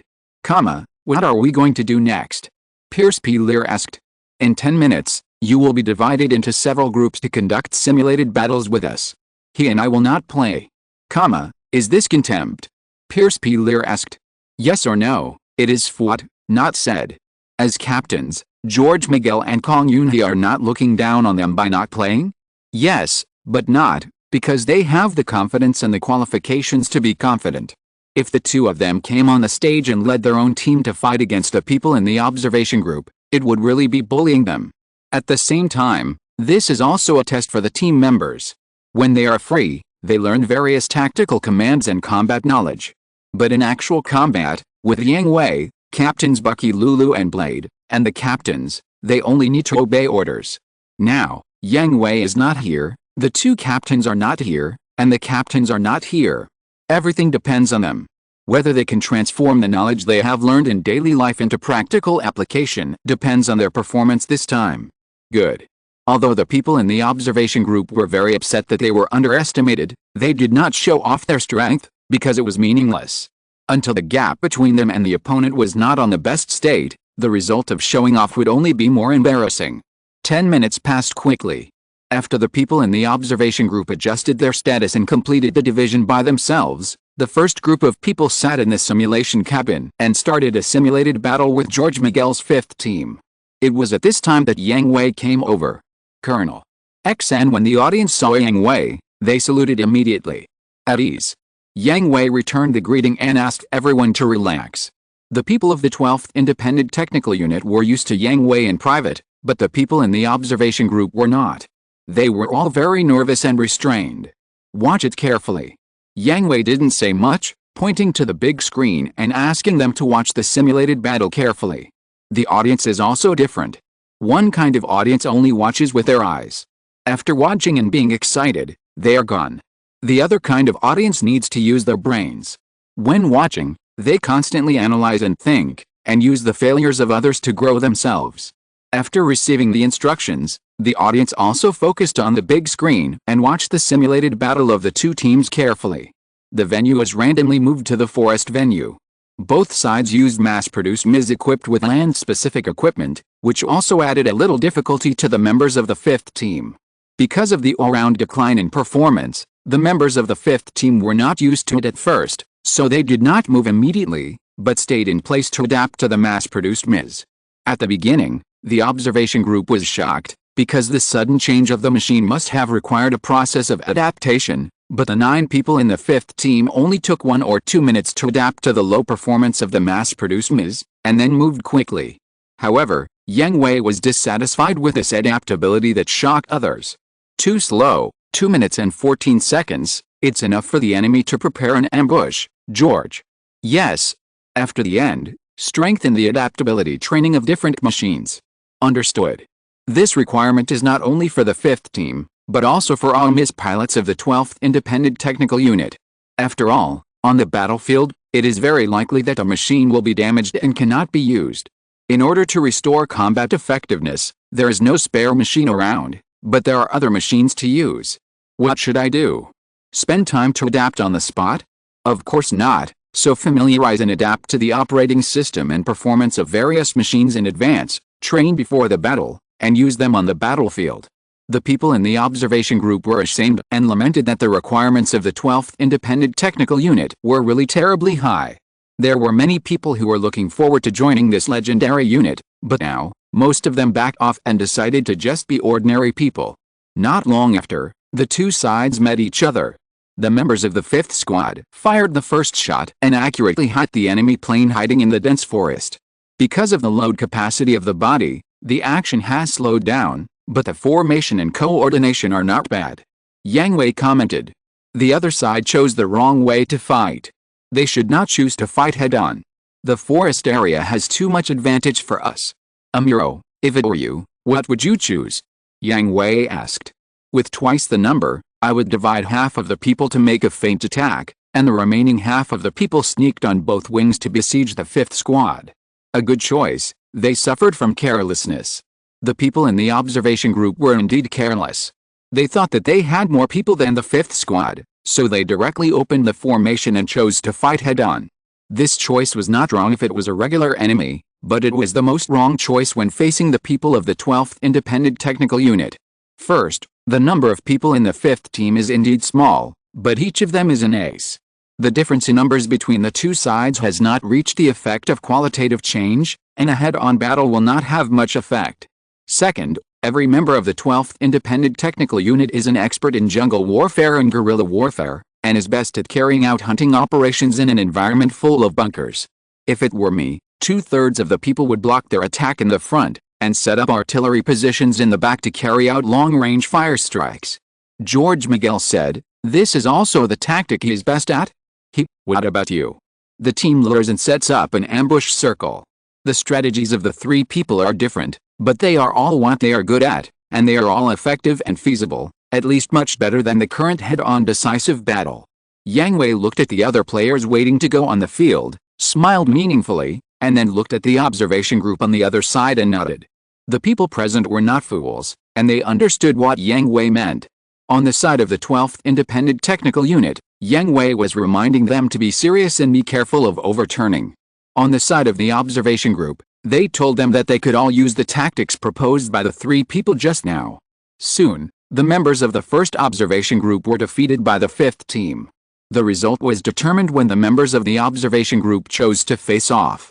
George, you are responsible for your own people. Understood. Next group, the 10th team is ready. Chapter 616, Their Respective Choices.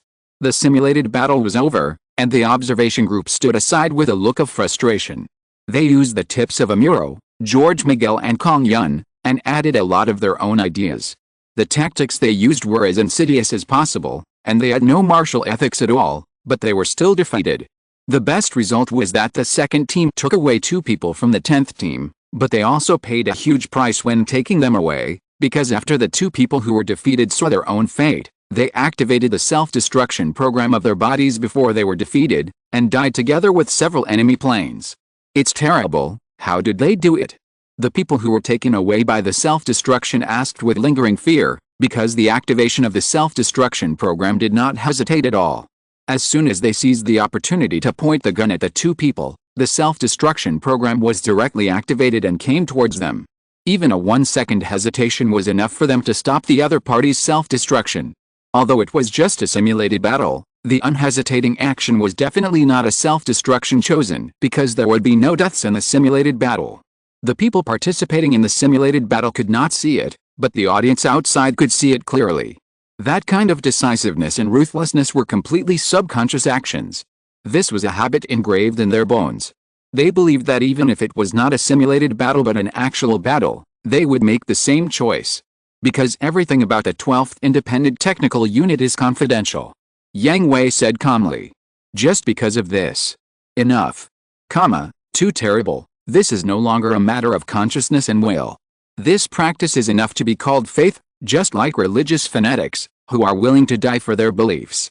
Maybe, at this time, they understood the real reason why the 12th Independent Technical Unit is so powerful. It is not the excellent military quality, not the powerful misdriving technology, not the comprehensive knowledge reserve, not the tacit team cooperation, but this terrible belief. This also made more people retreat. They did not think they had enough willpower to bear this belief. The 4 members of the White Wild Dog team, who cared the most about the 12th Independent Technical Unit and were most interested in joining the 12th Independent Technical Unit, were silent at this time. They were not afraid, but worried. They were afraid that they wanted to do it but could not do it. After all, faith was something that not everyone could have. Colonel Yang Hui, what is the content of the next training? Putting the question of faith aside, Pierce P. Rail asked Yang Hui. He didn't know whether he could do it or not, but time was limited and should not be wasted on entanglement and fear. First, watch my people conduct tactical training, and then you will be separated and they will take you to experience our team tactical training. Understood. After explaining all this, Yang Hui left. It was enough to leave the observation group to Amuro and the others. He didn't need to keep an eye on it. He planned to go to the command center to see how other people were doing in class. Yang Hui looked at the people in the class who seemed calm on the surface but were panicking in their hearts, and his mouth twitched. Travis Kakuland, Aslan, South Banninger and other captains and vice captains were all fine. After all, they had led others and had been with Yang Hui for quite some time. They could just follow his example and keep the situation under control. But the others were not. They mechanically copied the attitude of their teachers in class and recited the text stiffly, not caring whether the students could understand it or not. They would not answer questions because they did not know how to answer them. Especially the people in the ninth team, they had the least experience, the most superficial knowledge and the most rigid expressions. Yet, there is still a lot to learn. Yang Hui laughed and shook his head. Yang Hui did not intervene. This was also a kind of training for them. After all, this group of people could not always be soldiers under him. These people would be the backbone of Promise Fortress in the future and would lead their own teams. Instead of panicking at that time, it would be better to hone them now. 2 days later, the Luna arrived at the Australian theater headquarters on time. A huge warship that covered the sky and the sun descended from the sky. Everyone looked up at the sky with their mouths wide open, watching the giant beast of the sky slowly fall. The Luna arrived, and Yang Hui and his team naturally had to set off. In the events of the past 2 days, whether it was the observation group, ordinary federal soldiers, or the members of the 12th Independent Technical Unit who were responsible for teaching others, they all grew a lot. Especially the members of the observation group, they were originally elites who were selected.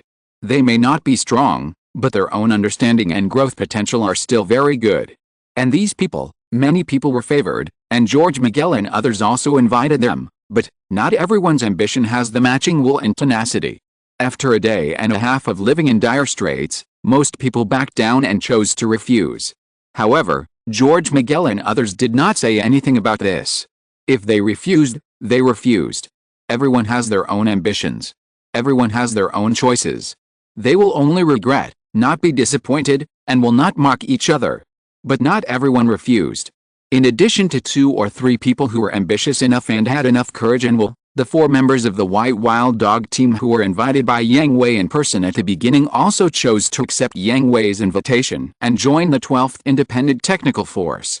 Colonel Yang Hui, I have received the transfer order. Stanley Hawkins reported to Yang Hui in the headquarters. After Yang Hui and Stanley Hawkins had a good talk, he sent a telegram to Rebel. After a simple procedure and communication, Stanley Hawkins' transfer order arrived almost at the same time as the Luna. Are you going with us or going on your own? Yang Hui asked. I will not go with your unit. After the new commander arrives, I will go to the North American theater. Stanley Hawkins still wanted to stand his last shift. He was the commander-in-chief. Unlike the 12th Independent Technical Force and the people below, he had to wait for the successor to arrive and hand over the work in his hands to the new commander-in-chief before he could leave the Australian theater. Okay. Then I wish you all a successful start. We will prepare the stage for you to debut. The two saluted each other, and then Yang Hui left, returned to Luna 2, and then headed for the North American War Zone. In the North American War Zone, the White Fortress stopped above the ruins of a base. Brad looked down through the glass of the bridge, looking at the broken walls and the sea of fire, and couldn't help shaking his head. Why don't they surrender? Obviously, surrender can avoid casualties. Of course, this is not pity, nor sympathy, but just a momentary sigh. Brad's sigh has never been about the sacrifice of a certain person, the demise of a certain unit, or the destruction of a certain base. What he sighed about was just this fucking war. In fact, they are the same as us, and we will not surrender either. The person standing behind Brad was called Malbazhao, the helmsman of the White Fortress. Then why did you join the war? Why did you join this unit? Brad asked. Mile Yashu, from the famous wealthy Yashu family of the Earth Federation, owns a huge consortium. Her father, Hugh Yashu, is a member of the Federation Parliament.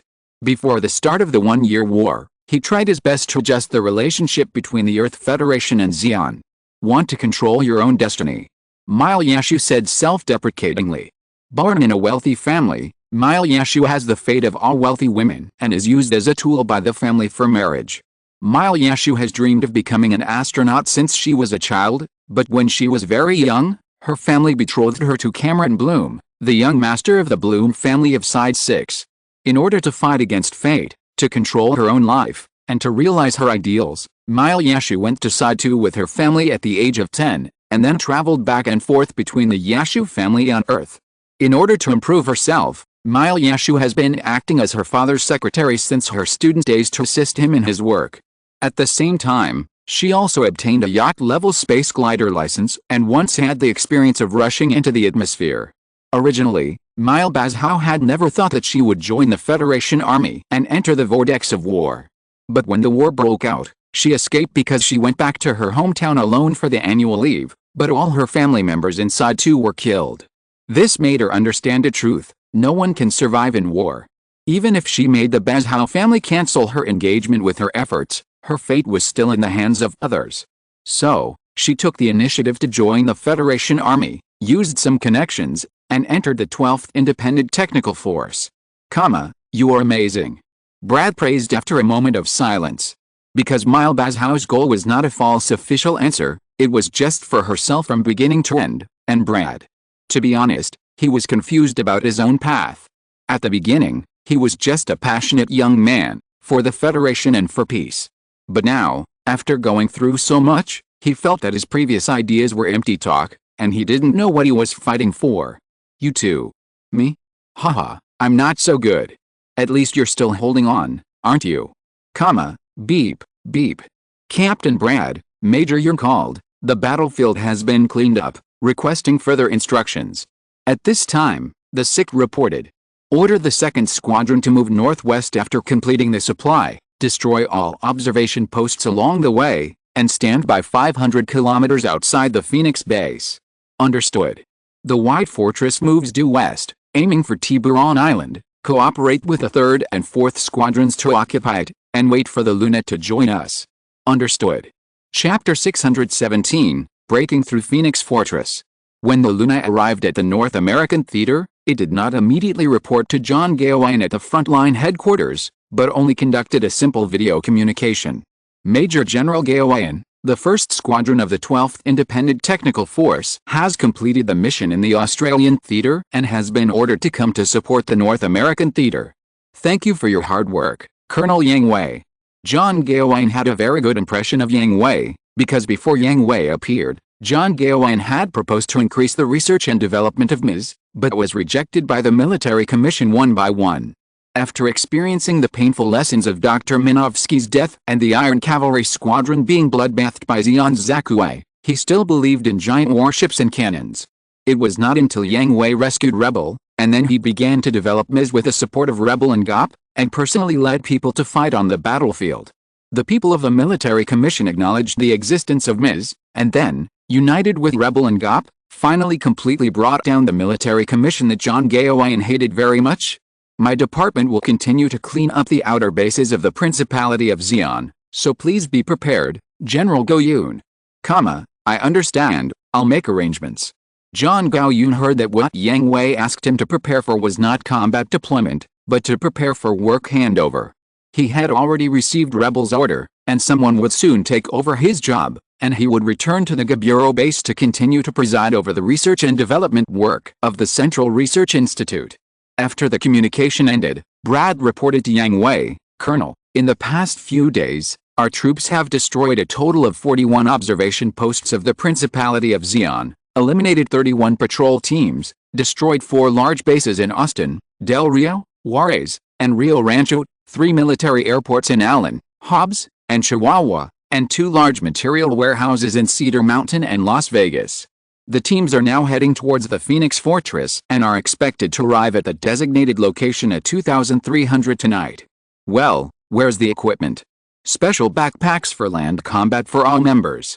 Order: the 1st, 5th, 6th, 9th, and 10th teams are all equipped with special backpacks for air combat. The Luna and the White Fortress will set off immediately to capture the Phoenix Fortress tonight. Understood.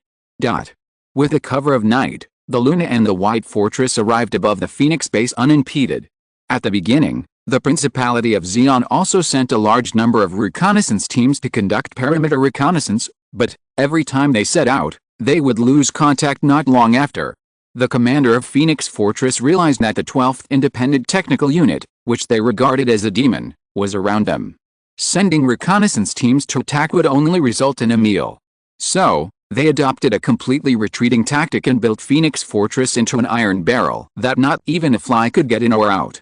But because of this, they did not notice that 2 Kirin-class battleships were hovering above their heads. Notify the ground forces. Russ will bombard and penetrate the 2 sides of the fortress. Understood. Ruskcell on the ground received the order, and the corners of his mouth curled up dangerously. The backpack of Unit 4 opened, and several brackets were extended and deeply inserted into the ground to fix the body. The super mega cannon was raised and the muzzle was aimed at the brightly lit Phoenix Fortress. Minovsky particles are transmitted, the output power is maximum, and the super mega cannon begins to charge. At this time, the Dark Number 4 unit was flowing with bright light, flowing along the pipeline into the super mega cannon in its hand. The light from the muzzle became more and more dazzling, and the energy contained became more and more terrifying. Buzz buzz buzz buzz. The movement was like a morning star, and the majestic energy that was enough to destroy the world gathered. Phoenix Fortress would definitely find it, but when the alarm sounded, it was too late. Charge 80%, 90%, 100%, charging completed, super mega cannon, fire. In an instant, time seemed to stop, and all sounds disappeared. Only the pink spiral torrent hit the solid armor of Phoenix Fortress at lightning speed, burning it red, and the friction between energy and steel made a harsh sizzling sound, and soon, boom, the spiral torrent broke through the obstruction of the super alloy armor and completely penetrated Phoenix Fortress from front to back. It's not over yet, HAA. Boom boom boom. Countless missiles fell from the sky and landed directly on the periphery of the fortress. The firepower points and searchlights on the armored walls were all engulfed by explosions and flames. At the same time, snipers from the ground forces fired one after another, and beams of light passed through the gaps in the steel walls and sank into the walls, and then, boom boom boom. Countless explosions broke out from the walls, and steel debris flew everywhere. All heavy firepower points on the periphery have been cleared, and the assault troops are moving forward. Understood. Airstrikes and precise sniping eliminated all threats on the periphery. The assault personnel were like tigers out of their cages, with their eyes lit up in the dark jungle, dragging their long tails forward, and pouring into the Phoenix Fortress through the huge gap opened by the super mega cannon. In the sky, several dazzling and thick beams of light fell, all landing in the center of the fortress. The heavy armor was instantly blasted open with a hideous hole, penetrating from the top to the ground, melting the earth into magma. Attack! Attack quickly! Eliminate the enemies in the sky. In the headquarters that melted together, there was a very lucky survivor who was not melted immediately. He was mixed with a steel solution.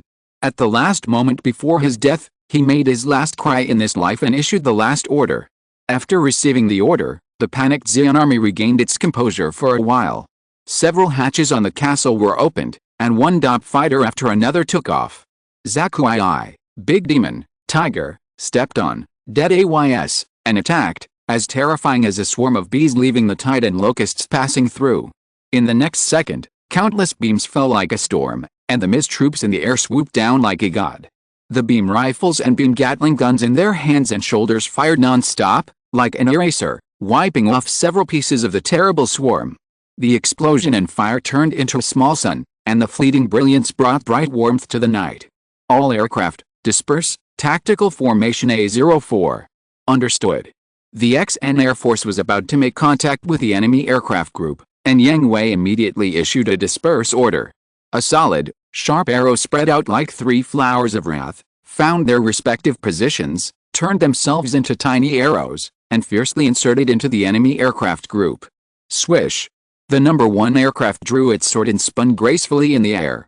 The 2 approaching, big demons, were immediately separated smoothly from the waist. After cutting off the 2 big demons, Yang Hui certainly did not forget the DIYS under their feet. He quickly killed them with 2 shots, kicked out with his legs, and the 2 pieces of the big demon's body collided with the surrounding DOP fighters before exploding, causing a violent explosion, swallowing all the surrounding DOP fighters. The number 1 aircraft did not stay in its original position, dragging a long tail flame to draw a beautiful and elegant picture in the sky. Of course, a static scroll is not enough. We need to add dynamic special effects, such as boom boom boom boom, explosions, fireworks, and death. In less than 15 minutes, the Zeon troops in Phoenix Fortress were defeated and fled in all directions. The 12th Independent Technical Unit did not kill them all. They only chased them for 10 kilometers each and returned to the ruined Phoenix Fortress to start cleaning up the battlefield. Notify the regular troops behind to send someone to take over Phoenix Fortress. Yang Hui ordered. Oh, Colonel, it's like this, do we still need to take it over? Amuro looked at the ruined fortress in front of him, and there were small explosions from time to time, with an embarrassed expression. Repair it, Patch it up, and it can still be used for 3 years. Yang Hui resolved the embarrassment expressionlessly. Oh, Colonel, why don't we just push it away? Ammunition is free. Yang Hui asked a soul-searching question. It looks like it will cost more to repair it. Amuro complained. Do we have to pay for the repair? No, of course the Federal Army will pay for it. Amuro answered as a matter of course. What does that have to do with us? Oh, well, this is very Yang Hui. Clear an area, let the Luna and the White Fortress land, as our temporary base. Aren't we going to continue to advance? Amuro asked in confusion. We have to leave some soup for the friendly troops. Yang Hui rubbed Amuro's head and twat him earnestly. Since returning to Earth, let's see how much credit the 12th Independent Technical Force has won, right? The first team airdropped from space to the east of Australia, destroyed the HLV launch site, Moon Ladder, eliminated the Bear Demon Spirit troops, prevented their conspiracy, and assisted the Federal Army in the Australian theater to completely end the war in the Australian theater. The second team was not so amazing, but the results they achieved were already fruitful enough. Now the two teams have joined together to take down the largest military fortress in the western part of the North American theater, the biggest obstacle in front of the California base. If the war continues, the credit for the entire North American theater will be taken by the 12th Independent Technical Unit, and the others will not even get a sip of soup. It is not the lack of credit that is worrying, but the inequality. In dealing with people, we must always let the friendly forces also make contributions. Otherwise, the more they admire and respect the 12th Independent Technical Unit now, the more they will exclude it in the future. Chapter 618. In this battle, we play a supporting role. Although John Go-yoon's strategic command ability was not very good, he was a senior general after all, and it was impossible that he did not have even basic strategic vision. When he knew that the 12th Independent Technical Force was going to attack Phoenix Fortress, he ordered the regular troops to go north to recover the lost territory and be ready to support the 12th Independent Technical Force at any time. Not long after the Battle of Phoenix Fortress ended, the regular troops arrived at the ruins of Phoenix Fortress. Is it still necessary to take over? The regular troops responsible for taking over Phoenix Fortress saw the miserable state of Phoenix Fortress and asked the same question as Amuro. It will take another 3 years to repair it. Yang Hui patted the commander on the shoulder and turned away. Everyone stared with dead fish eyes, watching Yang Hui lead people away at an increasingly faster speed, holding their breath in their hearts, wanting to vent but not daring to. It was not until the 12th Independent Technical Unit had completely left that they exploded. What the hell? It's already rotten like this, is there still a need to take it over? It won't cost much more to tear it down and rebuild it, right? Is it so brutal? The left side looks like it was chopped off by a machete and it's all flattened. The people who went in to investigate are back. There are no survivors, no prisoners, and very few bodies. How come there are so few bodies? There's a skylight on the top of the head, which is a sign of melting.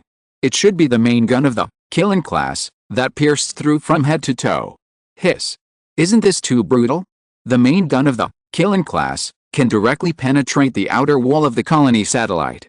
And two ships fired at the same time. Tisk tisk tisk, although they are enemies, I mourn for them. Well, I feel sorry for them for 3 seconds. This situation was naturally reported to John Go-yoon. When he heard the news and saw the photos and video records sent back, the corners of his mouth and eyes twitched. There's only more brutality, not the most brutal. However, John Go-yoon did not blame Yang Hui. This fortress was originally dispensable. If it was well preserved, it could be repaired and used. If it could not be repaired, it would not matter if it was abandoned. Anyway, the war was over, and the North American theater did not need so many military fortresses. As a tourist attraction in peacetime, one was enough. What are your next tasks? John Go-yoon asked Yang Hui. Stand by in the rear. Stand by?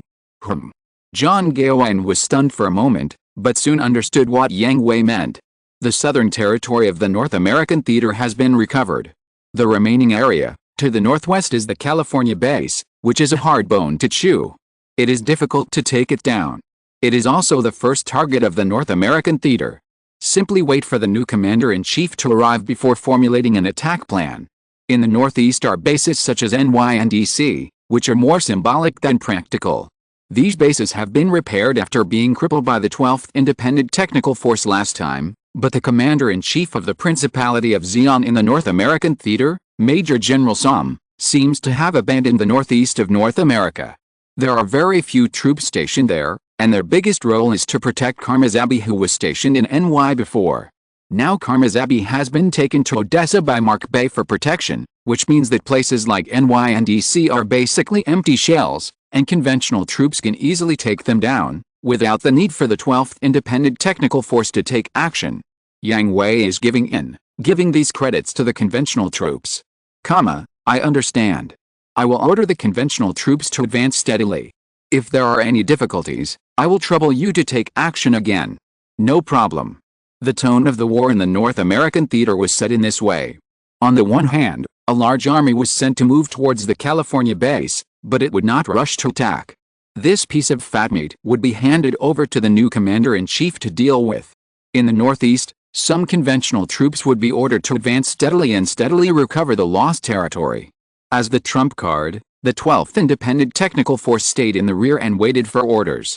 When there were difficulties, they would go up to reduce the casualties of friendly forces. When there were no difficulties, they would rest in the rear and wait for Stanley Hawkins to take over John Go-yoon's work, and then launch a general attack on the California base. Really not participating. After the movement, Baki Lulu asked Yang Hui, "We have to leave some soup for others." "Well, but what I know is that although the northeastern direction is an empty shell, it does not mean that it can be easily taken. Som has not completely given up the northeastern region. Although there is no large army stationed there, he has placed several elite teams in that area to carry out guerrilla warfare. Are you worried that the regular troops will suffer too many casualties? Just to avoid unnecessary losses, it's better to let them have a try, otherwise they will be taken care of like a giant baby by us." I understand. No matter how powerful the 12th Independent Technical Force is, it is just a unit, a speck of dust in the vortex of the entire war. It is unrealistic to rely on the 12th Independent Technical Force to win the war alone. The main force of the real war has never been a few ace or elite troops, but a regular large force. It does not require them to be very powerful, but at least they must have basic combat capabilities and maintain the stability of the front line on the front battlefield. Just like this time, let them have a try with the guerrilla warfare carried out by the elite team of the Principality of Xi'an. They may also encounter attacks by elite troops and ace on the front battlefield. Even if they are stationed at the base on weekdays, they may encounter attacks by elite teams. They will always face this situation. Therefore, Yang Hui let them face it on their own. Losses and the like were none of his business. Besides, there would be casualties in war. How was an iron army forged? It was forged in the interweaving of blood and tears. 2 days later, the shuttle that Stanley Hawkins was riding landed and handed over his work to John Go-yoon. "I can see that you have been very idle these days." Stanley Hawkins came to the garrison of the 12th Independent Technical Unit and saw Yang Hui lying leisurely on a lounge chair basking in the sun. Others were training and working, but they were full of endless energy. The whole garrison was filled with an impetuous atmosphere. "Everything has been handed over to us, what else do you want to do? Okay, now you should move. Let's go." The arrival of Stanley Hawkins meant that the war in the North American theater should come to an end. Yang Hui ended his leisurely sunbathing time and went to the headquarters with Stanley Hawkins to formulate a battle plan with the staff. "My idea is this. Although Stanley Hawkins had just arrived at the North American theater today and had just taken over the command of the North American theater from John Go-yoon, it did not mean that he had not done any homework before coming. He had learned about the general situation of the North American theater on the shuttle, and also had his own ideas about the combat plans of the North American theater and the California base. After listening to Stanley Hawkins's ideas, everyone began to simulate the combat plan in their minds. The staff officers all sighed that the new commander-in-chief, who was ordered by Ray Bill himself, could come up with a good combat plan just after taking office. They found it difficult to put forward effective opinions. But Yang Hui found some areas that could be optimized. "My troops are also divided into 3 routes: Navy, land and air." Stanley Hawkins thought of Yang Hui's idea. "That's right." While saying his thoughts, he zoomed in on the California base on the battle map and circled the coastal ports and submarine bases. California base is the largest base of the Principality of Xi'an on Earth. It is also the headquarters of the Principality of Zeon's strongest force on Earth, the submarine force. You can imagine the power in the water. And Sam has arranged the defense circle of Calforia base very perfectly, and there are no loopholes that can be exploited, so we can only attack by force. So you want to say that you will be the vanguard this time? Yes. Yang Hui nodded. But won't it be too dispersed?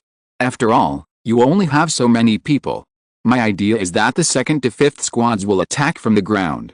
Whether it is Russ's super mega cannon or Georgia's super electromagnetic cannon, they can carry out long-range fire strikes, eliminate part of the enemy forces in advance, and tear a hole in the enemy's defense circle.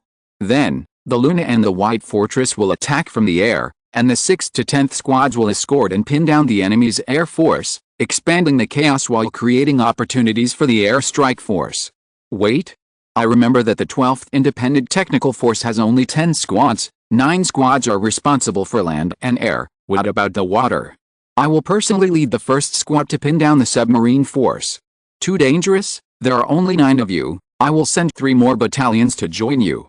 No, the 1st squad will tear a hole in the submarine force's underwater defense line, and the conventional underwater forces will break through the defense line and land when they find an opportunity. Don't worry about us. At least let the submarines. No need. Yang Hui interrupted Stanley Hawkins and refuted seriously, the Federation's submarines are no threat to Zeon's submarine forces, and they will even hinder us, so after all the MIS forces in the water have attacked, let the submarines retreat immediately. How sure are you? Stanley Hawkins asked. 100%. Leave it to you. Stanley Hawkins saw full confidence in Yang Hui's eyes, as well as absolute trust in his subordinates. It was not an arrogant statement for the purpose of completing the task. Leave it to us. After confirming his mission, Yang Hui turned around and left the command center, under the respectful eyes of everyone. The ace is the treasure of each unit, and they will be used with caution. The 12th Independent Technical Unit is the treasure of the entire Federation Army. While expecting them to come up with more miracles, they are also worried that they will suffer heavy losses. In this battle, the ace unit, which was supposed to be the core force, took on the responsibility of feinting and bait, and took the initiative to give up the position of the protagonist, risking their lives to open the way forward for the regular troops. Chapter 619, California Base Invasion. This is the battle plan. Dismissed. Understood. XN returning to the base, Yang Hui immediately summoned the 2 captains and the captains of each team to arrange their respective tasks. They were all veterans who had experienced many battles. What kind of dangerous battles had they not experienced with Yang Hui? This mission was as dangerous as before, but so what? They had long been accustomed to it. They used to raise their own doubts about Yang Hui's orders, but now, they only needed to obey and execute. They dispersed and prepared. After the equipment was replaced, the 3 troops dispersed. Yang Hui led the first team to the coast and looked at the blue sea. Preliminary estimates show that the combat power difference is 130. Are you afraid? Yang Hui asked jokingly before entering the water. Colonel, in which mission did we have a combat power difference less than this number? Fort Rumphillo replied with a smile. There is no reef space domain. Amuro complained straightforwardly. Fort Rumphillo was speechless. The mission of reef space was definitely the most dangerous mission he had ever carried out since joining the 12th Independent Technical Force, but the difference in combat power was indeed the smallest one. It was even the only time that they had more people than the enemy. Okay, it's time to set off. Understood. X-89 Gundam Astrays equipped with special underwater equipment jumped into the water together. The arc armor on both sides folded and closed in front, and the thrusters behind them rotated at high speed, dragging long bubbles, and moved at high speed towards the direction of the Zeon underwater front. Beep, beep, beep. The detection system has responded, and the Principality of Zeon's MIS troops have been found. Database comparison. Turtle Tyrant, War Crab, Magic Crab, Double-Faced Magic Crab, 32, Yukon Class, 6, Magic Shark Class. Unknown Target, Heat Source Comparison. It should be MA, Quantity 12. All machines, Tactical Formation S10, attack the enemy's defense line from the side, kill through, don't fall behind. Understood. X8 Tactical Formation S10, with Yang Hui as the arrowhead, and the others followed behind in a straight line, piercing the enemy's line like an arrow piercing the clouds. Beep, beep. They discovered the army of the Principality of Zeon, and the Principality of Zeon naturally discovered them. The dense torpedoes rushed towards them like an airtight wall. Buzz buzz buzz. Boom boom boom boom. The barrage was too dense, without any gaps.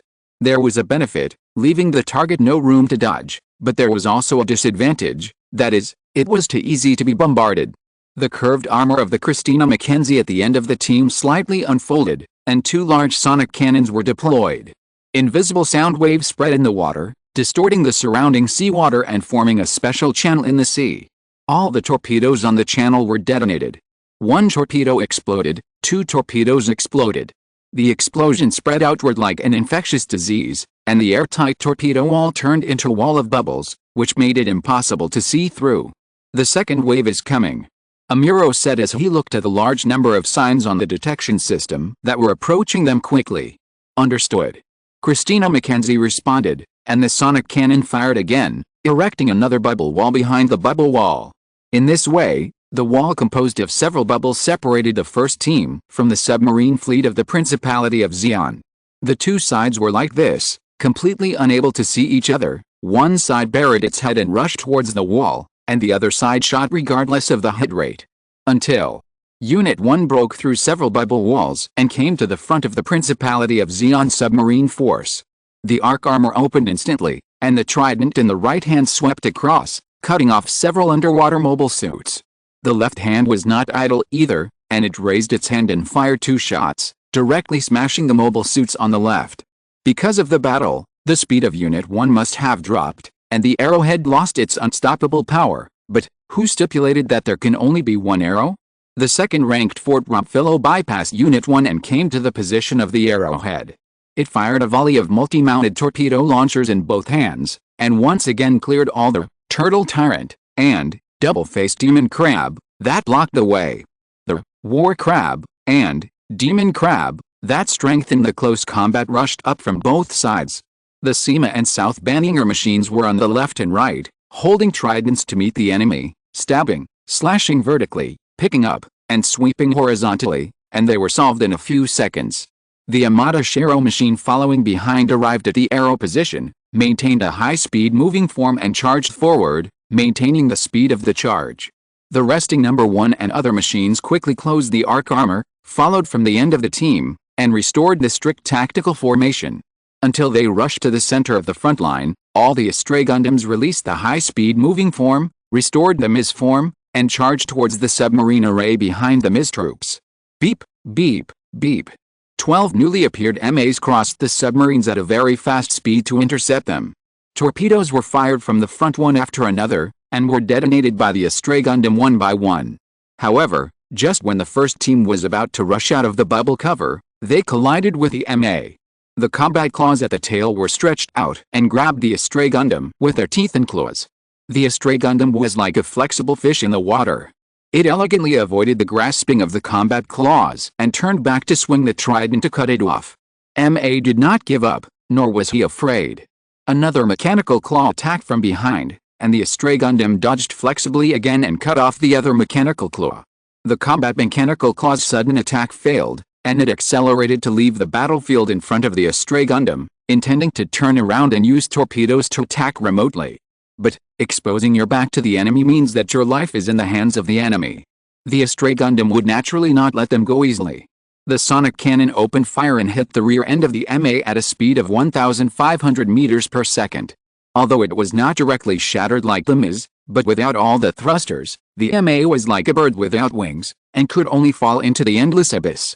Less than a minute after the MA entangled with the first team, the lagging MIS troops surrounded them again, becoming a new obstacle, blocking the first team and the submarine array.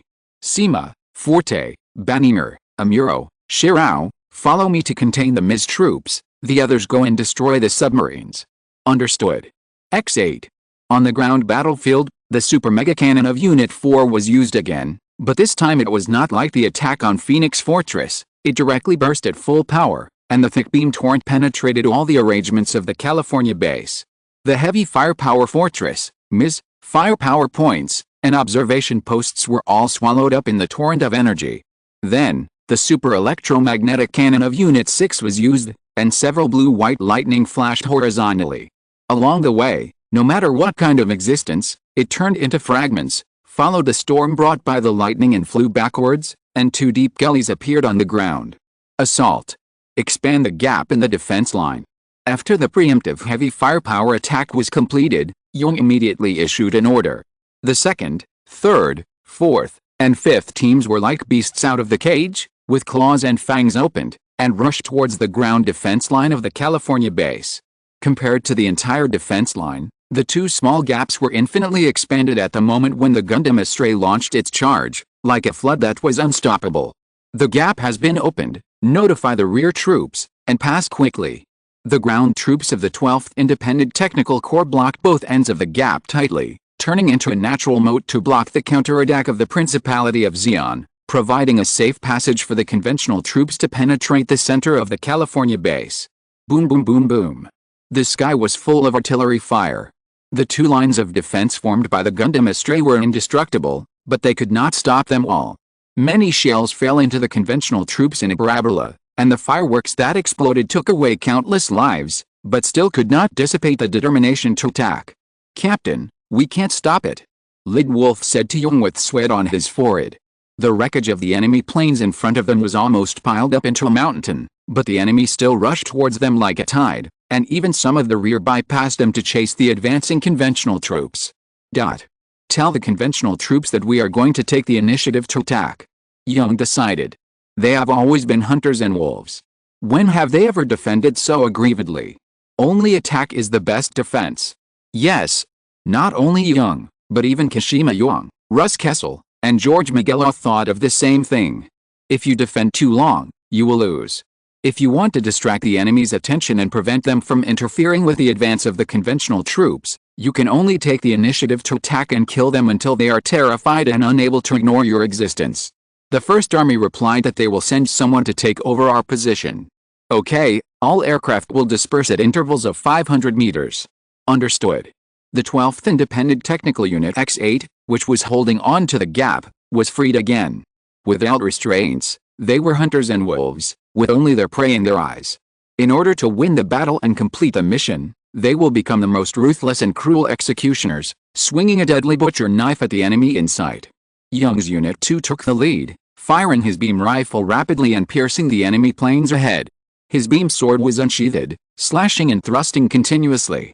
The team members behind him fanned out, advancing at the same speed, fighting bravely and not forgetting to cover the nearest teammates.